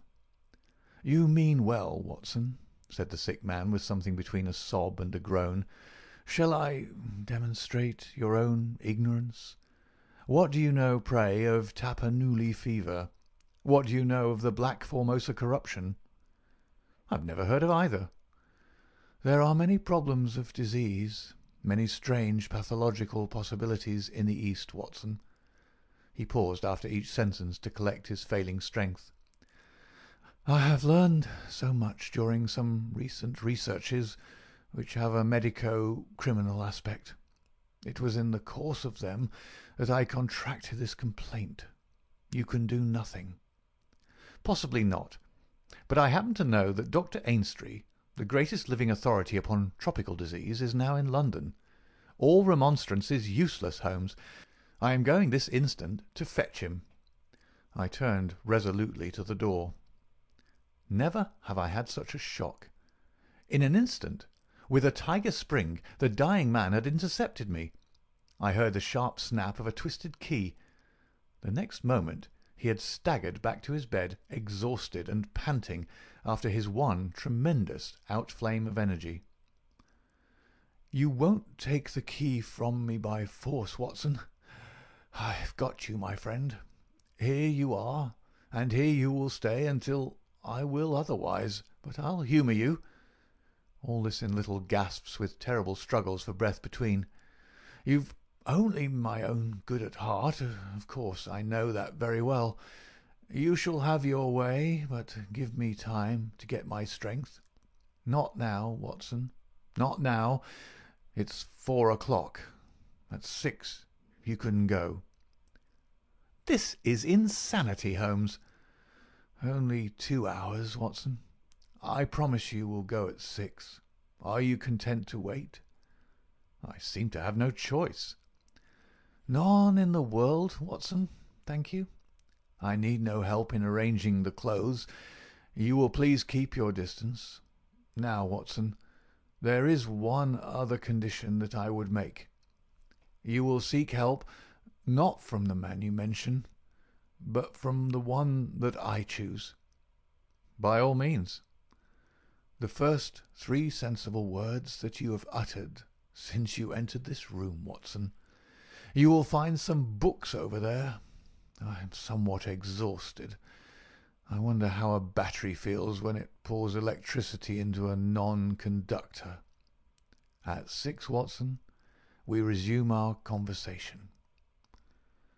But it was destined to be resumed long before that hour, and in circumstances which give me a shock hardly second to that caused by his spring to the door.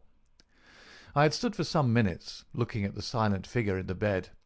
His face was almost covered by the clothes, and he appeared to be asleep. Then, unable to settle down to reading, I walked slowly round the room, examining the pictures of celebrated criminals with which every wall was adorned. Finally, in my aimless perambulation, I came to the mantelpiece. A litter of pipes, tobacco pouches, syringes, penknives, revolver cartridges, and other debris was scattered over it. In the midst of these was a small black and white ivory box with a sliding lid.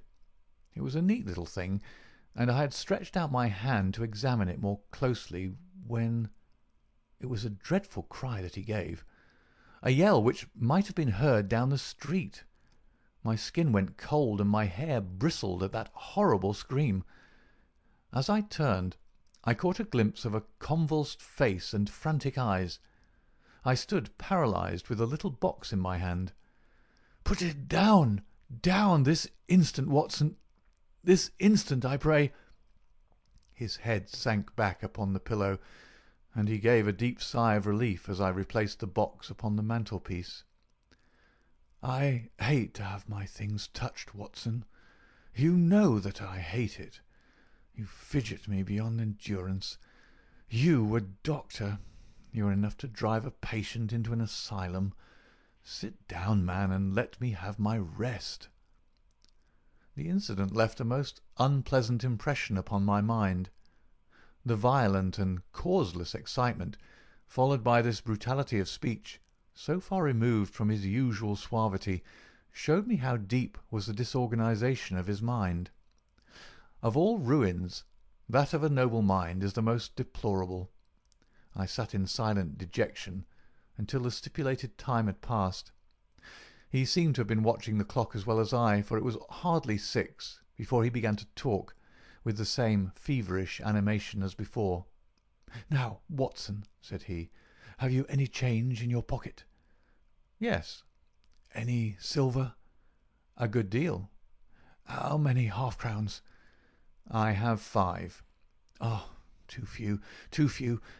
How very unfortunate, Watson. However, such as they are, you can put them in your watch pocket, and all the rest of your money in your left trouser pocket. Thank you. It will balance you so much better like that." This was raving insanity. He shuddered and again made a sound between a cough and a sob. "You will now light the gas, Watson, but you will be very careful that not for one instant shall it be more than half on. I implore you to be careful, Watson. Thank you. That is excellent. No, you need not draw the blind. Now you will have the kindness to place some letters and papers upon this table within my reach. Thank you. Now, some of that litter from the mantelpiece. Excellent, Watson. There is a sugar tongs there. Kindly raise that small ivory box with its assistance. Place it here among the papers. Good. You can now go and fetch Mr. Culverton Smith of 13 Lower Burke Street."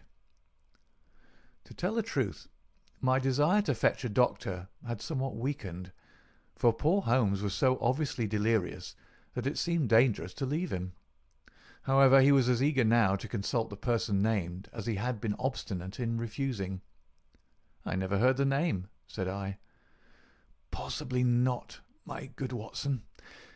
It may surprise you to know that the man upon earth who is best versed in this disease is not a medical man, but a planter. Mr. Culverton Smith is a well-known resident of Sumatra, now visiting London.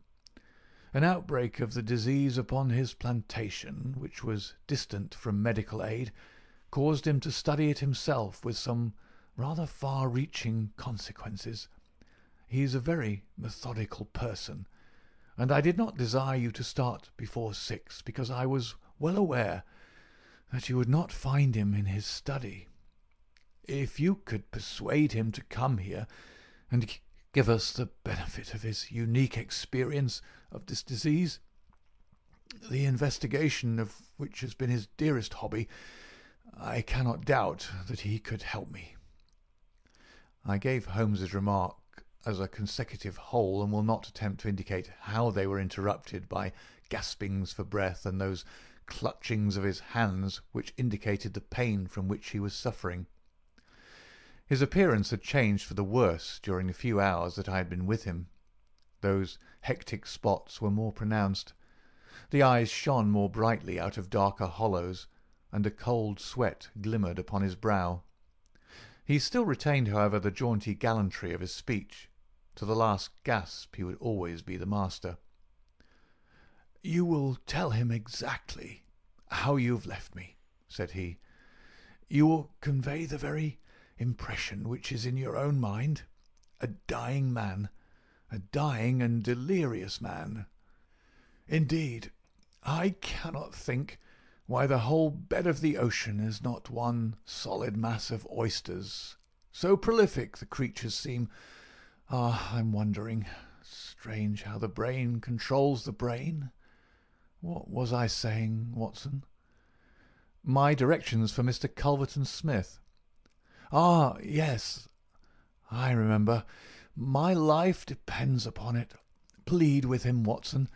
There is no good feeling between us. His nephew, Watson, I had suspicions of foul play, and I allowed him to see it. The boy died horribly. He has a grudge against me. You will soften him, Watson. Beg him, pray him, get him here by any means. He can save me. Only he. I will bring him in a cab if I have to carry him down to it." "You will do nothing of the sort. You will persuade him to come, and then you will return in front of him. Make any excuse so as not to come with him. Don't forget, Watson, you won't fail me. You never did fail me. No doubt there are natural enemies which limit the increase of the creatures. You and I, Watson, we have done our part. Shall the world then be overrun by oysters? No, no, horrible. You will convey all that is in your mind." I left him full of the image of this magnificent intellect, babbling like a foolish child. He had handed me the key, and with a happy thought I took it with me, lest he should lock himself in. Mrs. Hudson was waiting, trembling and weeping, in the passage. Behind me, as I passed from the flat, I heard Holmes's high, thin voice in some delirious chant. Below, as I stood whistling for a cab, a man came on me through the fog. "How is Mr. Holmes, sir?" he asked. It was an old acquaintance, Inspector Morton of Scotland Yard, dressed in unofficial tweeds. "He's very ill," I answered. He looked at me in a most singular fashion. Had it not been too fiendish, I could have imagined that the gleam of the fanlight showed exultation in his face. "I heard some rumour of it," said he. The cab had driven up, and I left him. Lower Burke Street proved to be a line of fine houses lying in the vague borderland between Notting Hill and Kensington. The particular one at which my cabman pulled up had an air of smug and demure respectability in its old-fashioned iron railings, its massive folding door, and its shining brasswork. All was in keeping with a solemn butler, who appeared framed in the pink radiance of a tinted electrical light behind him. "Yes, Mr. Culverton-Smith is in, Dr. Watson. Very good, sir. I'll take up your card."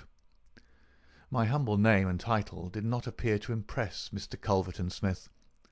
Through the half-open door I heard a high, petulant, penetrating voice. "Who is this person? What does he want?" "Dear me, Staples, how often have I said that I'm not to be disturbed in my hours of study?" There came a gentle flow of soothing explanations from the butler. "Well, I won't see him, Staples. I can't have my work interrupted like this. I am not at home. Say so. Tell him to come in the morning if he really must see me." Again the gentle murmur. "Well, well, give him that message. He can come in the morning or he can stay away. My work must not be hindered." I thought of Holmes, tossing upon his bed of sickness and counting the minutes, perhaps until I could bring help to him. It was not a time to stand upon ceremony. His life depended upon my promptness. Before the apologetic butler had delivered his message, I had pushed past him and was in the room. With a shrill cry of anger, a man rose from a reclining chair beside the fire. I saw a great yellow face, coarse-grained and greasy, with heavy double chin and two sullen, menacing grey eyes which glared at me from under tufted and sandy brows. A high bald head had a small velvet smoking cap poised coquettishly upon one side of its pink curve. The skull was of enormous capacity, and yet as I looked down I saw to my amazement that the figure of the man was small and frail, twisted in the shoulders and back like one who has suffered from rickets in his childhood. "What's this?" he cried in a high screaming voice. "What is the meaning of this intrusion? Didn't I send you word that I would see you tomorrow morning?" "I am sorry," said I, "but the matter cannot be delayed. Mr. Sherlock Holmes—" The mention of my friend's name had an extraordinary effect upon the little man. The look of anger passed in an instant from his face. His features became tense and alert. "Have you come from Mr. Holmes?" he asked. "I've just left him." "What about Holmes? How is he?" "He is desperately ill. That's why I've come." The man motioned me to a chair and turned to resume his own. As he did so, I caught a glimpse of his face in the mirror over the mantelpiece. I could have sworn that it was set in a malicious and abominable smile. Yet I persuaded myself that it must have been some nervous contraction which I had surprised, for he turned to me an instant later with genuine concern upon his features. "I am sorry to hear this," said he. "I only know Mr. Holmes through some business dealings which we've had. But I have every respect for his talents and his character. He's an amateur of crime, as I am of disease. For him, the villain; for me, the microbe. There are my prisons," he continued, pointing to a row of bottles and jars which stood upon a side table. "Among those gelatin cultivations, some of the very worst offenders in the world are now doing time." "It was on account of your special knowledge that Mr. Holmes desired to see you.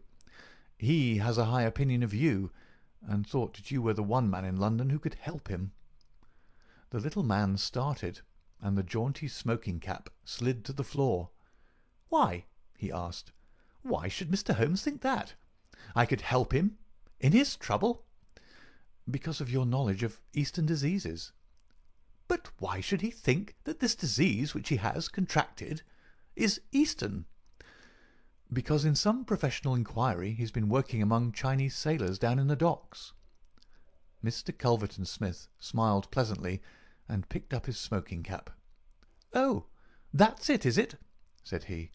"I trust the matter is not so grave as you suppose. How long has he been ill?" "About 3 days." "Is he delirious?" "Occasionally." "Tut, tut! This sounds serious. It would be inhuman not to answer his call. I very much resent any interruption to my work, Dr. Watson, but this case is certainly exceptional. I will come with you at once." I remembered Holmes's injunction. "I have another appointment," said I. "Very good. I will go alone. I have a note of Mr. Holmes's address. You can rely upon my being there within half an hour at most." It was with a sinking heart that I re-entered Holmes's bedroom. For all that I knew, the worst might have happened in my absence. To my enormous relief, he had improved greatly in the interval. His appearance was as ghastly as ever, but all trace of delirium had left him, and he spoke in a feeble voice, it is true, but with even more than his usual crispness and lucidity. "Well, did you see him, Watson?" "Yes, he is coming." "Admirable, Watson, admirable. You are the best of messengers." "He wished to return with me." "That would never do, Watson. That would be obviously impossible. Did he ask what ailed me?" "I told him about the Chinese in the East End." "Exactly. Well, Watson, you've done all that a good friend could. You can now disappear from the scene." "I must wait and hear his opinion, Holmes." "Of course you must. But I have reasons to suppose that this opinion would be very much more frank and valuable if he imagines that we are alone. There is just room behind the head of my bed, Watson." "My dear Holmes!" "I fear there is no alternative, Watson. The room does not lend itself to concealment, which is as well as it is the less likely to arouse suspicion. But just there, Watson, I fancy that it could be done." Suddenly he sat up with a rigid intentness upon his haggard face. "There are the wheels, Watson. Quick, man, if you love me. And don't budge, whatever happens. Whatever happens, do you hear? Don't speak. Don't move. Just listen with all your ears." Then in an instant his sudden access of strength departed, and his masterful, purposeful talk droned away into the low, vague murmurings of a semi-delirious man. From the hiding-place into which I had been so swiftly hustled, I heard the footfalls upon the stair, with the opening and the closing of the bedroom door. Then, to my surprise, there came a long silence, broken only by the heavy breathings and gaspings of the sick man. I could imagine that our visitor was standing by the bedside and looking down at the sufferer. At last that strange hush was broken. "Holmes!" he cried. "Holmes!" in the insistent tone of one who awakens a sleeper. "Can't you hear me, Holmes?" There was a rustling, as if I had shaken the sick man roughly by the shoulder. "Is that you, Mr. Smith?" Holmes whispered. "I hardly dared hope that you would come." The other laughed. "I should imagine not," he said. "And yet, you see, I am here. Coals of fire, Holmes, coals of fire." "It is very good of you, very noble of you. I appreciate your special knowledge." Our visitor sniggered. "You do. You are, fortunately, the only man in London who does. Do you know what is the matter with you?" "The same," said Holmes. "Ah, you recognize the symptoms?" "Only too well." "Well, I shouldn't be surprised, Holmes. I shouldn't be surprised if it were the same. A bad lookout for you it is. Poor Victor was a dead man on the 4th day. A strong, hearty young fellow. It was certainly, as you said, very surprising that he should have contracted an out-of-the-way Asiatic disease in the heart of London. A disease, too, of which I had made such a very special study. Singular coincidence, Holmes. Very smart of you to notice it. but rather uncharitable to suggest that it was cause and effect. I knew that you did it. Oh, you did you? Well, you couldn't prove it anyhow. But what do you think of yourself, spreading reports about me like that, and then crawling to me for help the moment you're in trouble? What sort of a game is that, eh?" I heard the rasping, laboured breathing of the sick man. "Give me the water," he gasped. "You're precious near your end, my friend, but I don't want you to go till I have had a word with you. That's why I give you water. There, don't slop it about. That's right. Can you understand what I say?" Holmes groaned. "Do what you can for me. Let bygones be bygones," he whispered. "I'll put the words out of my head. I swear I will. Only cure me, and I'll forget it." "Forget what?" "Well, about Victor Savage's death. You as good as admitted just now that you had done it. I'll forget it." "You can forget it or remember it, just as you like. I don't see you in the witness box. Ha! Quite another shaped box, my good Holmes, I assure you. It matters nothing to me that you should know how my nephew died. It's not him we're talking about, it's you." Yes. "The fellow who came for me, I've forgotten his name, said that you contracted it down in the East End among the sailors." "I could only account for it so." "You are proud of your brains, Holmes, are you not? Think yourself smart, don't you? You came across someone who is smarter this time. Now cast your mind back, Holmes. Can you think of no other way you could have got this thing?" "I can't think. My mind is gone. For heaven's sake, help me." "Yes, I will help you. I'll help you to understand just where you are and how you got there. I'd like you to know before you die." "Give me something to ease my pain." "Painful, is it? Yes, the coolies used to do some squealing towards the end. Takes you as cramp, I fancy." Yes, it is cramp." "Well, you can hear what I say, anyhow. Listen now. Can you remember any unusual incident in your life just about the time your symptoms began?" No, nothing." "Think again." "I'm too ill to think." "Well, then, I'll help you. Did anything come by post?" "By post?" "A box, by chance?" "I'm fainting. I'm gone." "Listen, Holmes." There was a sound as if he was shaking the dying man, and it was all that I could do to hold myself quiet in my hiding place. "You must hear me. You shall hear me. Do you remember a box? An ivory box. It came on Wednesday. You opened it. Do you remember?" Yes, I opened it.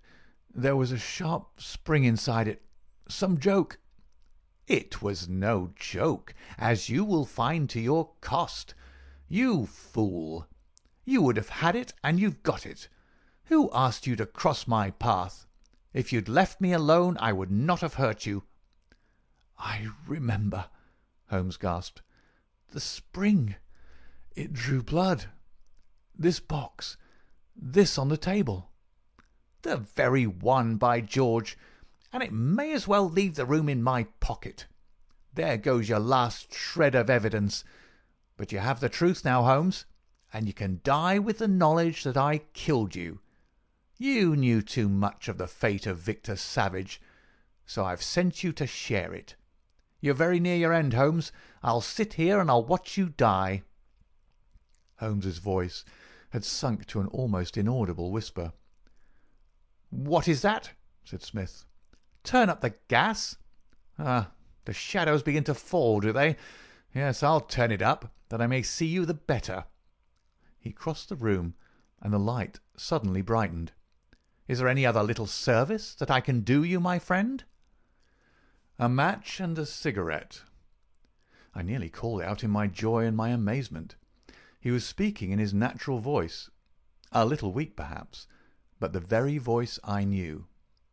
There was a long pause, and I felt that Culverton Smith was standing in silent amazement, looking down at his companion. "What's the meaning of this?" I heard him say at last in a dry, rasping tone. "The best way of successfully acting a part is to be it," said Holmes. "I give you my word that for 3 days I have tasted neither food nor drink until you were good enough to pour me out that glass of water. But it is the tobacco which I find most irksome. Ah, here are some cigarettes." I heard the striking of a match. "That is very much better. Hello! Hello! Do I hear the step of a friend?" There were footfalls outside. The door opened, and Inspector Morton appeared. "All is in order, and this is your man," said Holmes. The officer gave the usual cautions. "I arrest you on the charge of the murder of one Victor Savage," he concluded. "And you might add of the attempted murder of one Sherlock Holmes," remarked my friend with a chuckle. "To save an invalid trouble, Inspector, Mr. Culverton-Smith was good enough to give our signal by turning up the gas. By the way, the prisoner has a small box in the right-hand pocket of his coat which it would be as well to remove. Thank you. I would handle it gingerly if I were you. Put it down here. It may play a part in the trial." There was a sudden rush and a scuffle, followed by the clash of iron and a cry of pain. "You'll only get yourself hurt," said the inspector. "Stand still with you." There was a clicking of the closing handcuffs. "A nice trap!" cried the high, snarling voice. "It'll bring you into the dock, Holmes, not me. He asked me to come here to cure him. I was sorry for him, and I came. Now he will pretend, no doubt, that I have said anything which he may invent, which will corroborate his insane suspicions. You can lie as you like, Mr. Holmes. My word is always as good as yours." "Good heavens!" cried Holmes. "I had totally forgotten him. My dear Watson, I owe you 1,000 apologies. To think that I should have overlooked you. I need not introduce you to Mr. Culverton-Smith, since I understand that you met somewhat earlier in the evening. Have you the cab below? I will follow you when I am dressed, for I may be of some use at the station." "I never needed it more," said Holmes, as he refreshed himself with a glass of claret and some biscuits in the intervals of his toilet. "However, as you know, my habits are irregular, and such a feat means less to me than to most men. It was very essential that I should impress Mrs. Hudson with the reality of my condition, since she was to convey it to you, and you in turn to him. You won't be offended, Watson. You will realize that among your many talents dissimulation finds no place, and that if you had shared my secret you would never have been able to impress Smith with the urgent necessity of his presence, which was the vital point of the whole scheme. Knowing his vindictive nature, I was perfectly certain that he would come to look upon his handiwork. But your appearance, Holmes, your ghastly face!" 3 days of absolute fast does not improve one's beauty, Watson. For the rest, there is nothing which a sponge may not cure. With Vaseline upon one's forehead, belladonna in one's eyes, rouge over the cheekbones, and crusts of beeswax round one's lips, a very satisfying effect can be produced. Malingering is a subject upon which I have sometimes thought of writing a monograph.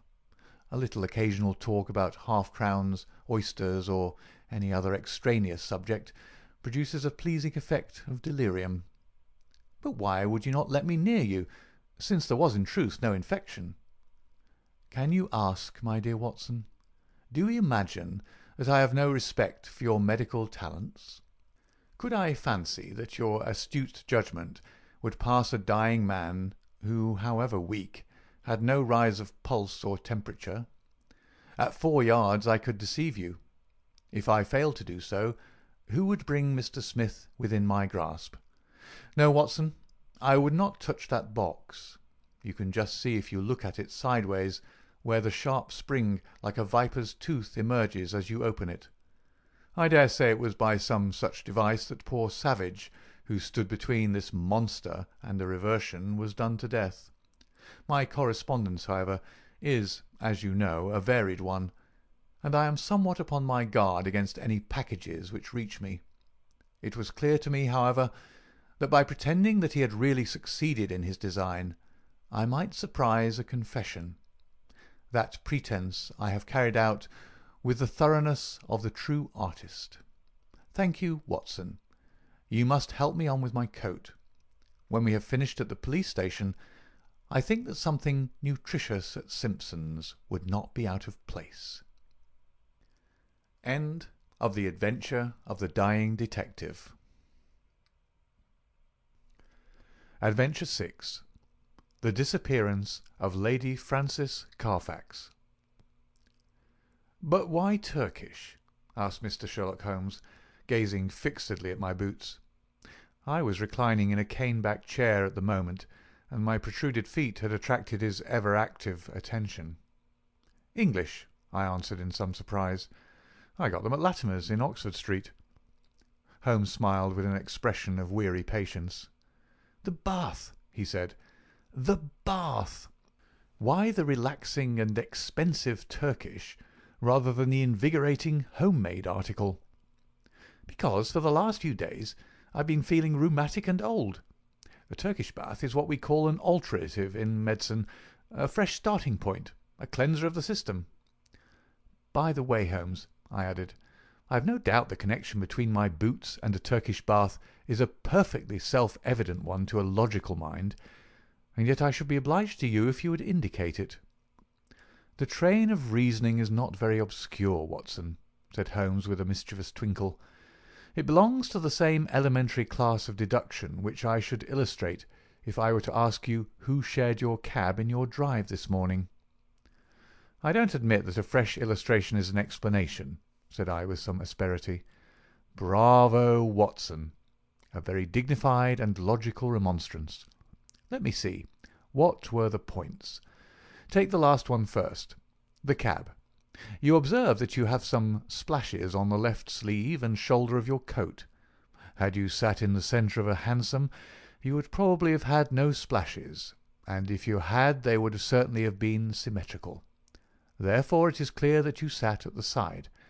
Therefore it is equally clear that you had a companion. That is very evident. Absurdly commonplace, is it not? But the boots and the bath? Equally childish. You are in the habit of doing up your boots in a certain way. I see them on this occasion fastened with an elaborate double bow, which is not your usual method of tying them. You have therefore had them off. Who has tied them? A bootmaker? Or the boy at the bath? It is unlikely that it is the bootmaker, since your boots are nearly new. Well, what remains? The bath. Absurd, is it not? But for all that, the Turkish bath has served a purpose. Well, what is that? You say that you have had it because you need a change. Let me suggest that you take one. How would Lausanne do, my dear Watson? First-class tickets and all expenses paid on a princely scale. Splendid, but why? Holmes leaned back in his armchair and took his notebook from his pocket. "One of the most dangerous classes in the world," said he, "is the drifting and friendless woman. She is the most harmless and often the most useful of mortals. But she is the inevitable inciter of crime in others. She is helpless, she is migratory. She has sufficient means to take her from country to country and from hotel to hotel. She is lost, as often as not, in a maze of obscure pensions and boarding-houses. She is a stray chicken in a world of foxes. Where she is gobbled up, she is hardly missed. I much fear that some evil has come to the Lady Frances Carfax." I was relieved at this sudden descent from the general to the particular. Holmes consulted his notes. "Lady Frances," he continued, "is the sole survivor of the direct family of the late Earl of Rufton. The estates went, as you may remember, in the male line. She was left with limited means, but with some very remarkable old Spanish jewellery of silver and curiously cut diamonds, to which she was fondly attached. Too attached, for she refused to leave them with her banker, and always carried them about with her. A rather pathetic figure, the Lady Francis, a beautiful woman, still in fresh middle age, and yet, by a strange change, the last derelict of what only 20 years ago was a goodly fleet. What has happened to her, then? Ah, what has happened to the Lady Francis? Is she alive or dead? There is our problem. She is a lady of precise habits, and for 4 years it has been her invariable custom to write every second week to Miss Daubeny, her old governess, who has long retired and lives in Camberwell. It is this Miss Daubeny who has consulted me. Nearly 5 weeks have passed without a word. The last letter was from the Hotel National at Lausanne. Lady Francis seems to have left there and given no address. The family are anxious, and as they are exceedingly wealthy, no sum will be spared if we can clear the matter up. Is Miss Daubeny the only source of information? Surely she had other correspondents. There is one correspondent who is a sure draw, Watson. That is the bank. Single ladies must live, and their passbooks are compressed diaries. She banks at Sylvester's. I have glanced over her account. The last cheque but one paid her bill at Lausanne, but it was a large one, and probably left her with cash in hand. Only one cheque has been drawn since. To whom and where? To Miss Marie Devine. There is nothing to show where the cheque was drawn. It was cashed at the Crédit Lyonnais at Montpellier less than 3 weeks ago. The sum was £50. And who is Miss Marie Devine? That also I have been able to discover. Miss Marie Devine was the maid of Lady Francis Carfax. Why she should have paid her this cheque we have not yet determined. I have no doubt, however, that your researches will soon clear the matter up. My researches? Hence the health-giving expedition to Lausanne. You know that I cannot possibly leave London while old Abrahams is in such mortal terror of his life. Besides, on general principles it is best that I should not leave the country. Scotland Yard feels lonely without me, and it causes an unhealthy excitement among the criminal classes. Go then, my dear Watson, and if my humble counsel can ever be valued at so extravagant a rate as 2d a word, it waits your disposal night and day at the end of the continental wire. 2 days later found me at the Hotel National at Lausanne, where I received every courtesy at the hands of M. Mose, the well-known manager. Lady Francis, as he informed me, had stayed there for several weeks. She had been much liked by all who met her. Her age was not more than 40. She was still handsome, and bore every sign of having in her youth been a very lovely woman. M. Mose knew nothing of any valuable jewellery, but it had been remarked by the servants that the heavy trunk in the lady's bedroom was always scrupulously locked. Marie Devine, the maid, was as popular as her mistress. She was actually engaged to one of the head waiters in the hotel, and there was no difficulty in getting her address. It was 11 Rue de Trajan, Montpellier. All this I jotted down, and felt that Holmes himself could not have been more adroit in collecting his facts. Only one corner still remained in the shadow. No light which I possessed could clear up the cause for the lady's sudden departure. She was very happy at Lausanne.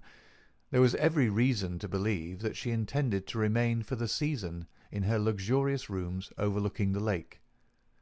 And yet she had left at a single day's notice, which involved her in the useless payment of a week's rent.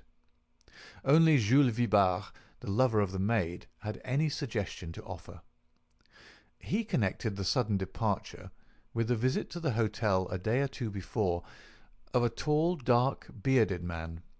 "Un sauvage, un véritable sauvage," cried Jules Vibart. The man had rooms somewhere in the town. He had been seen talking earnestly to Madame on the promenade by the lake. Then he had called. She had refused to see him.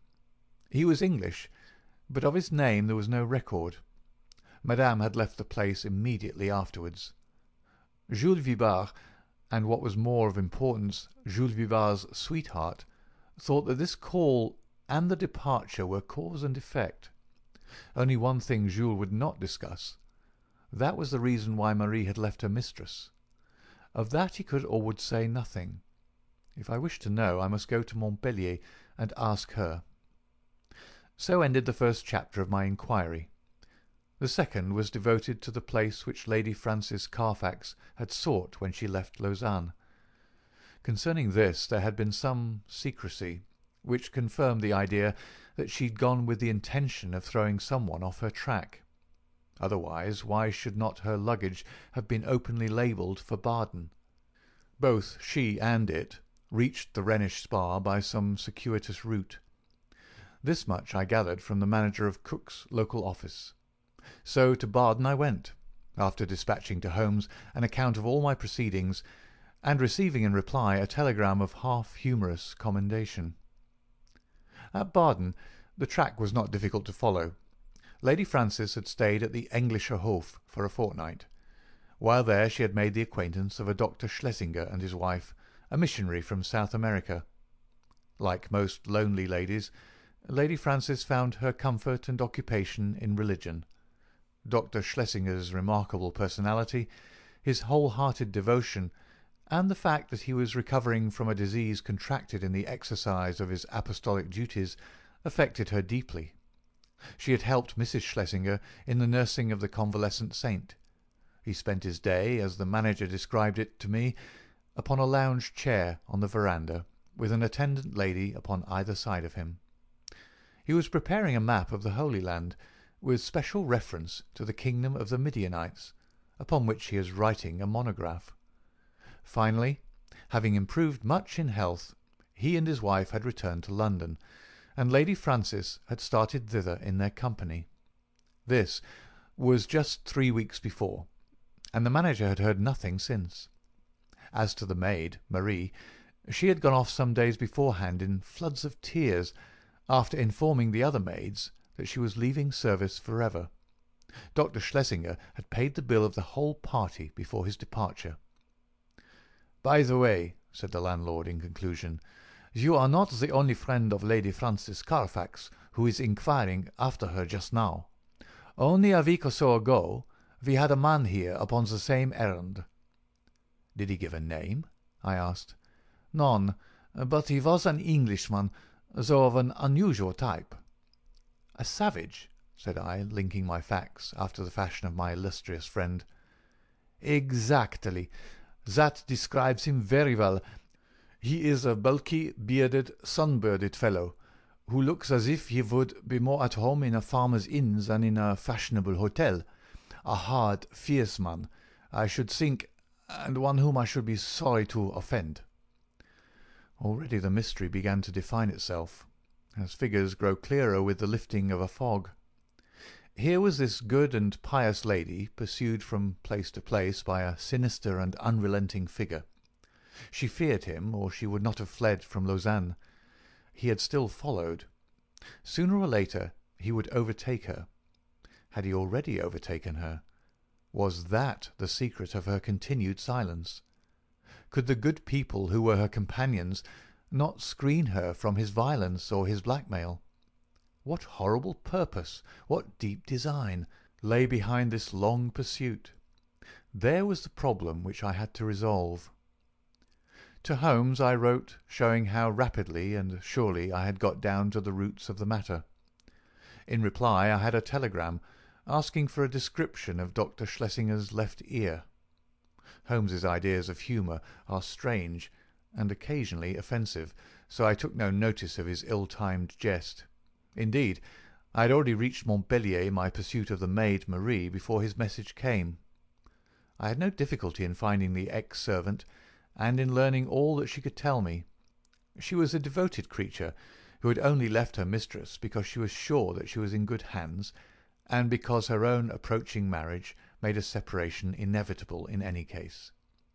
Her mistress had, as she confessed with distress, shown some irritability of temper towards her during their stay in Baden, and had even questioned her once as if she had suspicions of her honesty, and this had made the parting easier than it would otherwise have been.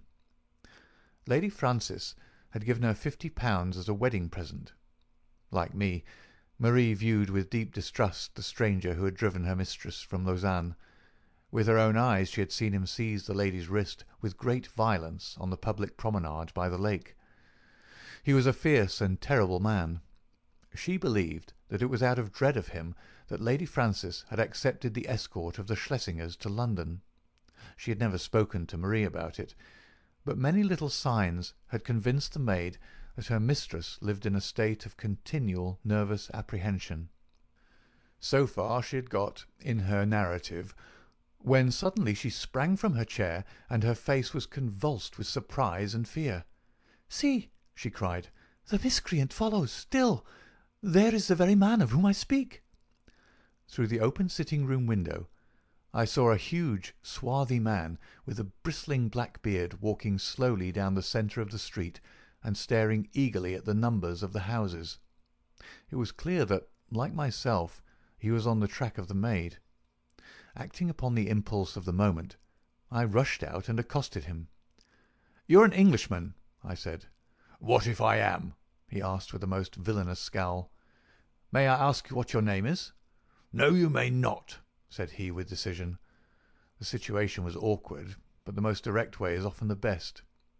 "Where is the Lady Frances Carfax?" I asked. He stared at me with amazement. "What have you done with her? Why have you pursued her? I insist upon an answer," said I. The fellow gave a bellow of anger and sprang upon me like a tiger. I've held my own in many a struggle, but the man had a grip of iron and the fury of a fiend. His hand was on my throat, and my senses were nearly gone before an unshaven French ouvrier in a blue blouse darted out from a cabaret opposite with a cudgel in his hand and struck my assailant a sharp crack over the forearm, which made him leave go his hold. He stood for an instant, fuming with rage, and uncertain whether he should not renew his attack. Then, with a snarl of anger, he left me and entered the cottage from which I had just come. I turned to thank my preserver, who stood beside me in the roadway. "Well, Watson," said he, "a very pretty hash you've made of it. I rather think you'd better come back with me to London by the night express." An hour afterwards, Sherlock Holmes, in his usual garb and style, was seated in my private room at the hotel. His explanation of his sudden and opportune appearance was simplicity itself, for, finding that he could get away from London, he determined to head me off at the next obvious point of my travels. In the disguise of a working man, he had sat in the cabaret waiting for my appearance. "And a singularly consistent investigation you've made, my dear Watson," said he. "I cannot at the moment recall any possible blunder which you have omitted. The total effect of your proceeding has been to give the alarm everywhere and yet to discover nothing." "Perhaps you'd have done no better," I answered bitterly. "There is no perhaps about it. I have done better. Here is the Honourable Philip Green, who is a fellow lodger with you in this hotel, and we may find him the starting point for a more successful investigation." A card had come up on a salver, and it was followed by the same bearded ruffian who had attacked me in the street. He started when he saw me. "What is this, Mr. Holmes?" he asked. "I had your note and I've come. But what has this man to do with the matter?" "This is my old friend and associate, Dr. Watson, who's helping us in this affair." The stranger held out a huge, sunburned hand with a few words of apology. "I hope I didn't harm you. When you accused me of hurting her, I lost my grip of myself. Indeed, I'm not responsible in these days. My nerves are like live wires. But this situation is beyond me. What I want to know in the first place, Mr. Holmes, is how in the world you came to hear of my existence at all." "I am in touch with Miss Daubeny, Lady Frances's governess." "Old Susan Daubeny with the mob cap. I remember her well." "And she remembers you. It was in the days before you found it better to go to South Africa." "Ah, I see you know my whole story. I need hide nothing from you. I swear to you, Mr. Holmes, that there never was in this world a man who loved a woman with a more whole-hearted love than I had for Frances. I was a wild youngster, I know, not worse than others of my class, but her mind was pure as snow. She could not bear a shadow of coarseness. So when she came to hear of things that I'd done, she would have no more to say to me. And yet she loved me. That is the wonder of it. Loved me well enough to remain single all her sainted days, just for my sake alone. When the years had passed, and I'd made my money at Barberton, I thought perhaps I could seek her out and soften her. I'd heard that she was still unmarried. I found her at Lausanne and tried all I knew. She weakened, I think, but her will was strong, and when next I called she had left the town. I traced her to Baden, and then after a time heard that her maid was here. I'm a rough fellow, fresh from a rough life, and when Dr. Watson spoke to me as he did, I lost hold of myself for a moment. But for God's sake tell me what has become of the Lady Frances."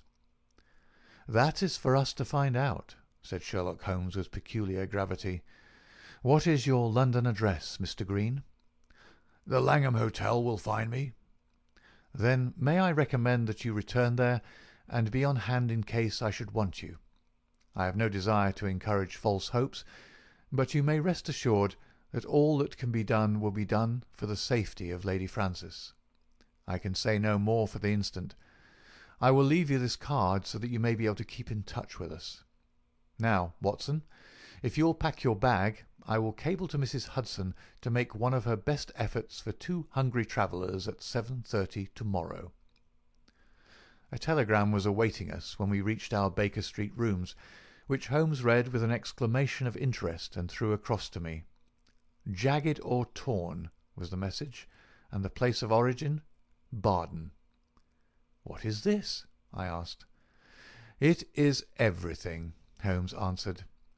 "You may remember my seemingly irrelevant question as to this clerical gentleman's left ear. You did not answer it." "I'd left Baden and could not inquire." "Exactly. For this reason I sent a duplicate to the manager of the Englischer Hof, whose answer lies here." "What does it show?" "It shows, my dear Watson, that we are dealing with an exceptionally astute and dangerous man. The Reverend Dr. Schlesinger, missionary from South America, is none other than Holy Peters, one of the most unscrupulous rascals that Australia has ever evolved, and for a young country it has turned out some very finished types. His particular specialty is the beguiling of lonely ladies by playing upon their religious feelings, and his so-called wife, an Englishwoman named Fraser, is a worthy helpmate. The nature of his tactics suggested his identity to me, and this physical peculiarity (he was badly bitten in a saloon fight at Adelaide in '89) confirmed my suspicion. This poor lady is in the hands of a most infernal couple, who will stick at nothing, Watson. That she is already dead is a very likely supposition. If not, she is undoubtedly in some sort of confinement, and unable to write to Miss Daubeny or her other friends. It is always possible that she never reached London, or that she has passed through it, but the former is improbable, as, with their system of registration, it is not easy for foreigners to play tricks with the continental police, and the latter is also unlikely, as these rogues could not hope to find any other place where it would be as easy to keep a person under restraint. All my instincts tell me that she is in London, but as we have at present no possible means of telling where, we can only take the obvious steps, eat our dinner, and possess our souls in patience. Later in the evening I will stroll down and have a word with friend Lestrade at Scotland Yard. But neither the official police nor Holmes's own small but very efficient organisation sufficed to clear away the mystery. Amid the crowded millions of London, the 3 persons we sought were as completely obliterated as if they had never lived. Advertisements were tried and failed. Clues were followed and led to nothing. Every criminal resort which Schlesinger might frequent was drawn in vain. His old associates were watched, but they kept clear of him. And then suddenly, after a week of helpless suspense, there came a flash of light. A silver and brilliant pendant of old Spanish design had been pawned at Bovington's in Westminster Road. The pawner was a large, clean-shaven man of clerical appearance. His name and address were demonstrably false. The ear had escaped notice, but the description was surely that of Schlesinger. 3 times had our bearded friend from the Langham called for news, the 3rd time within an hour of this fresh development. His clothes were getting looser on his great body. He seemed to be wilting away in his anxiety. "If you'll only give me something to do," was his constant wail. At last Holmes could oblige him. "He has begun to pawn the jewels. We should get him now." "But does this mean that any harm has befallen the Lady Frances?" Holmes shook his head very gravely. "Supposing that they have held her prisoner up to now, it is clear that they cannot let her loose without their own destruction. We must prepare for the worst." "What can I do?" "These people do not know you by sight?" "No." "It is possible that he will go to some other pawnbroker in the future. In that case we must begin again. On the other hand, he has had a fair price and no questions asked, so if he is in need of ready money he will probably come back to Bovington's. I will give you a note to them, and they will let you wait in the shop. If the fellow comes you will follow him home, but no indiscretion, and above all no violence. I put you on your honour that you will take no step without my knowledge and consent." For 2 days the Honourable Philip Green, he was, I may mention, the son of the famous admiral of that name who commanded the Sea of Azov fleet in the Crimean War, brought us no news. On the evening of the 3rd he rushed into our sitting-room, pale, trembling, with every muscle of his powerful frame quivering with excitement. "We have him! We have him!" he cried. He was incoherent in his agitation. Holmes soothed him with a few words and thrust him into an armchair. "Come now, give us the order of events," said he. "She came only an hour ago. It was the wife this time, but the pendant she brought was the fellow of the other. She is a tall, pale woman with ferret eyes." "That is the lady," said Holmes. "She left the office and I followed her. She walked up the Kennington Road and I kept behind her. Presently she went into a shop. Mr. Holmes, it was an undertaker's." My companion started. "Well?" he asked in that vibrant voice which told of the fiery soul behind the cold grey face. "She was talking to the woman behind the counter. I enters as well. 'It is late,' I heard her say, or words to that effect. The woman was excusing herself. 'It should be there before now,' she answered. 'It took longer, being out of the ordinary.' They both stopped and looked at me. So I asked some questions and then left the shop." "You did excellently well. What happened next?" "The woman came out, but I had hid myself in a doorway. Her suspicions had been aroused, I think, for she looked round her. Then she called a cab and got in. I was lucky enough to get another and so to follow her. She got down at last at number 36 Pulteney Square, Brixton. I drove past, left my cab at the corner of the square and watched the house." "Did you see anyone?" "The windows were all in darkness, save one on the lower floor. The blind was down and I could not see in. I was standing there wondering what I should do next, when a covered van drove up with 2 men in it. They descended, took something out of the van and carried it up the steps to the hall door. Mr. Holmes, it was a coffin." "Ah." "For an instant I was on the point of rushing in. The door had been opened to admit the men and their burden. It was the woman who'd opened it, but as I stood there she caught a glimpse of me, and I think she recognized me. I saw her start, and she hastily closed the door. I remembered my promise to you, and here I am." "You have done excellent work," said Holmes, scribbling a few words upon a half-sheet of paper. "We can do nothing legal without a warrant, and you can serve the cause best by taking this note down to the authorities and getting one. There may be some difficulty, but I should think that the sale of the jewellery should be sufficient. Lestrade will see to all details." "But they may murder her in the meanwhile. What could the coffin mean? And for whom could it be but for her? We will do all that we can, Mr. Green. Not a moment will be lost. Leave it in our hands. Now, Watson," he added as our client hurried away, "he will set the regular forces on the move. We are, as usual, the irregulars, and we must take our own line of action. The situation strikes me as so desperate that the most extreme measures are justified. Not a moment is to be lost in getting to Pulteney Square." "Let us try to reconstruct the situation," said he as we drove swiftly past the Houses of Parliament and over Westminster Bridge. "These villains have coaxed this unhappy lady to London, after first alienating her from her faithful maid. If she has written any letters, they have been intercepted. Through some confederate, they have engaged a furnished house. Once inside it, they have made her a prisoner, and they have become possessed of the valuable jewellery which had been their object from the first. Already they have begun to sell part of it, which seems safe enough to them, since they have no reason to think that anyone is interested in the lady's fate. When she is released, she will, of course, denounce them. Therefore she must not be released. But they cannot keep her under lock and key forever, so murder is their only solution. That seems clear. Now we will take another line of reasoning.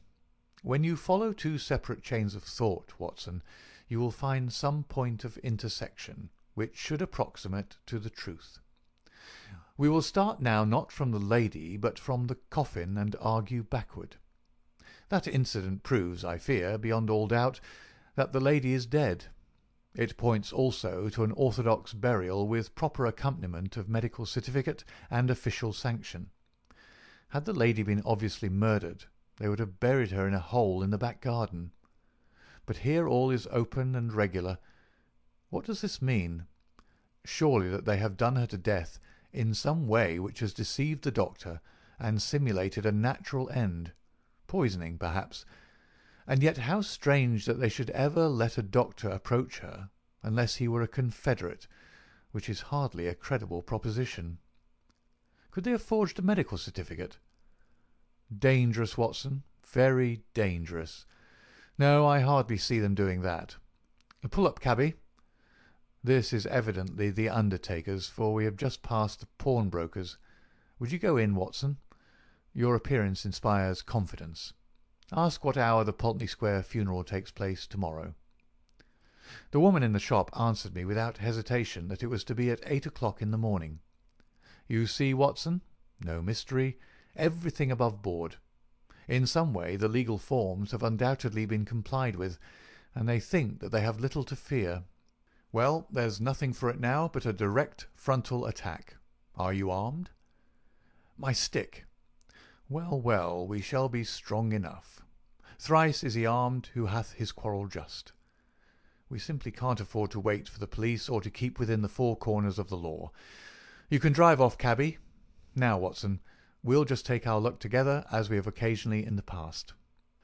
He had rung loudly at the door of a great dark house in the centre of Pulteney Square. It was opened immediately, and the figure of a tall woman was outlined against the dim-lit hall. "Well, what do you want?" she asked sharply, peering at us through the darkness. "I want to speak to Dr. Schlesinger," said Holmes. "There's no such person here," she answered, and tried to close the door, but Holmes had jammed it with his foot. "Well, I want to see the man who lives here, whatever he may call himself," said Holmes firmly. She hesitated. Then she threw open the door. "Well, come in," she said. "My husband is not afraid to face any man in the world." She closed the door behind us and showed us into a sitting-room on the right side of the hall, turning up the gas as she left us. "Mr. Peters will be with you in an instant," she said. Her words were literally true, for we had hardly time to look round the dusty and moth-eaten apartment in which we found ourselves before the door opened and a big, clean-shaven, bald-headed man stepped lightly into the room. He had a large red face, with pendulous cheeks, and a general air of superficial benevolence which was marred by a cruel, vicious mouth. "There is surely some mistake here, gentlemen," he said in an unctuous, made-everything-easy voice. I fancy that you have been misdirected. Possibly if you tried farther down the street." "That will do. We have no time to waste," said my companion firmly. "You are Henry Peters of Adelaide, late the Reverend Dr. Schlesinger of Baden and South America. I am as sure of that as that my own name is Sherlock Holmes." Peters, as I will now call him, started and stared hard at his formidable pursuer. "I guess your name does not frighten me, Mr. Holmes," said he coolly. "When a man's conscience is easy you can't rattle him. What is your business in my house?" "I want to know what you've done with the Lady Frances Carfax, whom you brought away with you from Baden." "I'd be very glad if you could tell me where that lady may be," Peters answered coolly. "I've a bill against her for nearly £100, and nothing to show for it but a couple of trumpery pendants that the dealer would hardly look at. She attached herself to Mrs. Peters and me at Baden. It is a fact that I was using another name at the time, and she stuck on to us until we came to London. I paid her bill and her ticket. Once in London she gave us the slip, and, as I say, left these out-of-date jewels to pay her bills. You find her, Mr. Holmes, and I'm your debtor." "I mean to find her," said Sherlock Holmes. "I'm going through this house till I do find her. Where is your warrant?" Holmes half drew a revolver from his pocket. "This will have to serve till a better one comes." "Why, you're a common burglar." "So you might describe me," said Holmes cheerfully. "My companion is also a dangerous ruffian, and together we're going through your house." Our opponent opened the door. "Fetch a policeman, Annie," said he. There was a whisk of feminine skirts down the passage, and the hall door was opened and shut. "Our time is limited, Watson," said Holmes. "If you try to stop us, Peters, you'll most certainly get hurt. Where is that coffin which was brought into the house?" "What do you want with the coffin? It is in use. There is a body in it." "I must see the body." "Never with my consent." "Then without it." With a quick movement, Holmes pushed the fellow to one side and passed into the hall. A door half open stood immediately before us. We entered. It was the dining room. On the table, under a half-lit chandelier, the coffin was lying. Holmes turned up the gas and raised the lid. Deep down in the recesses of the coffin lay an emaciated figure. The glare from the lights above beat down upon an aged and withered face. By no possible process of cruelty, starvation, or disease could this worn-out wreck be the still beautiful Lady Frances. Holmes's face showed his amazement, and also his relief. "Thank God," he muttered. "It's someone else." "Ah, you've blundered badly for once, Mr. Sherlock Holmes," said Peters, who had followed us into the room. "Who is the dead woman?" "Well, if you really must know, she is an old nurse of my wife's, Rose Spender by name, whom we found in the Brixton Workhouse Infirmary. We brought her round here, called in Dr. Horsam of 13 Furbank Villas, mind you take the address, Mr. Holmes, and had her carefully tended, as Christian folk should. On the third day she died. Certificate says senile decay, but that's only the doctor's opinion, and of course you know better. We ordered her funeral to be carried out by Stimson and Co. of the Kennington Road, who will bury her at 8 o'clock tomorrow morning. Can you pick any hole in that, Mr. Holmes? You've made a silly blunder, and you may as well own up to it. I'd give something for a photograph of your gaping, staring face when you pulled aside that lid expecting to see the Lady Frances Carfax, and only found a poor old woman of 90. Holmes's expression was as impassive as ever under the jeers of his antagonist, but his clenched hands betrayed his acute annoyance. "I am going through your house," said he. "Are you, though?" cried Peters, as a woman's voice and heavy steps sounded in the passage. "We'll soon see about that. This way, officers, if you please. These men have forced their way into my house, and I cannot get rid of them. Help me to put them out." A sergeant and a constable stood in the doorway. Holmes drew his card from his case. "This is my name and address. This is my friend, Dr. Watson." "Bless you, sir, we know you very well," said the sergeant. "But you can't stay here without a warrant." "Of course not. I quite understand that." "Arrest him!" cried Peters. "We know where to lay our hands on this gentleman if he's wanted," said the sergeant majestically. "But you'll have to go, Mr. Holmes." "Yes, Watson, we shall have to go." A minute later we were in the street once more. Holmes was as cool as ever, but I was hot with anger and humiliation. The sergeant had followed us. "Sorry, Mr. Holmes, but that's the law." "Exactly, Sergeant. You could not do otherwise." "I expect there was good reason for your presence there. If there's anything I can do—" "It's a missing lady, Sergeant, and we think she is in that house. I expect a warrant presently." "Then I'll keep my eye on the parties, Mr. Holmes. If anything comes along, I'll surely let you know." It was only 9 o'clock, and we were off full cry upon the trail at once. First we drove to Brixton Workhouse Infirmary, where we found that it was indeed the truth that a charitable couple had called some days before, that they had claimed an imbecile old woman as a former servant, and that they had obtained permission to take her away with them. No surprise was expressed at the news that she had since died. The doctor was our next goal. He'd been called in, had found the woman dying of pure senility, had actually seen her pass away, and had signed the certificate in due form. "I assure you that everything was perfectly normal, and that there was no room for foul play in the matter," said he. Nothing in the house had struck him as suspicious, save that for people of their class it was remarkable that they should have no servant. So far and no further went the doctor. Finally we found our way to Scotland Yard.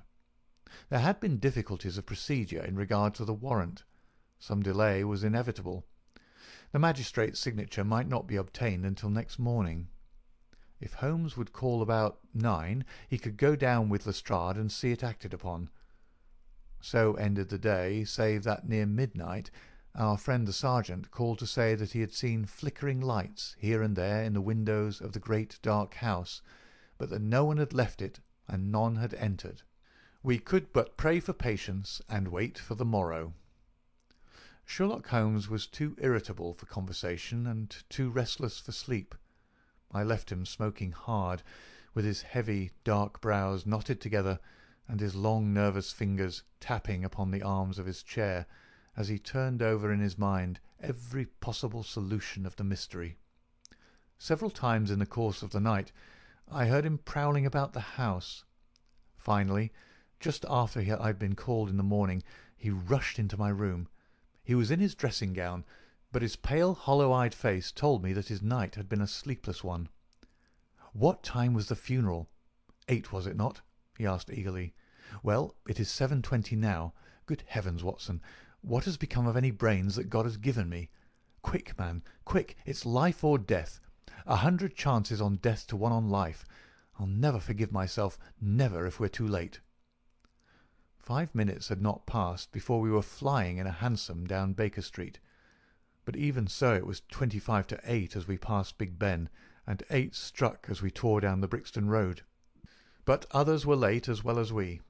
10 minutes after the hour, the hearse was still standing at the door of the house, and even as our foaming horse came to a halt, the coffin, supported by 3 men, appeared on the threshold. Holmes darted forward and barred their way. "Take it back!" he cried, laying his hand on the breast of the foremost. "Take it back this instant!" "What the devil do you mean?" "Once again I ask you, where's your warrant?"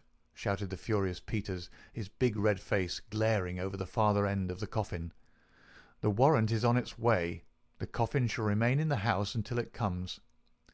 The authority in Holmes's voice had its effect upon the bearers. Peters had suddenly vanished into the house, and they obeyed these new orders. "Quick, Watson, quick! Here is a screwdriver," he shouted as the coffin was replaced upon the table. "Here's one for you, my man. A sovereign if the lid comes off in a minute. Ask no questions. Work away. That's good. Another, and another. Now pull all together. It's giving. It's giving. Ah, that does it at last." With a united effort we tore off the coffin lid. As we did so, there came from the inside a stupefying and overpowering smell of chloroform. A body lay within, its head all wreathed in cotton wool, which had been soaked in the narcotic. Holmes plucked it off and disclosed the statuesque face of a handsome and spiritual woman of middle age. In an instant he had passed his arm round the figure and raised her to a sitting position. "Is she gone, Watson? Is there a spark left? Surely we're not too late?" For half an hour it seemed that we were. What with actual suffocation, and what with the poisonous fumes of the chloroform, the Lady Frances seemed to have passed the last point of recall, and then, at last, with artificial respiration, with injected ether, and with every device that science could suggest, some flutter of life, some quiver of the eyelids, some dimming of a mirror spoke of the slowly returning life. A cab had driven up, and Holmes, parting the blind, looked out at it. "Here is Lestrade with his warrant," said he. "He will find that his birds have flown, and here," he added, as a heavy step hurried along the passage, "is someone who has a better right to nurse this lady than we have. Good morning, Mr. Green. I think that the sooner we can move the Lady Frances the better. Meanwhile the funeral may proceed, and the poor old woman who still lies in that coffin may go to her last resting place alone." "Should you care to add the case to your annals, my dear Watson?" said Holmes that evening. "It can only be as an example of that temporary eclipse to which even the best balanced mind may be exposed. Such slips are common to all mortals, and the greatest is he who can recognize and repair them. To this modified credit I may perhaps make some claim. My night was haunted by the thought that somewhere a clue, a strange sentence, a curious observation had come under my notice and had been too easily dismissed. Then suddenly, in the grey of the morning, the words came back to me. It was the remark of the undertaker's wife, as reported by Philip Green. She had said, "It should be there before now. It took longer, being out of the ordinary." It was the coffin of which she spoke. It had been out of the ordinary. That could only mean that it had been made to some special measurement. But why? Why? Then, in an instant, I remembered the deep sides and the little wasted figure at the bottom. Why so large a coffin for so small a body? To leave room for another body. Both would be buried under the one certificate. It had all been so clear. If only my own sight had not been dimmed. At 8 the Lady Frances would be buried. Our one chance was to stop the coffin before it left the house.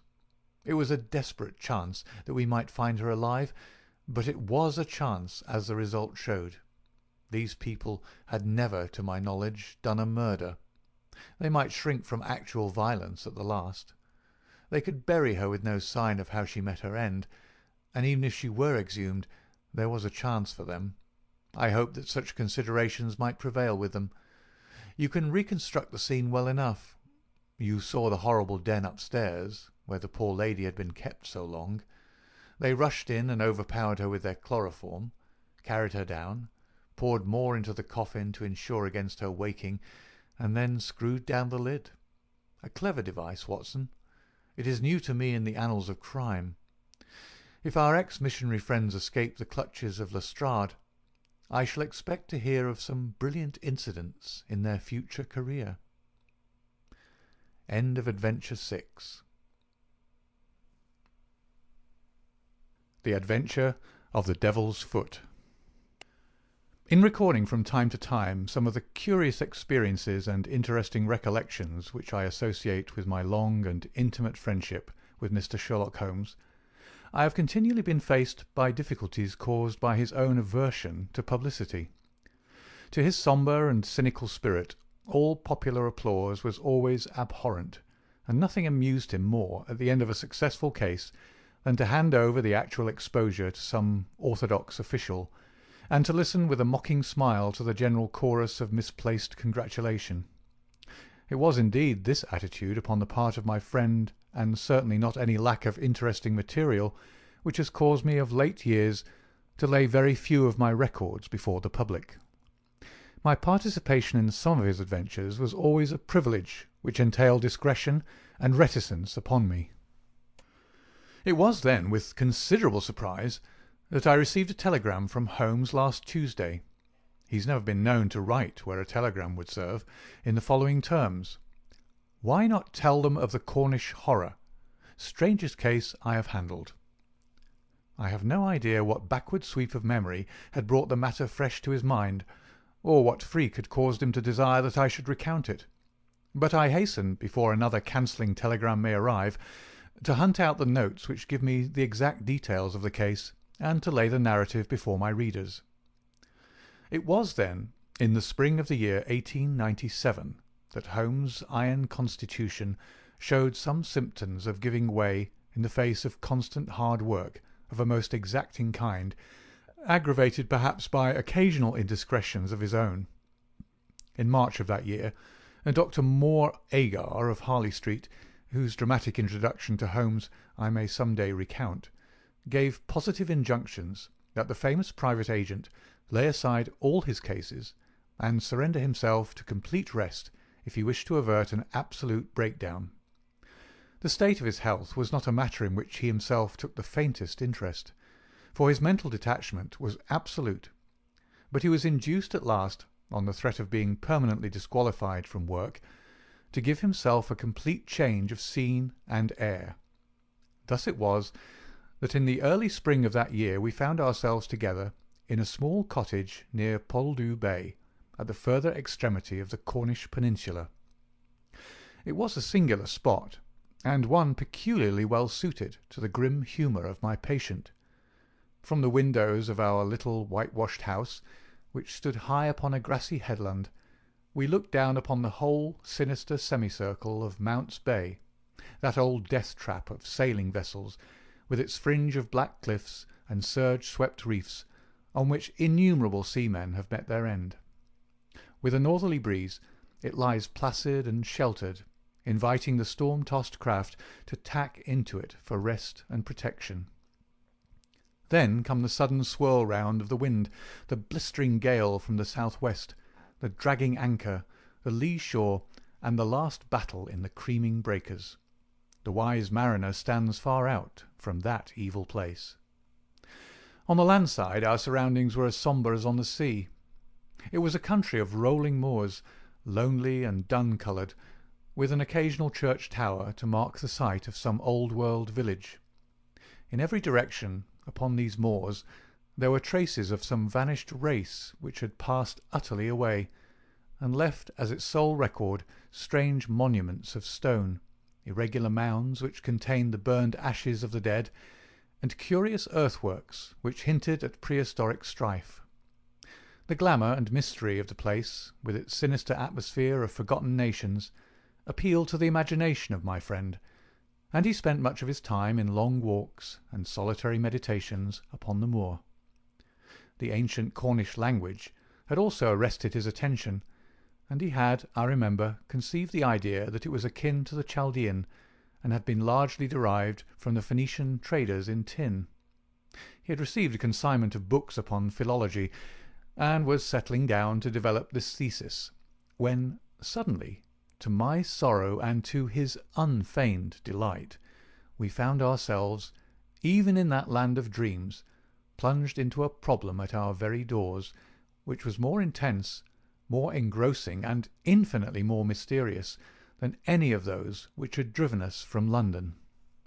Our simple life and peaceful, healthy routine were violently interrupted, and we were precipitated into the midst of a series of events which caused the utmost excitement, not only in Cornwall, but throughout the whole west of England. Many of my readers may retain some recollection of what was called at the time the Cornish horror, though a most imperfect account of the matter reached the London press. Now, after 13 years, I will give the true details of this inconceivable affair to the public. I have said that scattered towers marked the villages which dotted this part of Cornwall. The nearest of these was the hamlet of Tredannick Wallace, where the cottages of a couple of hundred inhabitants clustered round an ancient moss-grown church. The vicar of the parish, Mr. Roundhay, was something of an archaeologist, and as such Holmes had made his acquaintance.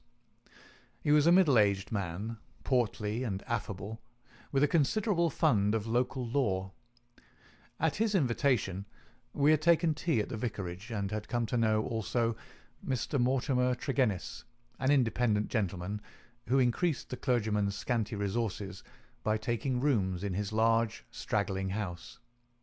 The vicar, being a bachelor, was glad to come to such an arrangement, though he had little in common with his lodger, who was a thin, dark, spectacled man, with a stoop which gave the impression of actual physical deformity. I remember that during our short visit we found the vicar garrulous, but his lodger strangely reticent, a sad-faced, introspective man, sitting with averted eyes, brooding apparently upon his own affairs.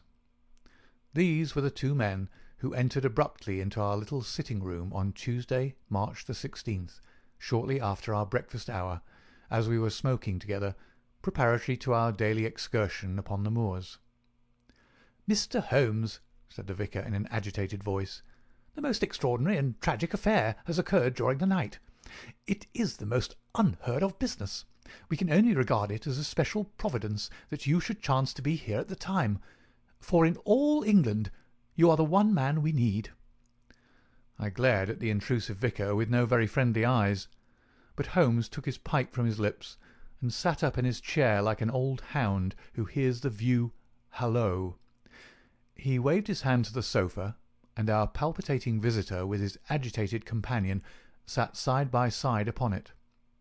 Mr. Mortimer Tregennis was more self-contained than the clergyman, but the twitching of his thin hands and the brightness of his dark eyes showed that they shared a common emotion. "Shall I speak or you?" he asked of the vicar. "Well, as you seem to have made the discovery, whatever it may be, and the vicar to have had it second-hand, perhaps you'd better do the speaking," said Holmes.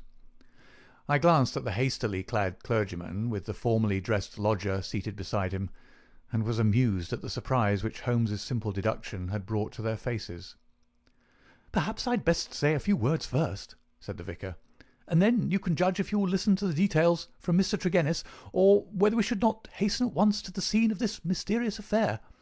I may explain, then, that our friend here spent last evening in the company of his two brothers, Owen and George, and of his sister Brenda, at their house of Tredannick Wather, which is near the old stone across upon the moor. He left them shortly after 10 o'clock, playing cards round the dining-room table, in excellent health and spirits. This morning, being an early riser, he walked in that direction before breakfast, and was overtaken by the carriage of Dr. Richards, who explained that he had just been sent for on a most urgent call to Tredannick Wather.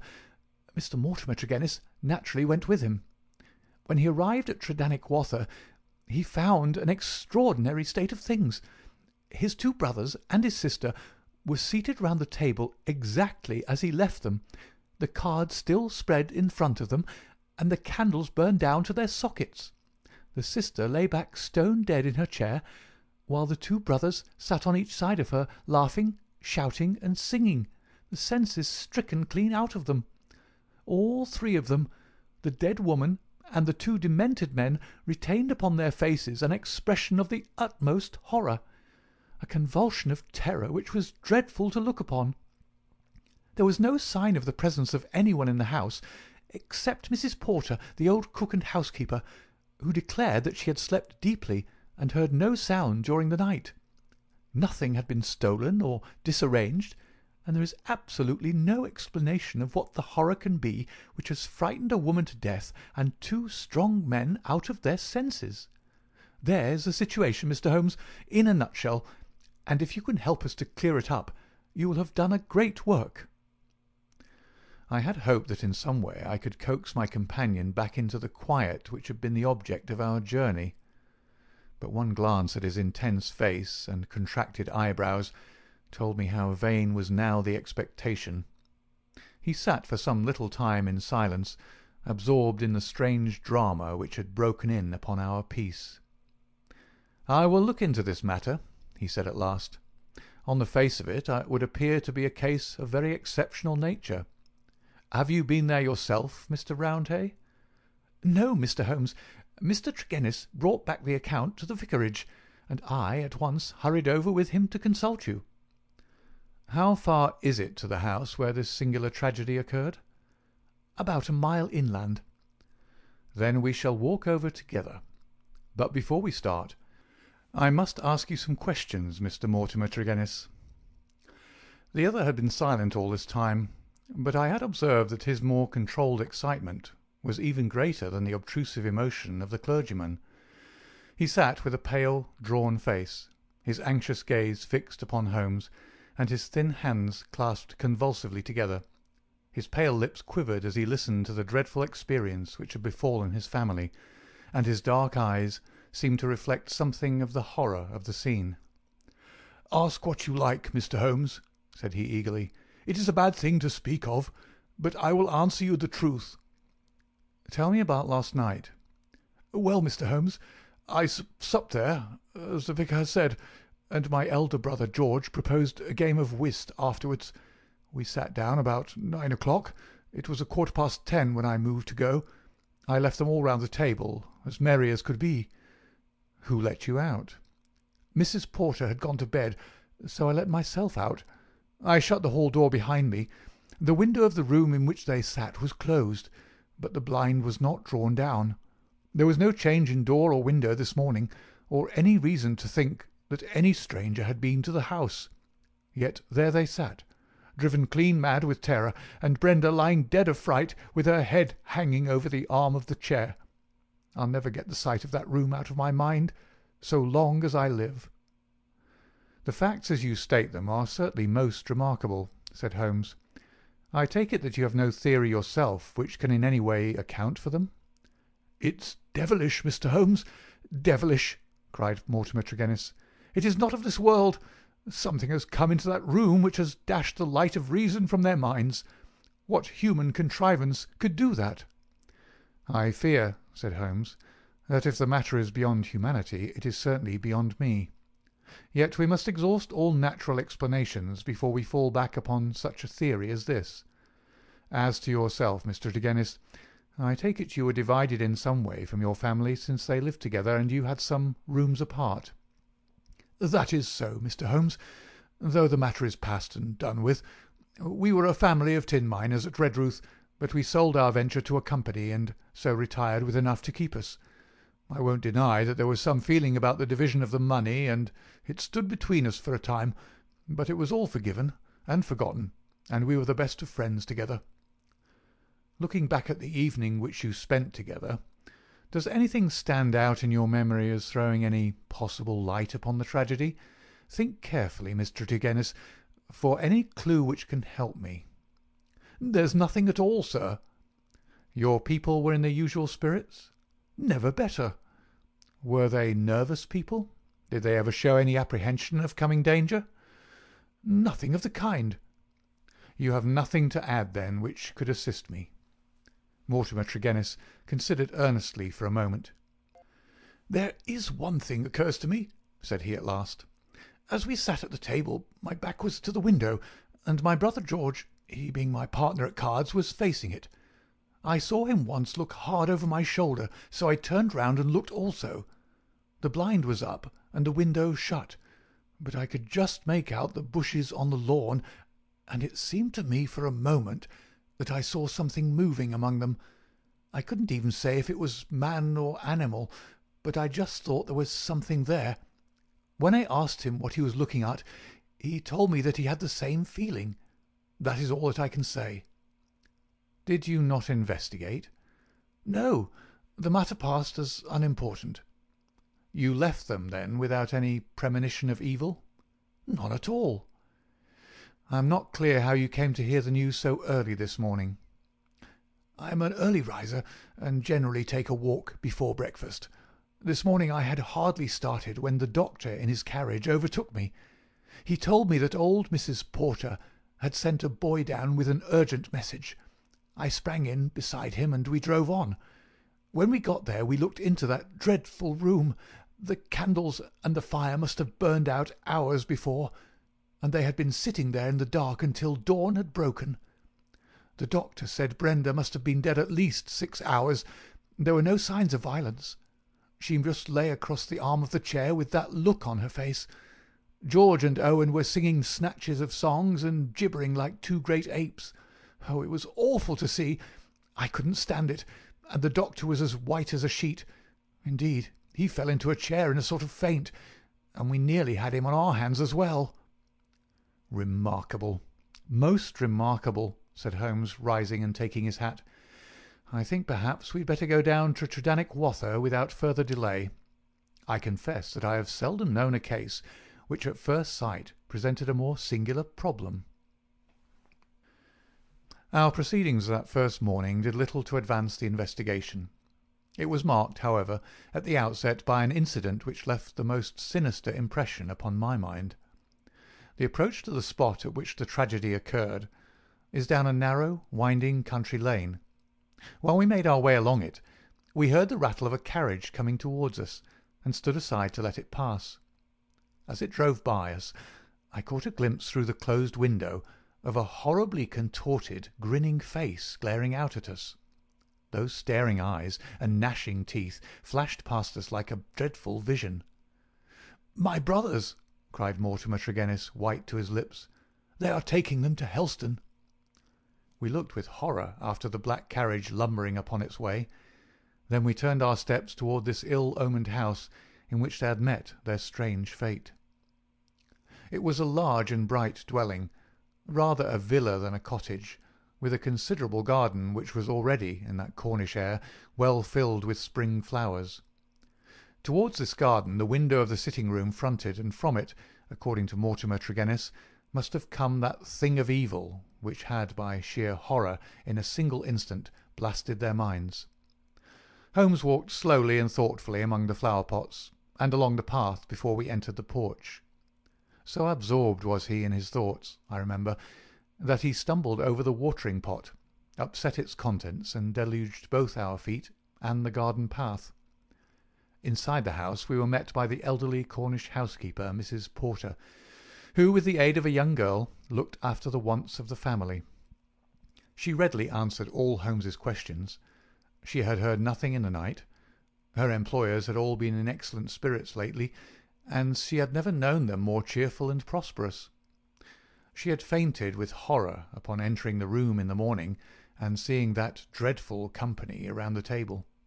She had, when she recovered, thrown open the window to let the morning air in, and had run down to the lane, when she sent a farm lad for the doctor. The lady was on her bed upstairs if we cared to see her. It took 4 strong men to get the brothers into the asylum carriage. She would not herself stay in the house another day, and was starting that very afternoon to rejoin her family at St. Ives. We ascended the stairs and viewed the body. Miss Brenda Tregennis had been a very beautiful girl, though now verging upon middle age. Her dark, clear-cut face was handsome even in death, but there still lingered upon it something of that convulsion of horror which had been her last human emotion. From her bedroom we descended to the sitting-room, where this strange tragedy had actually occurred. The charred ashes of the overnight fire lay in the grate. On the table were the 4 guttered and burned-out candles, with the cards scattered over its surface. The chairs had been moved back against the walls, but all else was as it had been the night before. Holmes paced with light, swift steps about the room. He sat in the various chairs, drawing them up and reconstructing their positions. He tested how much of the garden was visible.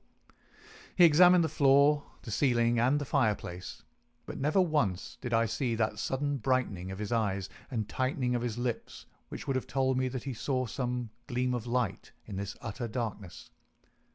"Why a fire?" he asked once. "Have they always a fire in this small room on a spring evening?"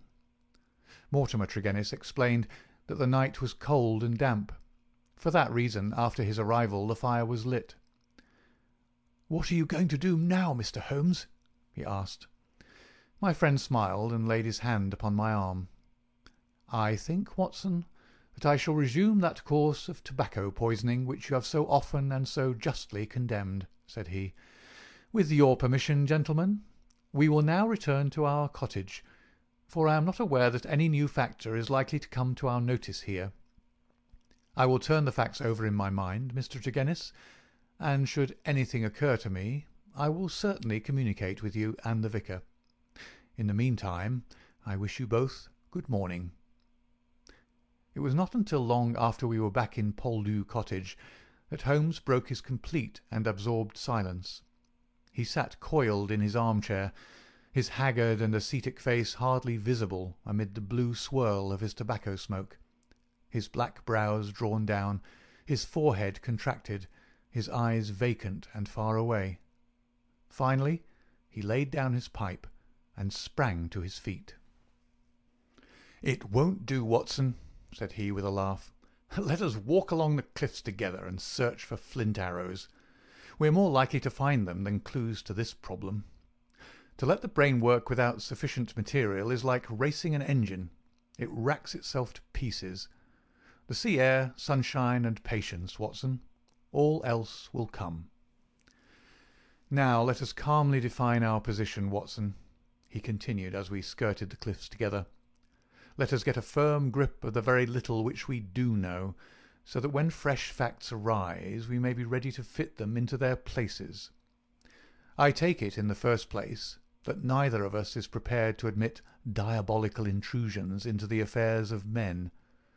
Let us begin by ruling that entirely out of our minds. Very good. There remain 3 persons who have been grievously stricken by some conscious or unconscious human agency. That is firm ground. Now, when did this occur? Evidently, assuming his narrative to be true, it was immediately after Mr. Mortimer Tregennis had left the room. That is a very important point. The presumption is that it was within a few minutes afterwards. The cards still lay upon the table. It was already past their usual hour for bed, yet they had not changed their position or pushed back their chairs. I repeat, then, that the occurrence was immediately after his departure, and not later than 11 o'clock last night. Our next obvious step is to check, so far as we can, the movements of Mortimer Tregennis after he left the room. In this there is no difficulty, and they seem to be above suspicion. Knowing my methods as you do, you were, of course, conscious of the somewhat clumsy water-pot expedient by which I obtained a clearer impress of his foot than might otherwise have been possible. The wet, sandy path took it admirably. Last night was also wet, you will remember, and it was not difficult, having obtained a sample print, to pick out his track among others and to follow his movements. He appears to have walked away swiftly in the direction of the vicarage. If, then, Mortimer Tregennis disappeared from the scene, and yet some outside person affected the card-players, how can we reconstruct that person, and how was such an impression of horror conveyed? Mrs. Porter may be eliminated. She is evidently harmless. Is there any evidence that someone crept up to the garden window and in some manner produced so terrific an effect that he drove those who saw it out of their senses? The only suggestion in this direction comes from Mortimer Tregennis himself, who says that his brother spoke about some movement in the garden. That is certainly remarkable, as the night was rainy, cloudy, and dark. Anyone who had the design to alarm these people would be compelled to place his very face against the glass before he could be seen. There is a 3-foot flower border outside this window, but no indication of a footmark. It is difficult to imagine, then, how an outsider could have made so terrible an impression upon the company, nor have we found any possible motive for so strange and elaborate an attempt. You perceive our difficulties, Watson. "They are only too clear," I answered with conviction. "And yet with a little more material we may prove that they are not insurmountable," said Holmes. "I fancy that among your extensive archives, Watson, you may find some which were nearly as obscure. Meanwhile we shall put the case aside until more accurate data are available, and devote the rest of our morning to the pursuit of Neolithic man." I may have commented upon my friend's power of mental detachment, but never have I wondered at it more than upon that spring morning in Cornwall, when for 2 hours he discoursed upon celts, arrowheads, and shards, as lightly as if no sinister mystery were waiting for his solution. It was not until we had returned in the afternoon to our cottage that we found a visitor awaiting us, who soon brought our minds back to the matter in hand. Neither of us needed to be told who that visitor was. The huge body, the craggy and deeply seamed face with the fierce eyes and hawk-like nose, the grizzled hair which nearly brushed our cottage ceiling, the beard, golden at the fringes and white near the lips save for the nicotine stain from his perpetual cigar, all these were as well known in London as in Africa, and could only be associated with the tremendous personality of Dr. Leon Sterndale, the great lion hunter and explorer. We had heard of his presence in the district, and had once or twice caught sight of his tall figure upon the moorland paths. He made no advances to us, however, nor would we have dreamed of doing so to him, as it was well known that it was his love of seclusion which caused him to spend the greater part of the intervals between his journeys in a small bungalow buried in the lonely wood of Beauchamp-Ariens. Here, amid his books and his maps, he lived an absolutely lonely life, attending to his own simple wants and paying little apparent heed to the affairs of his neighbours. It was a surprise to me, therefore, to hear him asking Holmes in an eager voice whether he had made any advance in his reconstruction of this mysterious episode. "The county police are utterly at fault," said he, "but perhaps your wider experience has suggested some conceivable explanation.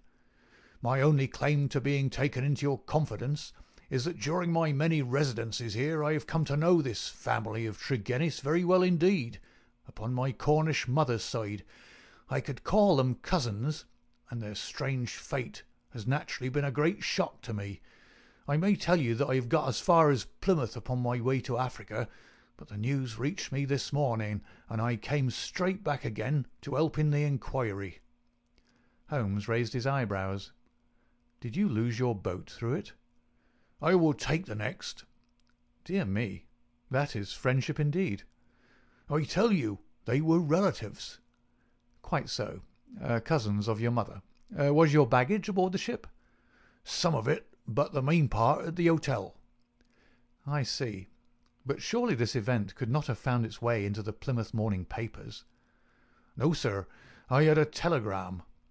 "Might I ask from whom?" A shadow passed over the gaunt face of the explorer. "You are very inquisitive, Mr. Holmes." "It is my business."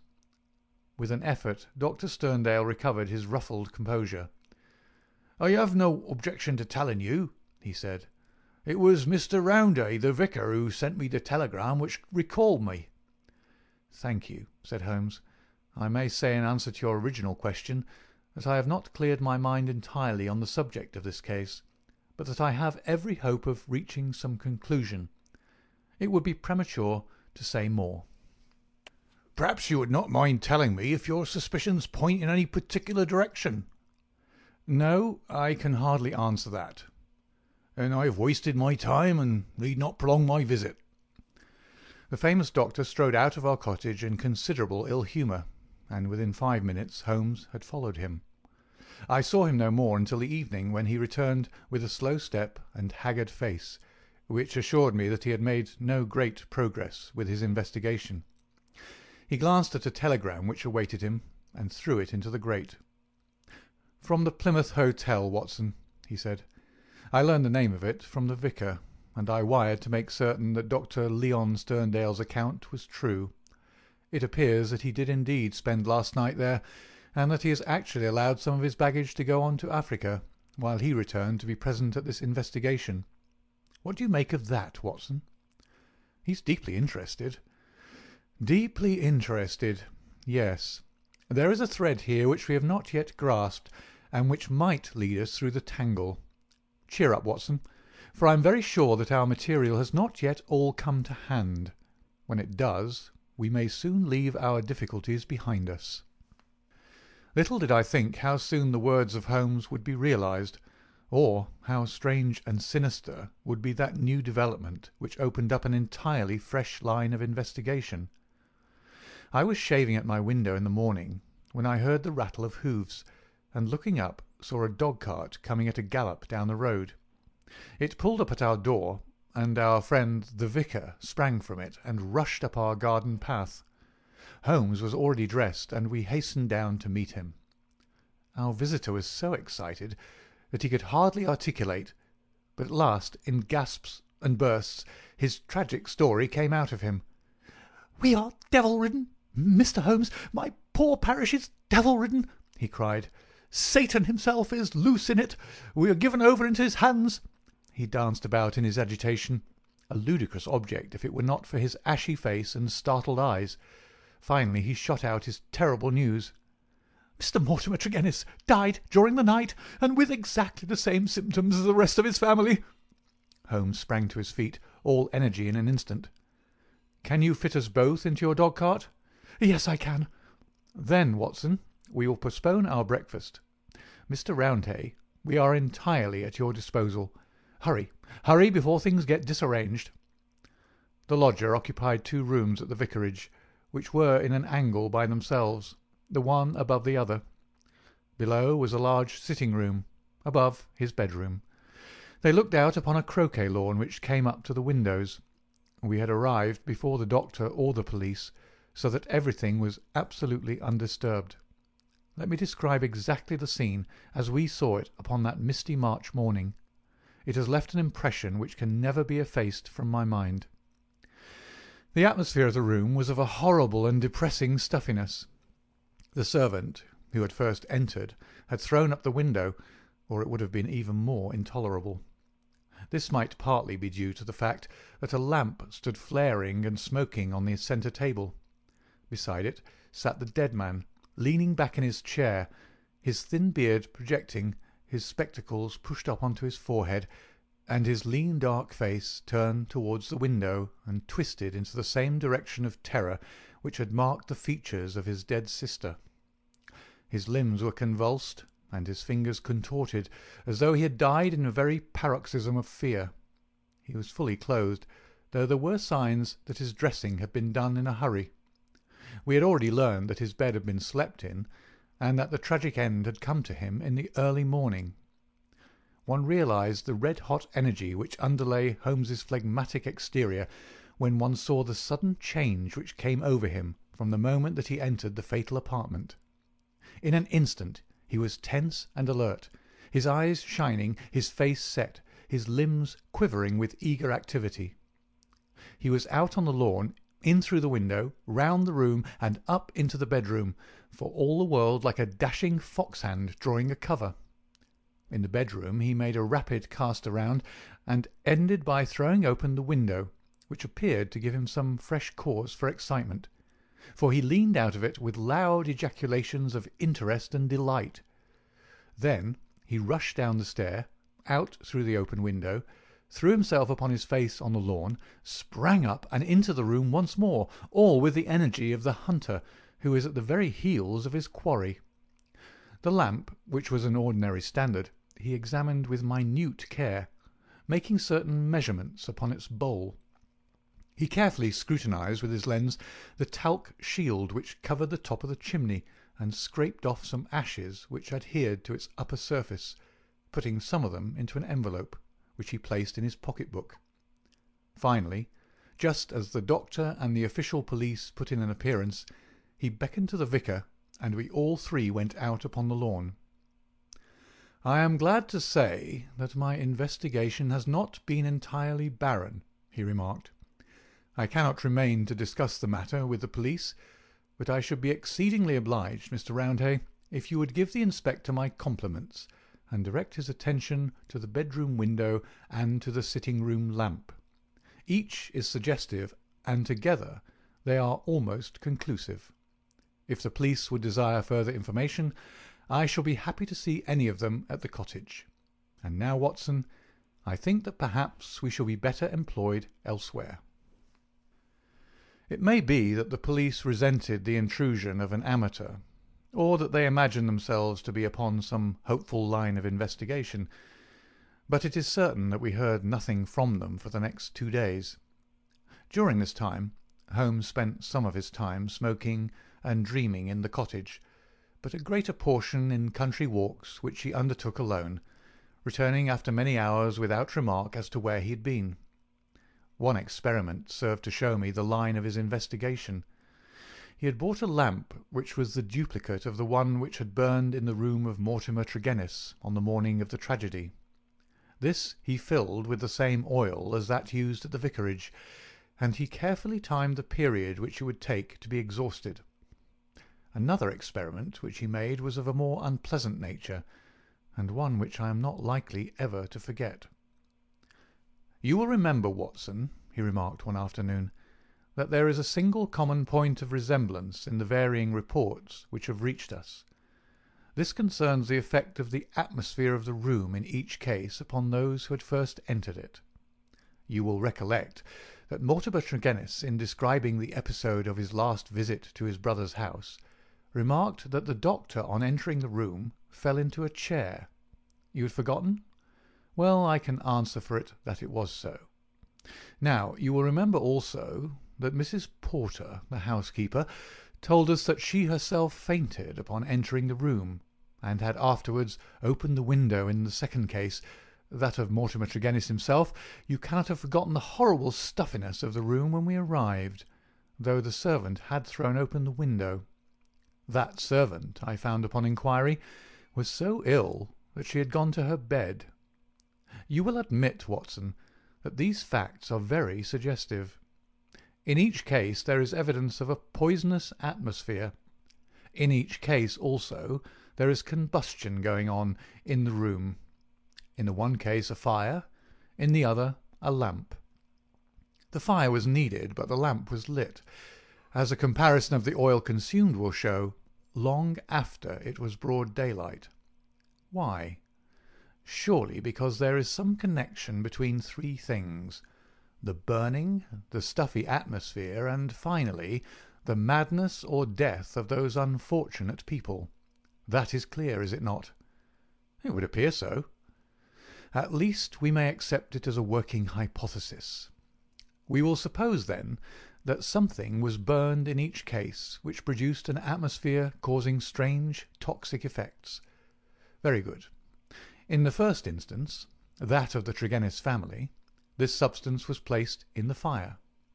Now the window was shut, but the fire would naturally carry fumes to some extent up the chimney. Hence one would expect the effects of the poison to be less than in the second case, where there was less escape for the vapour. The result seems to indicate that it was so, since in the first case only the woman, who had presumably the more sensitive organism, was killed, the others exhibiting that temporary or permanent lunacy which is evidently the first effect of the drug. In the second case the result was complete. The facts, therefore, seem to bear out the theory of a poison which worked by combustion. With this train of reasoning in my head, I naturally looked about in Mortimer Tregennis's room to find some remains of this substance. The obvious place to look was the talc shelf, or smoke guard of the lamp. There, sure enough, I perceived a number of flaky ashes, and round the edges a fringe of brownish powder, which had not yet been consumed. Half of this I took as you saw, and I placed it in an envelope. Why half, Holmes? It is not for me, my dear Watson, to stand in the way of the official police force. I leave them all the evidence which I found. The poison still remained upon the talc, had they the wit to find it. Now, Watson, we will light our lamp. We will, however, take the precaution to open our window to avoid the premature decease of two deserving members of society, and you will seat yourself near that open window in an armchair, unless, like a sensible man, you determine to have nothing to do with the affair. Oh, you will see it out, will you? I thought I knew my Watson. This chair I will place opposite yours, so that we may be the same distance from the poison and face to face. The door we will leave ajar. Each is now in a position to watch the other and to bring the experiment to an end should the symptoms seem alarming. Is that all clear? Well then, I take our powder, or what remains of it, from the envelope, and I lay it above the burning lamp. So. Now, Watson, let us sit down and await developments. They were not long in coming. I had hardly settled in my chair before I was conscious of a thick, musky odour, subtle and nauseous. At the very first whiff of it, My brain and my imagination were beyond all control. A thick black cloud swirled before my eyes, and my mind told me that in this cloud, unseen as yet, but about to spring out upon my appalled senses, lurked all that was vaguely horrible, all that was monstrous and inconceivably wicked in the universe. Vague shapes swirled and swam amid the dark cloud-bank, each a menace and a warning of something coming, the advent of some unspeakable dweller upon the threshold, whose very shadow would blast my soul. A freezing horror took possession of me. I felt that my hair was rising, that my eyes were protruding, that my mouth was opened and my tongue like leather. The turmoil within my brain was such that something must surely snap. I tried to scream, and was vaguely aware of some hoarse croak which was my own voice, but distant and detached from myself. At the same moment, in some effort of escape, I broke through that cloud of despair and had a glimpse of Holmes's face, white, rigid, and drawn with horror, the very look which I had seen upon the features of the dead. It was that vision which gave me an instant of sanity and of strength.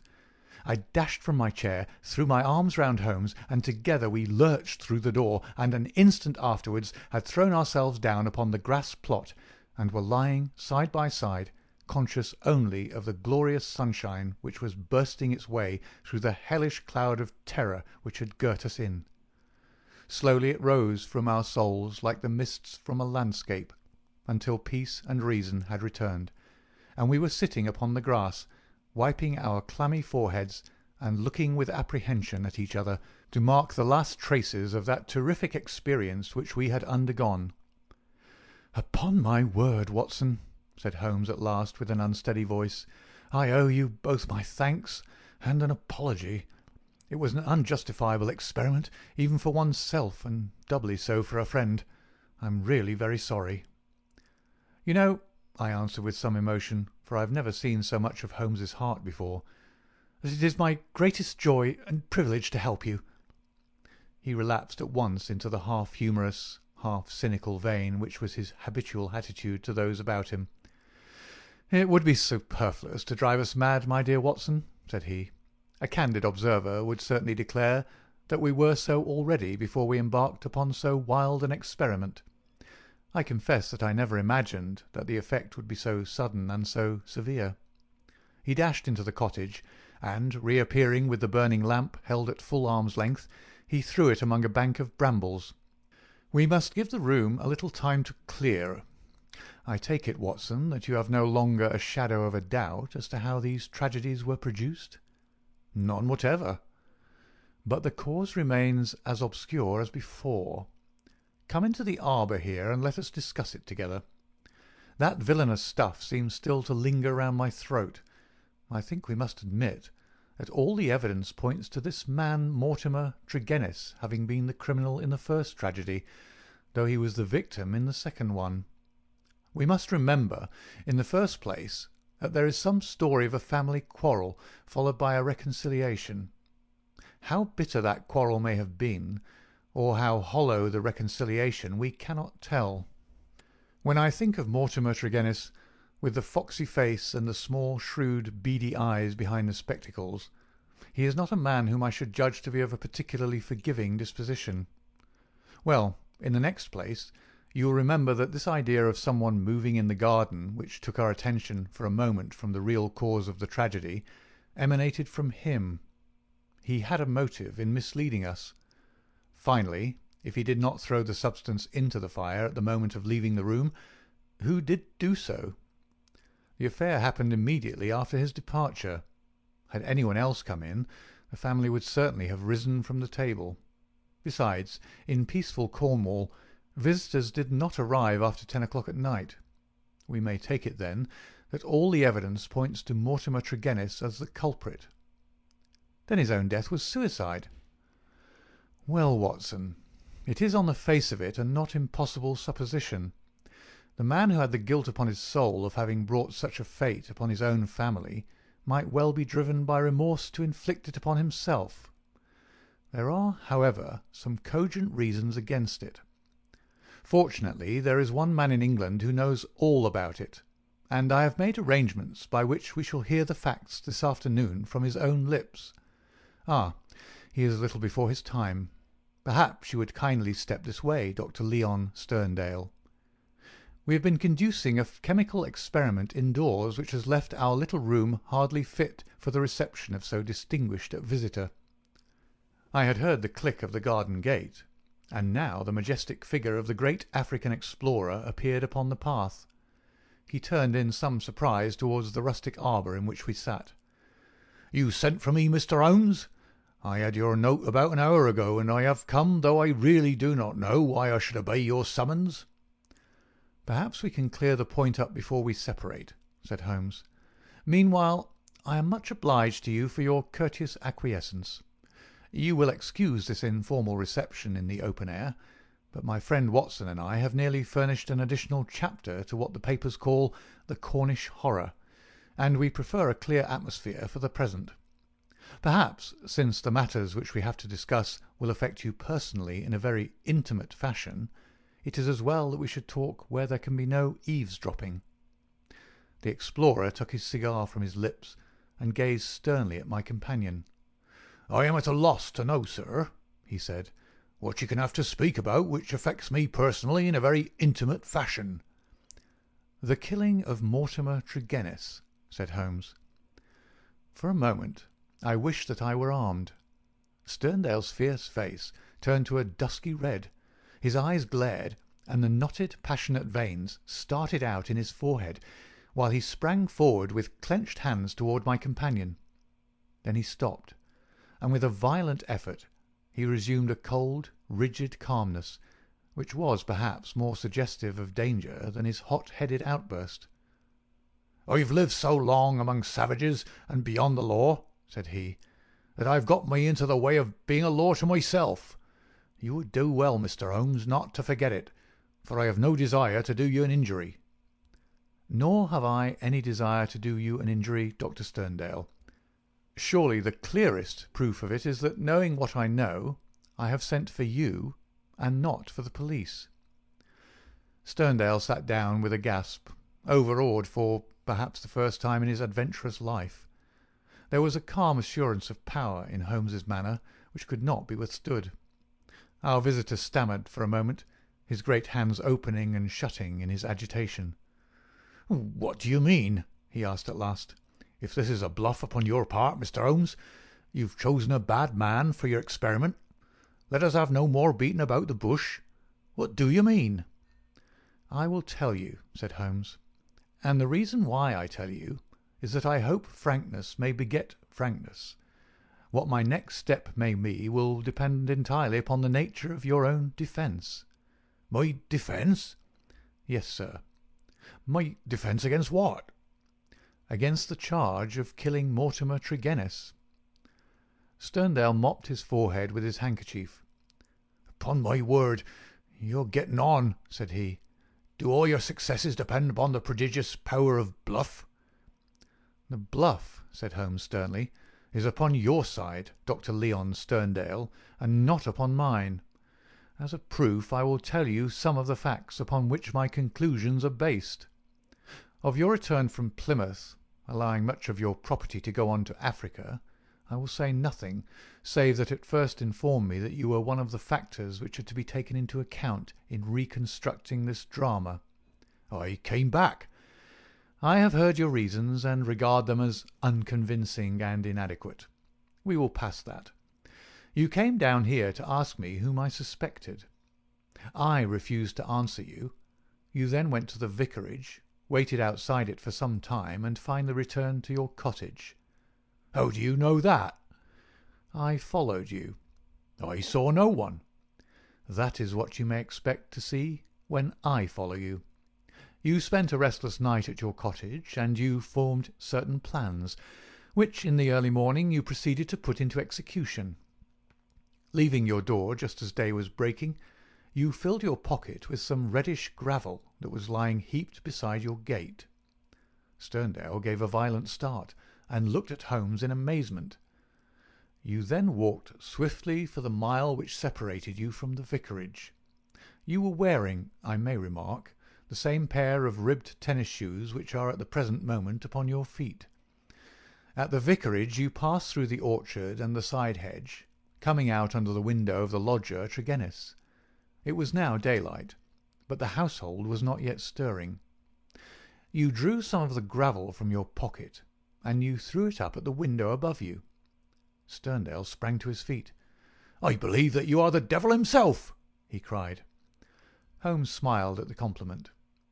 It took 2 or possibly 3 handfuls before the lodger came to the window. You beckoned him to come down. He dressed hurriedly and descended to his sitting-room.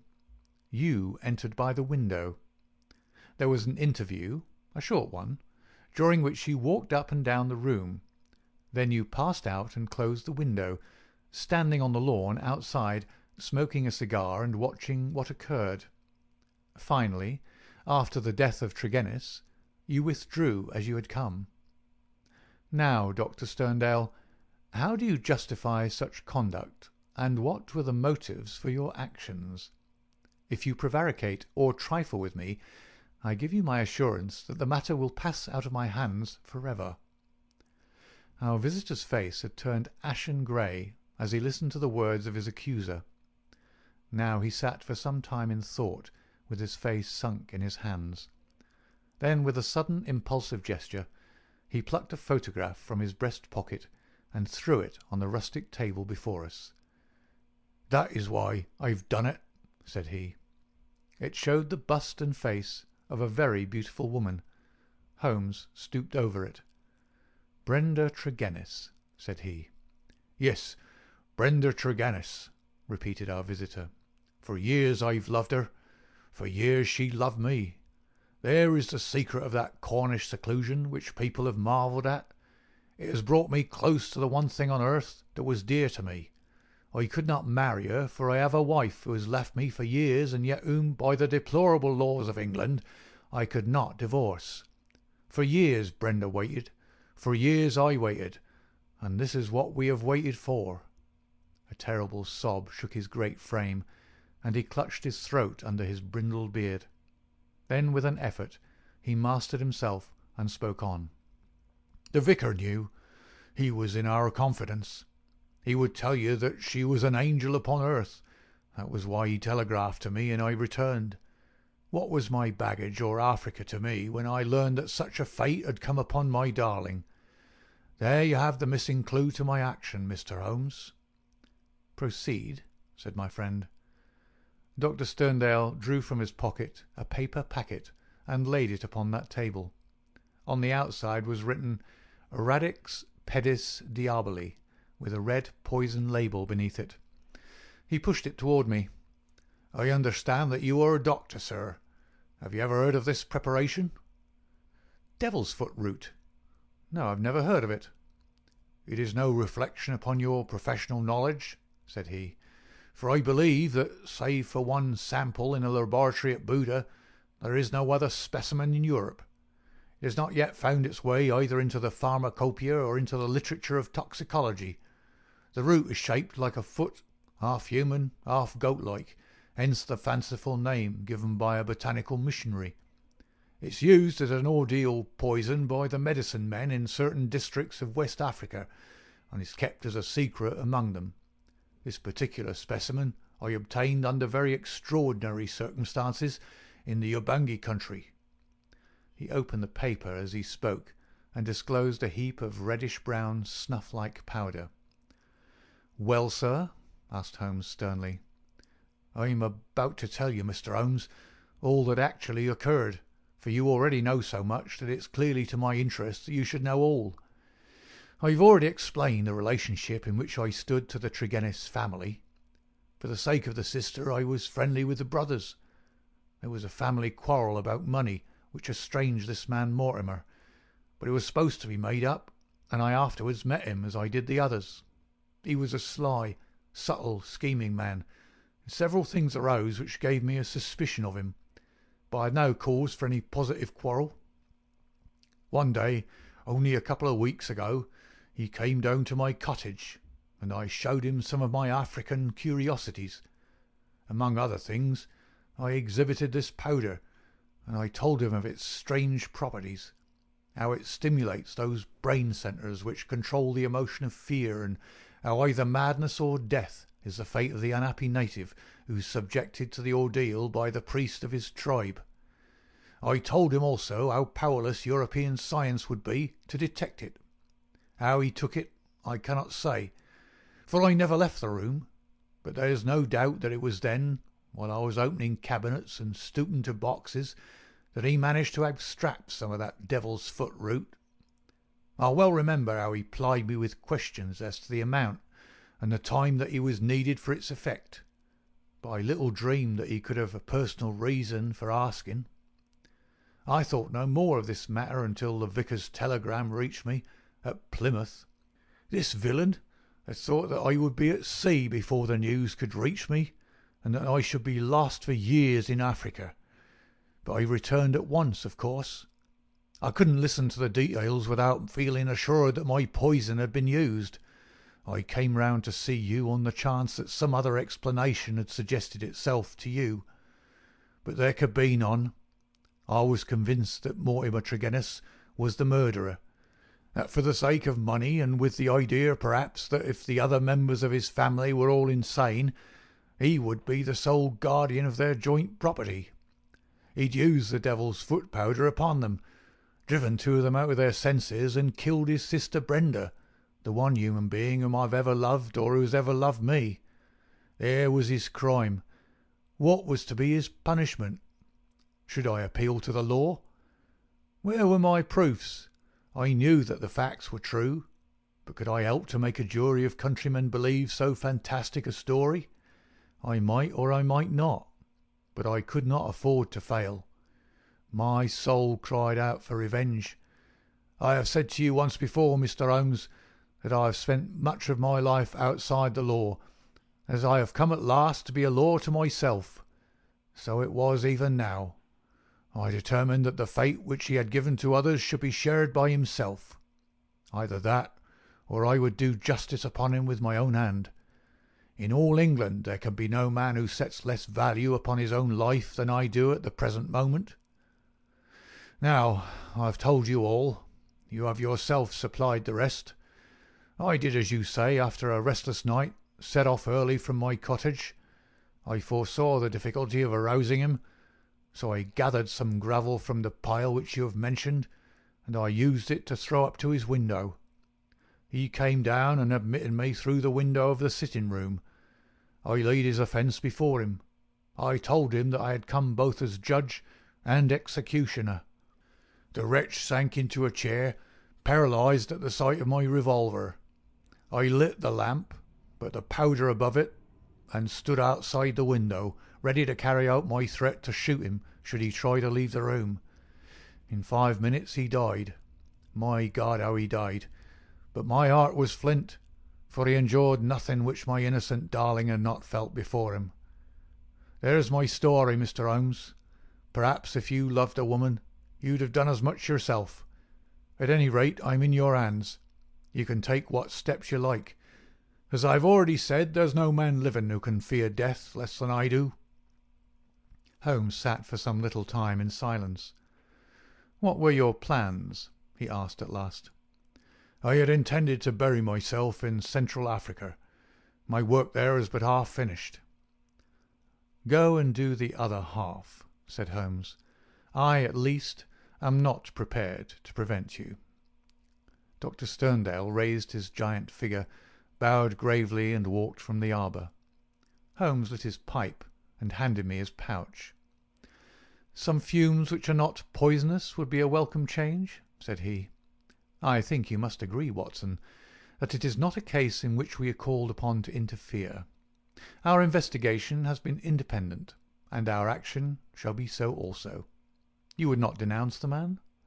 "Certainly not," I answered. "I have never loved, Watson, but if I did, and if the woman I loved had met such an end, I might act even as our lawless lion hunter has done. Who knows? Well, Watson, I will not offend your intelligence by explaining what is obvious. The gravel upon the window-sill was, of course, the starting point of my research. It was unlike anything in the vicarage garden. Only when my attention had been drawn to Dr. Sterndale and his cottage did I find its counterpart. The lamp, shining in broad daylight, and the remains of powder upon the shield were successive links in a fairly obvious chain. And now, my dear Watson, I think we may dismiss the matter from our mind, and go back with a clear conscience to the study of those Chaldean roots which are surely to be traced in the Cornish branch of the great Celtic speech. End of the Adventure of the Devil's Foot.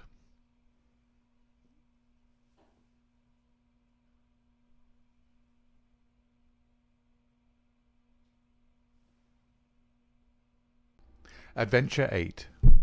His Last Bow.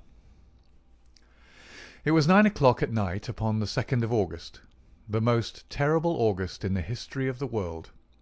One might have thought already that God's curse hung heavy over a degenerate world, for there was an awesome hush and a feeling of vague expectancy in the sultry and stagnant air. The sun had long set, but one blood-red gash, like an open wound, lay low in the distant west. Above, the stars were shining brightly, and below the lights of the shipping glimmered in the bay. The two famous Germans stood beside the stone parapet of the garden walk, with the long, low, heavily gabled house behind them, and they looked down upon the broad sweep of the beach at the foot of the great chalk cliff in which von Bork, like some wandering eagle, had perched himself 4 years before. They stood with their heads close together, talking in low, confidential tones. From below, the two glowing ends of their cigars might have been the smouldering eyes of some malignant fiend looking down in the darkness. A remarkable man, this von Bork, a man who could hardly be matched among all the devoted agents of the Kaiser. It was his talents which had first recommended him for the English mission, the most important mission of all. But since he had taken it over, those talents had become more and more manifest to the half-dozen people in the world who were really in touch with the truth. One of these was his present companion, Baron von Herling, the chief secretary of the legation, whose huge 100-horsepower Benz car was blocking the country lane as it waited to waft its owner back to London. "So far as I can judge the trend of events, you will probably be back in Berlin within the week," the secretary was saying. "When you get there, my dear von Bork, I think you'll be surprised at the welcome you will receive. I happen to know what is thought in the highest quarters of your work in this country." He was a huge man, the secretary, deep, broad, and tall, with a slow, heavy fashion of speech which had been his main asset in his political career. Von Bork laughed. "They are not very hard to deceive," he remarked. "A more docile, simple folk could not be imagined." "I don't know about that," said the other thoughtfully. "They have strange limits, and one must learn to observe them. It is that surfaced simplicity of theirs which makes a trap for the stranger. One's first impression is that they are entirely soft. Then one comes suddenly upon something very hard, and you know that you have reached the limit and must adapt yourself to the fact. They have, for example, their insular conventions, which simply must be observed." "Meaning good form, and what sort of thing?" Von Bork sighed as one who had suffered much. "Meaning British prejudice in all its queer manifestations. As an example, I may quote one of my own worst blunders. I can afford to talk of my blunders, for you know my work very well, to be aware of my successes. It was on my first arrival. I was invited to a week-end gathering at the country house of a cabinet minister. The conversation was amazingly indiscreet." Von Bork nodded. "I've been there," said he dryly. "Exactly. Well, I naturally sent a resume of the information to Berlin. Unfortunately, our good Chancellor is a little heavy-handed in these matters, and he transmitted a remark which showed that he was aware of what had been said. This, of course, took the trail straight up to me. You've no idea the harm that it did me. There was nothing soft about our British hosts on that occasion, I can assure you. I was 2 years living it down.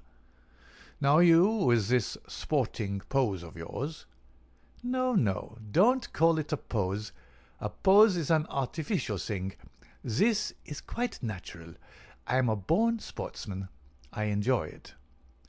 "Well, that makes it more effective. You yacht against them, you hunt with them, you play polo. You match them in every game. Your four in hand takes the prize at Olympia. I've even heard that you go the length of boxing with the young officers. What is the result? Nobody takes you seriously. You are a good old sport, quite a decent fellow for a German, a hard-drinking, night-club, knockabout town, devil-may-care young fellow. And all the time this quiet country house of yours is the centre of half the mischief in England, and the sporting squire the most astute secret service man in Europe. Genius, my dear von Bork, genius." "You flatter me, Baron, but certainly I may claim for 4 years in this country they have not been unproductive. I've never shown you my little store. Would you mind stepping in for a moment?" The door of the study opened straight onto the terrace.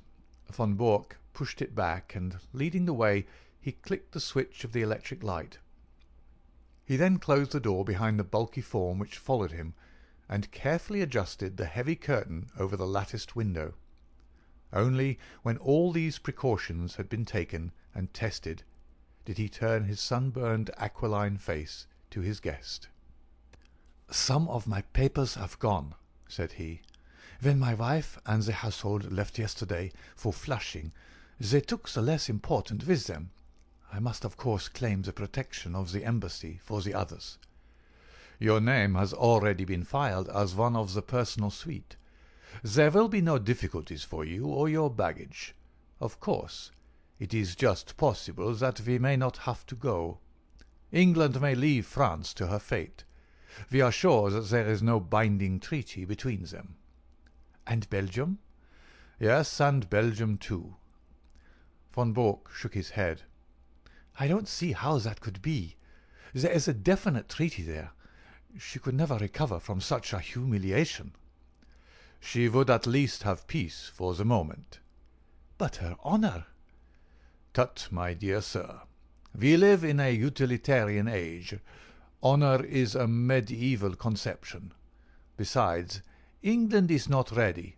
It is an inconceivable thing, but even our special war tax of 15 million, which one would think made our purpose as clear as if we had advertised it on the front page of the Times, has not roused these people from their slumbers. Here and there one hears a question. It is my business to find an answer. Here and there also there is an irritation. It is my business to soothe it. But I can assure you that so far as the essentials go, the storage of munitions, the preparation for submarine attack, the arrangements for making high explosives, nothing is prepared. How then can England come in, especially when we have stirred her up such a devil's brew of Irish civil war, window-breaking furies, and God knows what, to keep her thoughts at home? She must think of her future." "Ah, that is another matter. I fancy that in the future we have our own very definite plans about England, and that your information will be very vital to us. It is today or tomorrow with Mr. John Bull. If he prefers today, we are perfectly ready. If it is tomorrow, we shall be more ready still. I should think they would be wiser to fight with allies than without them, but that is their own affair. This week is their week of destiny. But you were speaking of your papers." He sat in the armchair with the light shining upon his broad, bald head, while he puffed sedately at his cigar. The large, oak-panelled, book-lined room had a curtain hung in the further corner. When this was drawn, it disclosed a large, brass-bound safe. Von Bork detached a small key from his watch-chain, and after some considerable manipulation of the lock, He swung open the heavy door. "Look," said he, standing clear with a wave of his hand. The light shone vividly into the opened safe, and the secretary of the embassy gazed with an absorbed interest at the rows of stuffed pigeon-holes with which it was furnished. Each pigeon-hole had its label, and his eyes, as he glanced along them, read a long series of such titles as Fords, Harbour Defences, Aeroplanes, Ireland, Egypt, Portsmouth Forts, the Channel, Rosyth, and a score of others. Each compartment was bristling with papers and plans. "Colossal," said the secretary, putting down his cigar. He softly clapped his fat hands. "And in all 4 years, Baron, not such a bad show for the hard-drinking, hard-riding country squire. But the gem of my collection is coming, and there is the setting all ready for it." He pointed to a space over which Naval Signals was printed.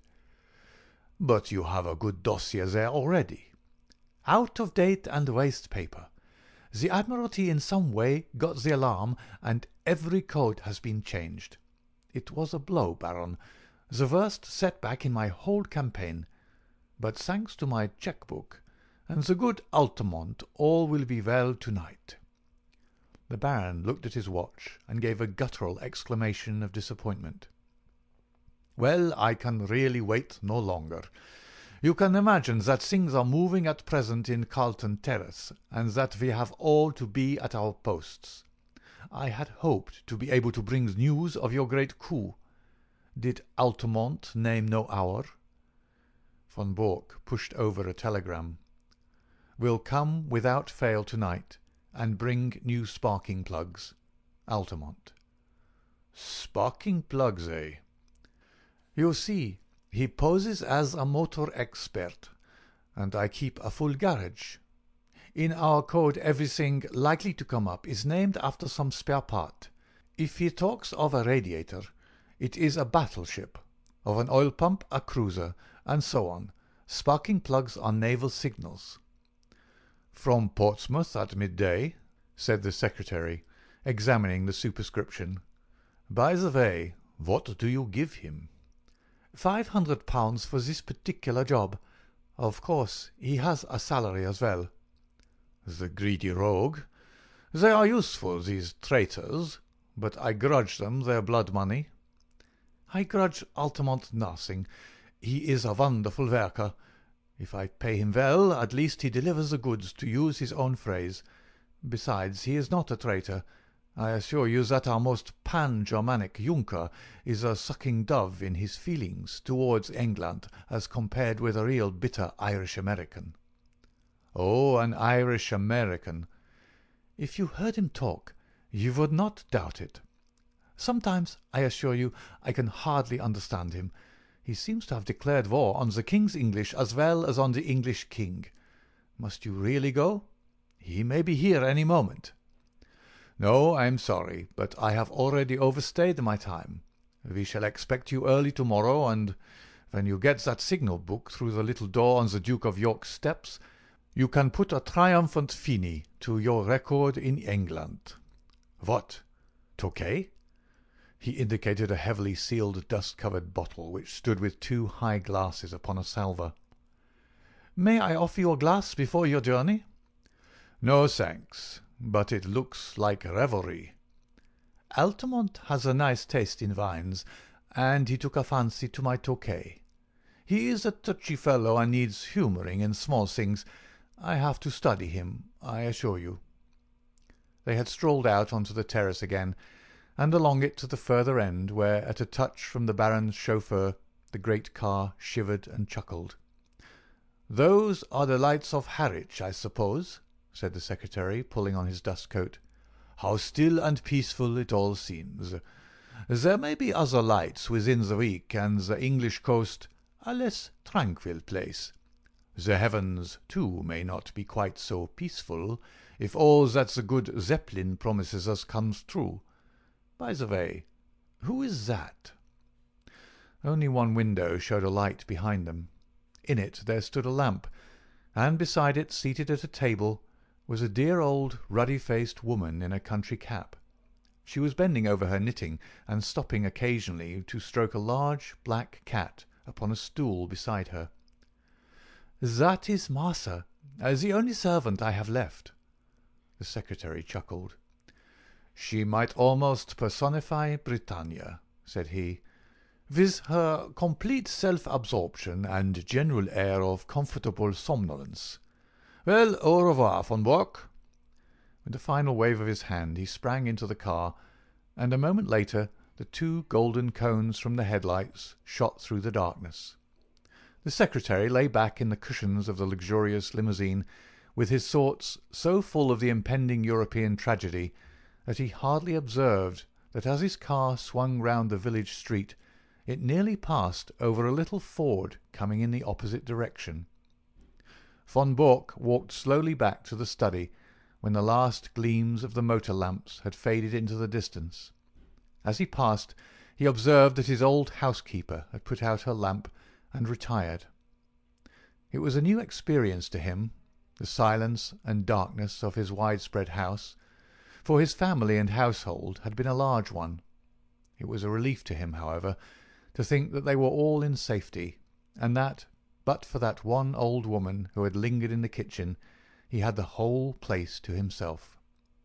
There was a good deal of tidying up to do inside his study, and he set himself to do it until his keen, handsome face was flushed with the heat of the burning papers. A leather valise stood beside his table, and into this he began to pack very neatly and systematically the precious contents of his safe. He had hardly got started with the work, however, when his quick ears caught the sounds of a distant car.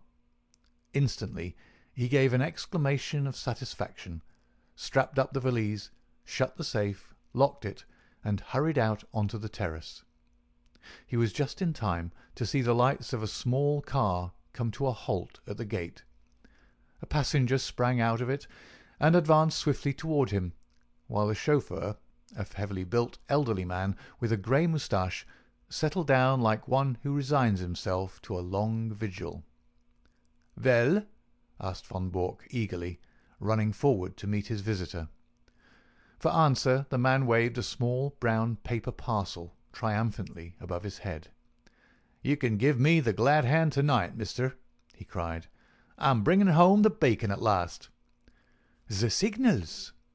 "Same as I said in my cable. Every last one of them. Semaphore, lamp, code, Marconi. A copy, mind you, not the original.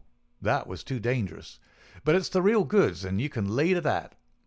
He slapped the German upon the shoulder with a rough familiarity from which the other winced. "Come in," he said. "I'm all alone in the house. I was only waiting for this. Of course, a copy is better than the original. If an original were missing, they would change the whole thing. You think it's all safe about the copy?" The Irish-American had entered the study and stretched his long limbs from the armchair. He was a tall, gaunt man of 60, with clear-cut features and a small goatee beard, which gave him a general resemblance to the caricatures of Uncle Sam. A half-smoked, sodden cigar hung from the corner of his mouth, and as he sat down he struck a match and relit it.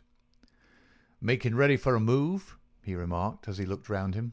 "Say, mister," he added as his eyes fell upon the safe, from which the curtain was now removed, "you don't tell me you keep your papers in that?" "Why not?" "Gosh, in a wide-open contraption like that? And they reckon you to be some spy? Why, a Yankee crook would be into that with a can-opener. If I'd known that any letter of mine was going to lie loose in a thing like that, I'd have been a mug to write to you at all." "It would puzzle any crook to force that safe," von Bock answered. "You won't cut that metal with any tool." "But the lock?" "No, it's a double combination lock. You know what that is?" "Search me," said the American. "Well, you need a word as well as a set of figures before you can get the lock to work." He rose and showed a double radiating disc round the keyhole. "This outer one is for the letters, the inner one for the figures." "Well, well, that's fine." "So it's not quite as simple as you thought.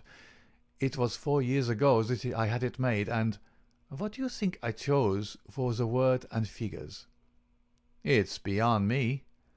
Well, I chose August for the word and 1914 for the figures. And here we are.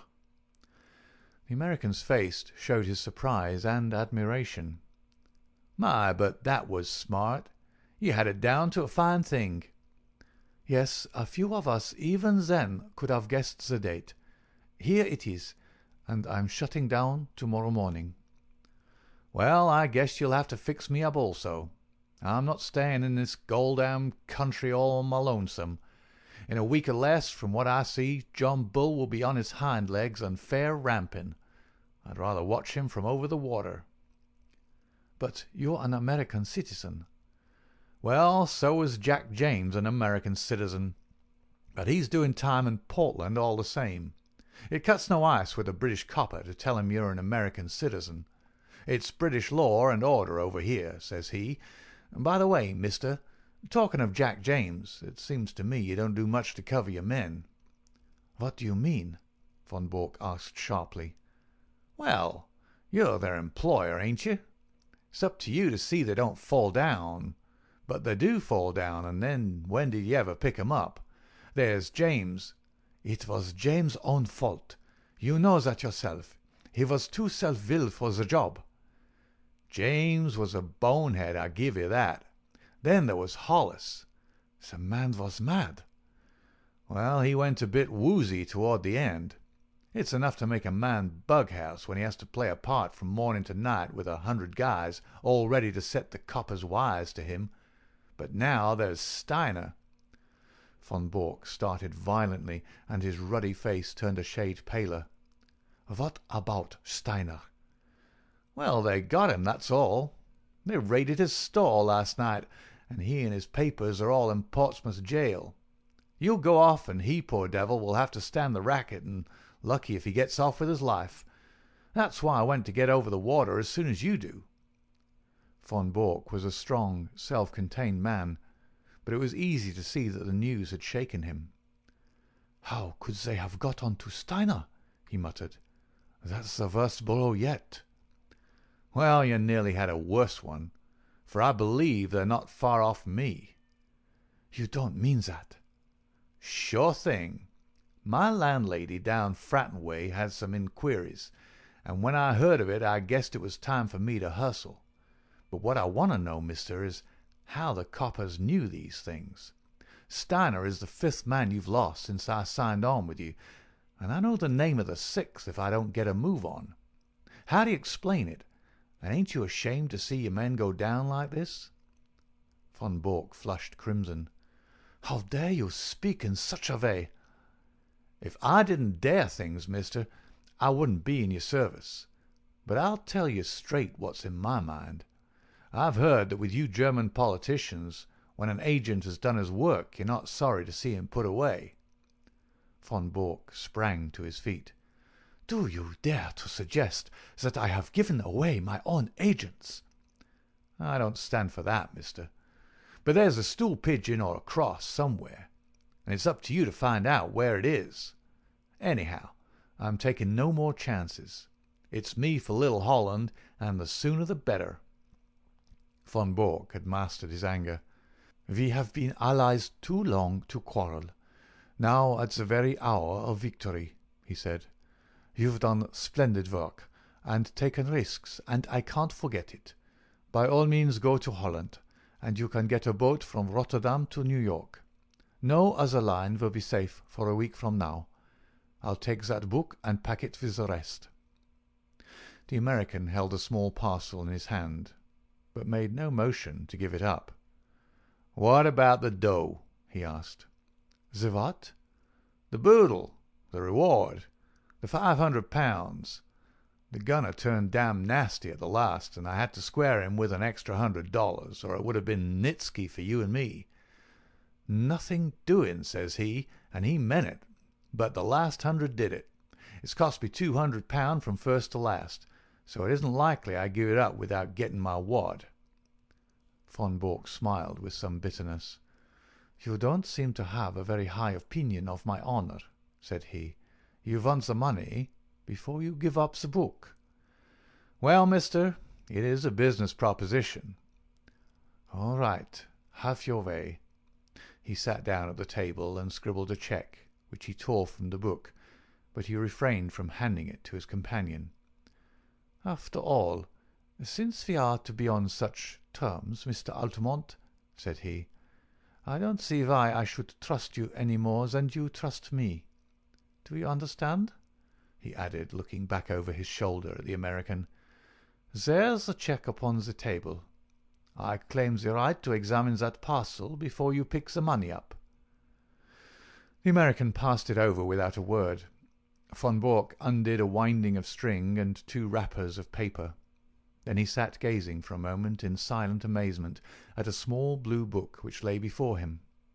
Across the cover was printed in golden letters, "Practical Handbook of Bee Culture." Only for one instant did the master spy glare at this strangely irrelevant inscription. The next he was gripped at the back of his neck by a grasp of iron, and a chloroformed sponge was held in front of his writhing face. "Another glass, Watson?" said Mr. Sherlock Holmes, as he extended the bottle of Imperial Tokay. The thick-set chauffeur, who had seated himself by the table, pushed forward his glass with some eagerness. "It is a good wine, Holmes." "A remarkable wine, Watson. Our friend upon the sofa has assured me that it is from Franz Josef's special cellar at the Schönbrunn Palace. Might I trouble you to open the window, for chloroform vapour does not help the palate."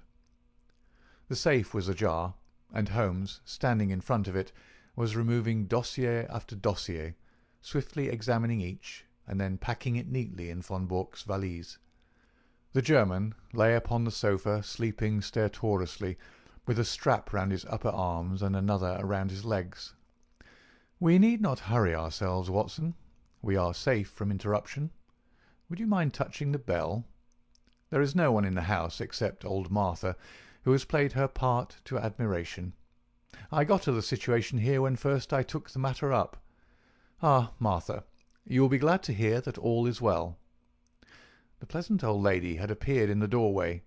She curtsied with a smile to Mr. Holmes, but glanced with some apprehension at the figure upon the sofa. "It is all right, Martha. He has not been hurt at all." "I am glad of that, Mr. Holmes. According to his lights, he has been a kind master. He wanted me to go with his wife to Germany yesterday, but that would hardly have suited your plans, would it, sir?" "No, indeed, Martha. So long as you were here I was easy in my mind. We waited some time for your signal tonight." "It was the secretary, sir." "I know. His car passed ours." "I thought he would never go. I knew that it would not suit your plans, sir, to find him here." "No, indeed. Well, it only meant that we waited half an hour or so until I saw your lamp go out, and knew that the coast was clear. You can report to me tomorrow in London, Martha, at Claridge's Hotel." "Very good, sir." "I suppose you have everything ready to leave?" "Yes, sir. He posted 7 letters today. I have the addresses as usual." "Very good, Martha. I will look into them tomorrow. Good night. These papers," he continued as the old lady vanished, "are not of very great importance, for of course the information which they represent has been sent off long ago to the German government. These are the originals which could not safely be got out of the country. Then they're of no use. I should not go so far as to say that, Watson. They will at least show our people what is known and what is not. I may say that a good many of these papers have come through me, and I need not add are thoroughly untrustworthy. It would brighten my declining years to see a German cruiser navigating the Solent according to the minefield plans which I have furnished. But you, Watson—" He stopped his work and took his old friend by the shoulders. "I've hardly seen you in the light yet. How have the years used you? You look the same blithe boy as ever." "I feel 20 years younger, Holmes. I've seldom felt so happy as when I got your wire asking me to meet you at Harwich with the car. But you, Holmes, you have changed very little, save for that horrible goatee." "These are the sacrifices one makes for one's country, Watson," said Holmes, pulling at his little tuft. "To-morrow it will be but a dreadful memory. With my hair cut and a few other superficial changes, I shall no doubt reappear at Claridge's to-morrow as I was before this American stunt. I beg your pardon, Watson. My well of English seems to be permanently defiled. Before this American job came my way." "But you've retired, Holmes. We heard of you as living the life of a hermit among your bees and your books in a small farm upon the South Downs." "Exactly, Watson. Here is the fruit of my leisured ease, the magnum opus of my latter years." He picked up the volume from the table and read out the whole title: "Practical Handbook of Bee Culture, with some observations upon the segregation of the queen. Alone I did it. Behold the fruit of pensive nights and laborious days, when I watched the little working gangs as once I watched the criminal world of London." "But how did you get to work again?" "Ah, I have often marvelled at it myself. The Foreign Minister alone I could have withstood. But when the Premier also deigned to visit my humble roof. The fact is, Watson, that this gentleman upon the sofa was a bit too good for our people. He was in a class by himself. Things were going wrong, and no one could understand why they were going wrong. Agents were suspected or even caught, but there was evidence of some strong and secret central force. It was absolutely necessary to expose it. Strong pressure was brought upon me to look into the matter. It has cost me 2 years, Watson, but they have not been devoid of excitement. When I say that I started my pilgrimage at Chicago, graduated in an Irish secret society at Buffalo, gave serious trouble to the constabulary at Skibbereen, and so eventually caught the eye of a subordinate agent of von Bork, who recommended me as a likely man, you will realize that the matter was complex. Since then I have been honoured by his confidence, which has not prevented most of his plans going subtly wrong, and 5 of his best agents being in prison. I watched them, Watson, and I picked them as they ripened. Well, sir, I hope that you are none the worse." The last remark was addressed to von Bork himself, who, after much gasping and blinking, had lain quietly listening to Holmes's statement. He broke out now into a furious stream of German invective, his face convulsed with passion. Holmes continued his swift investigation of documents, while his prisoner cursed and swore.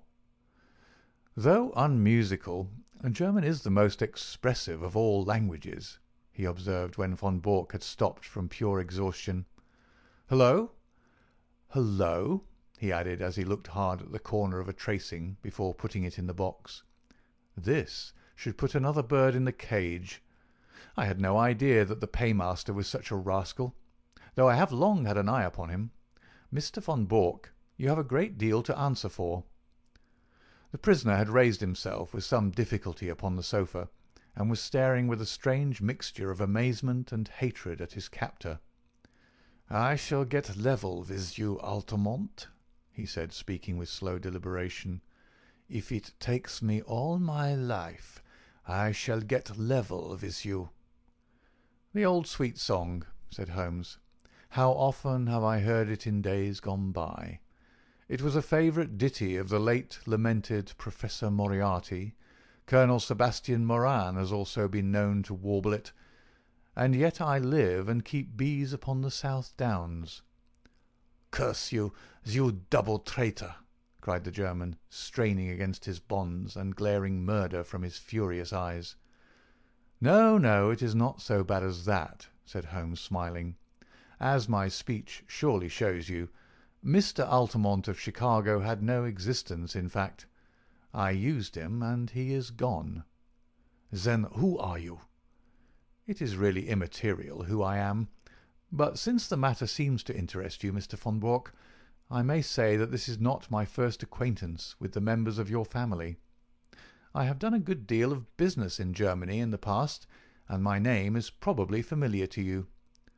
"I would wish to know it," said the Prussian grimly. "It was I who brought about the separation between Irene Adler and the late King of Bohemia when your cousin Heinrich was the imperial envoy. It was I also who saved from murder by the nihilist Klopman Count von and zu Grafenstein, who was your mother's elder brother. It was I—" Von Bork sat up in amazement. "There is only one man," he cried. "Exactly," said Holmes. Von Bork groaned and sank back on the sofa. "And most of that information came through you," he cried.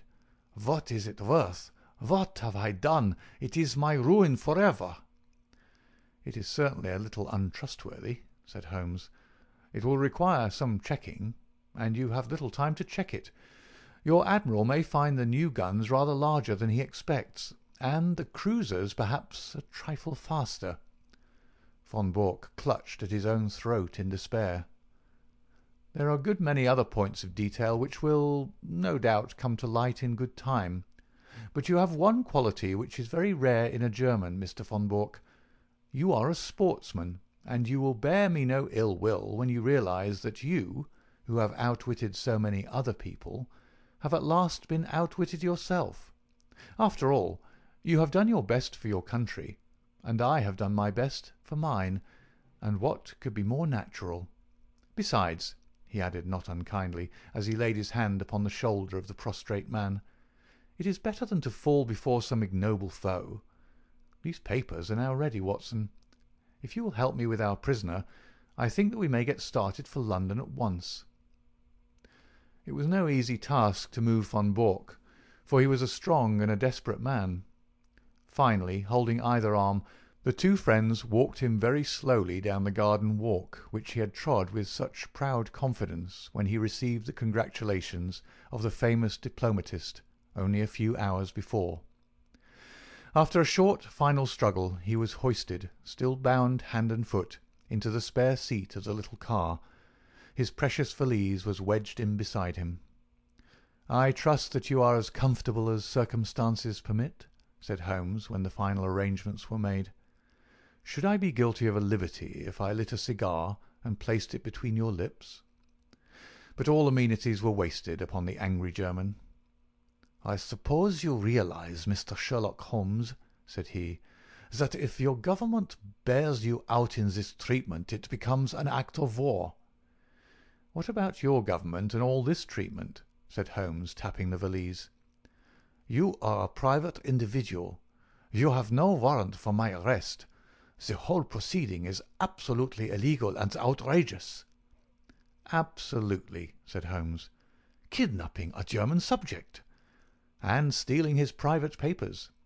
"Well, you realize your position, you and your accomplice here, if I were to shout for help as we pass through the village?" "My dear sir, if you did anything so foolish, you would probably enlarge the two limited titles of our village inns by giving us the Dangling Prussian as a signpost. The Englishman is a patient creature, but at present his temper is a little inflamed, and it would be as well not to try him too far.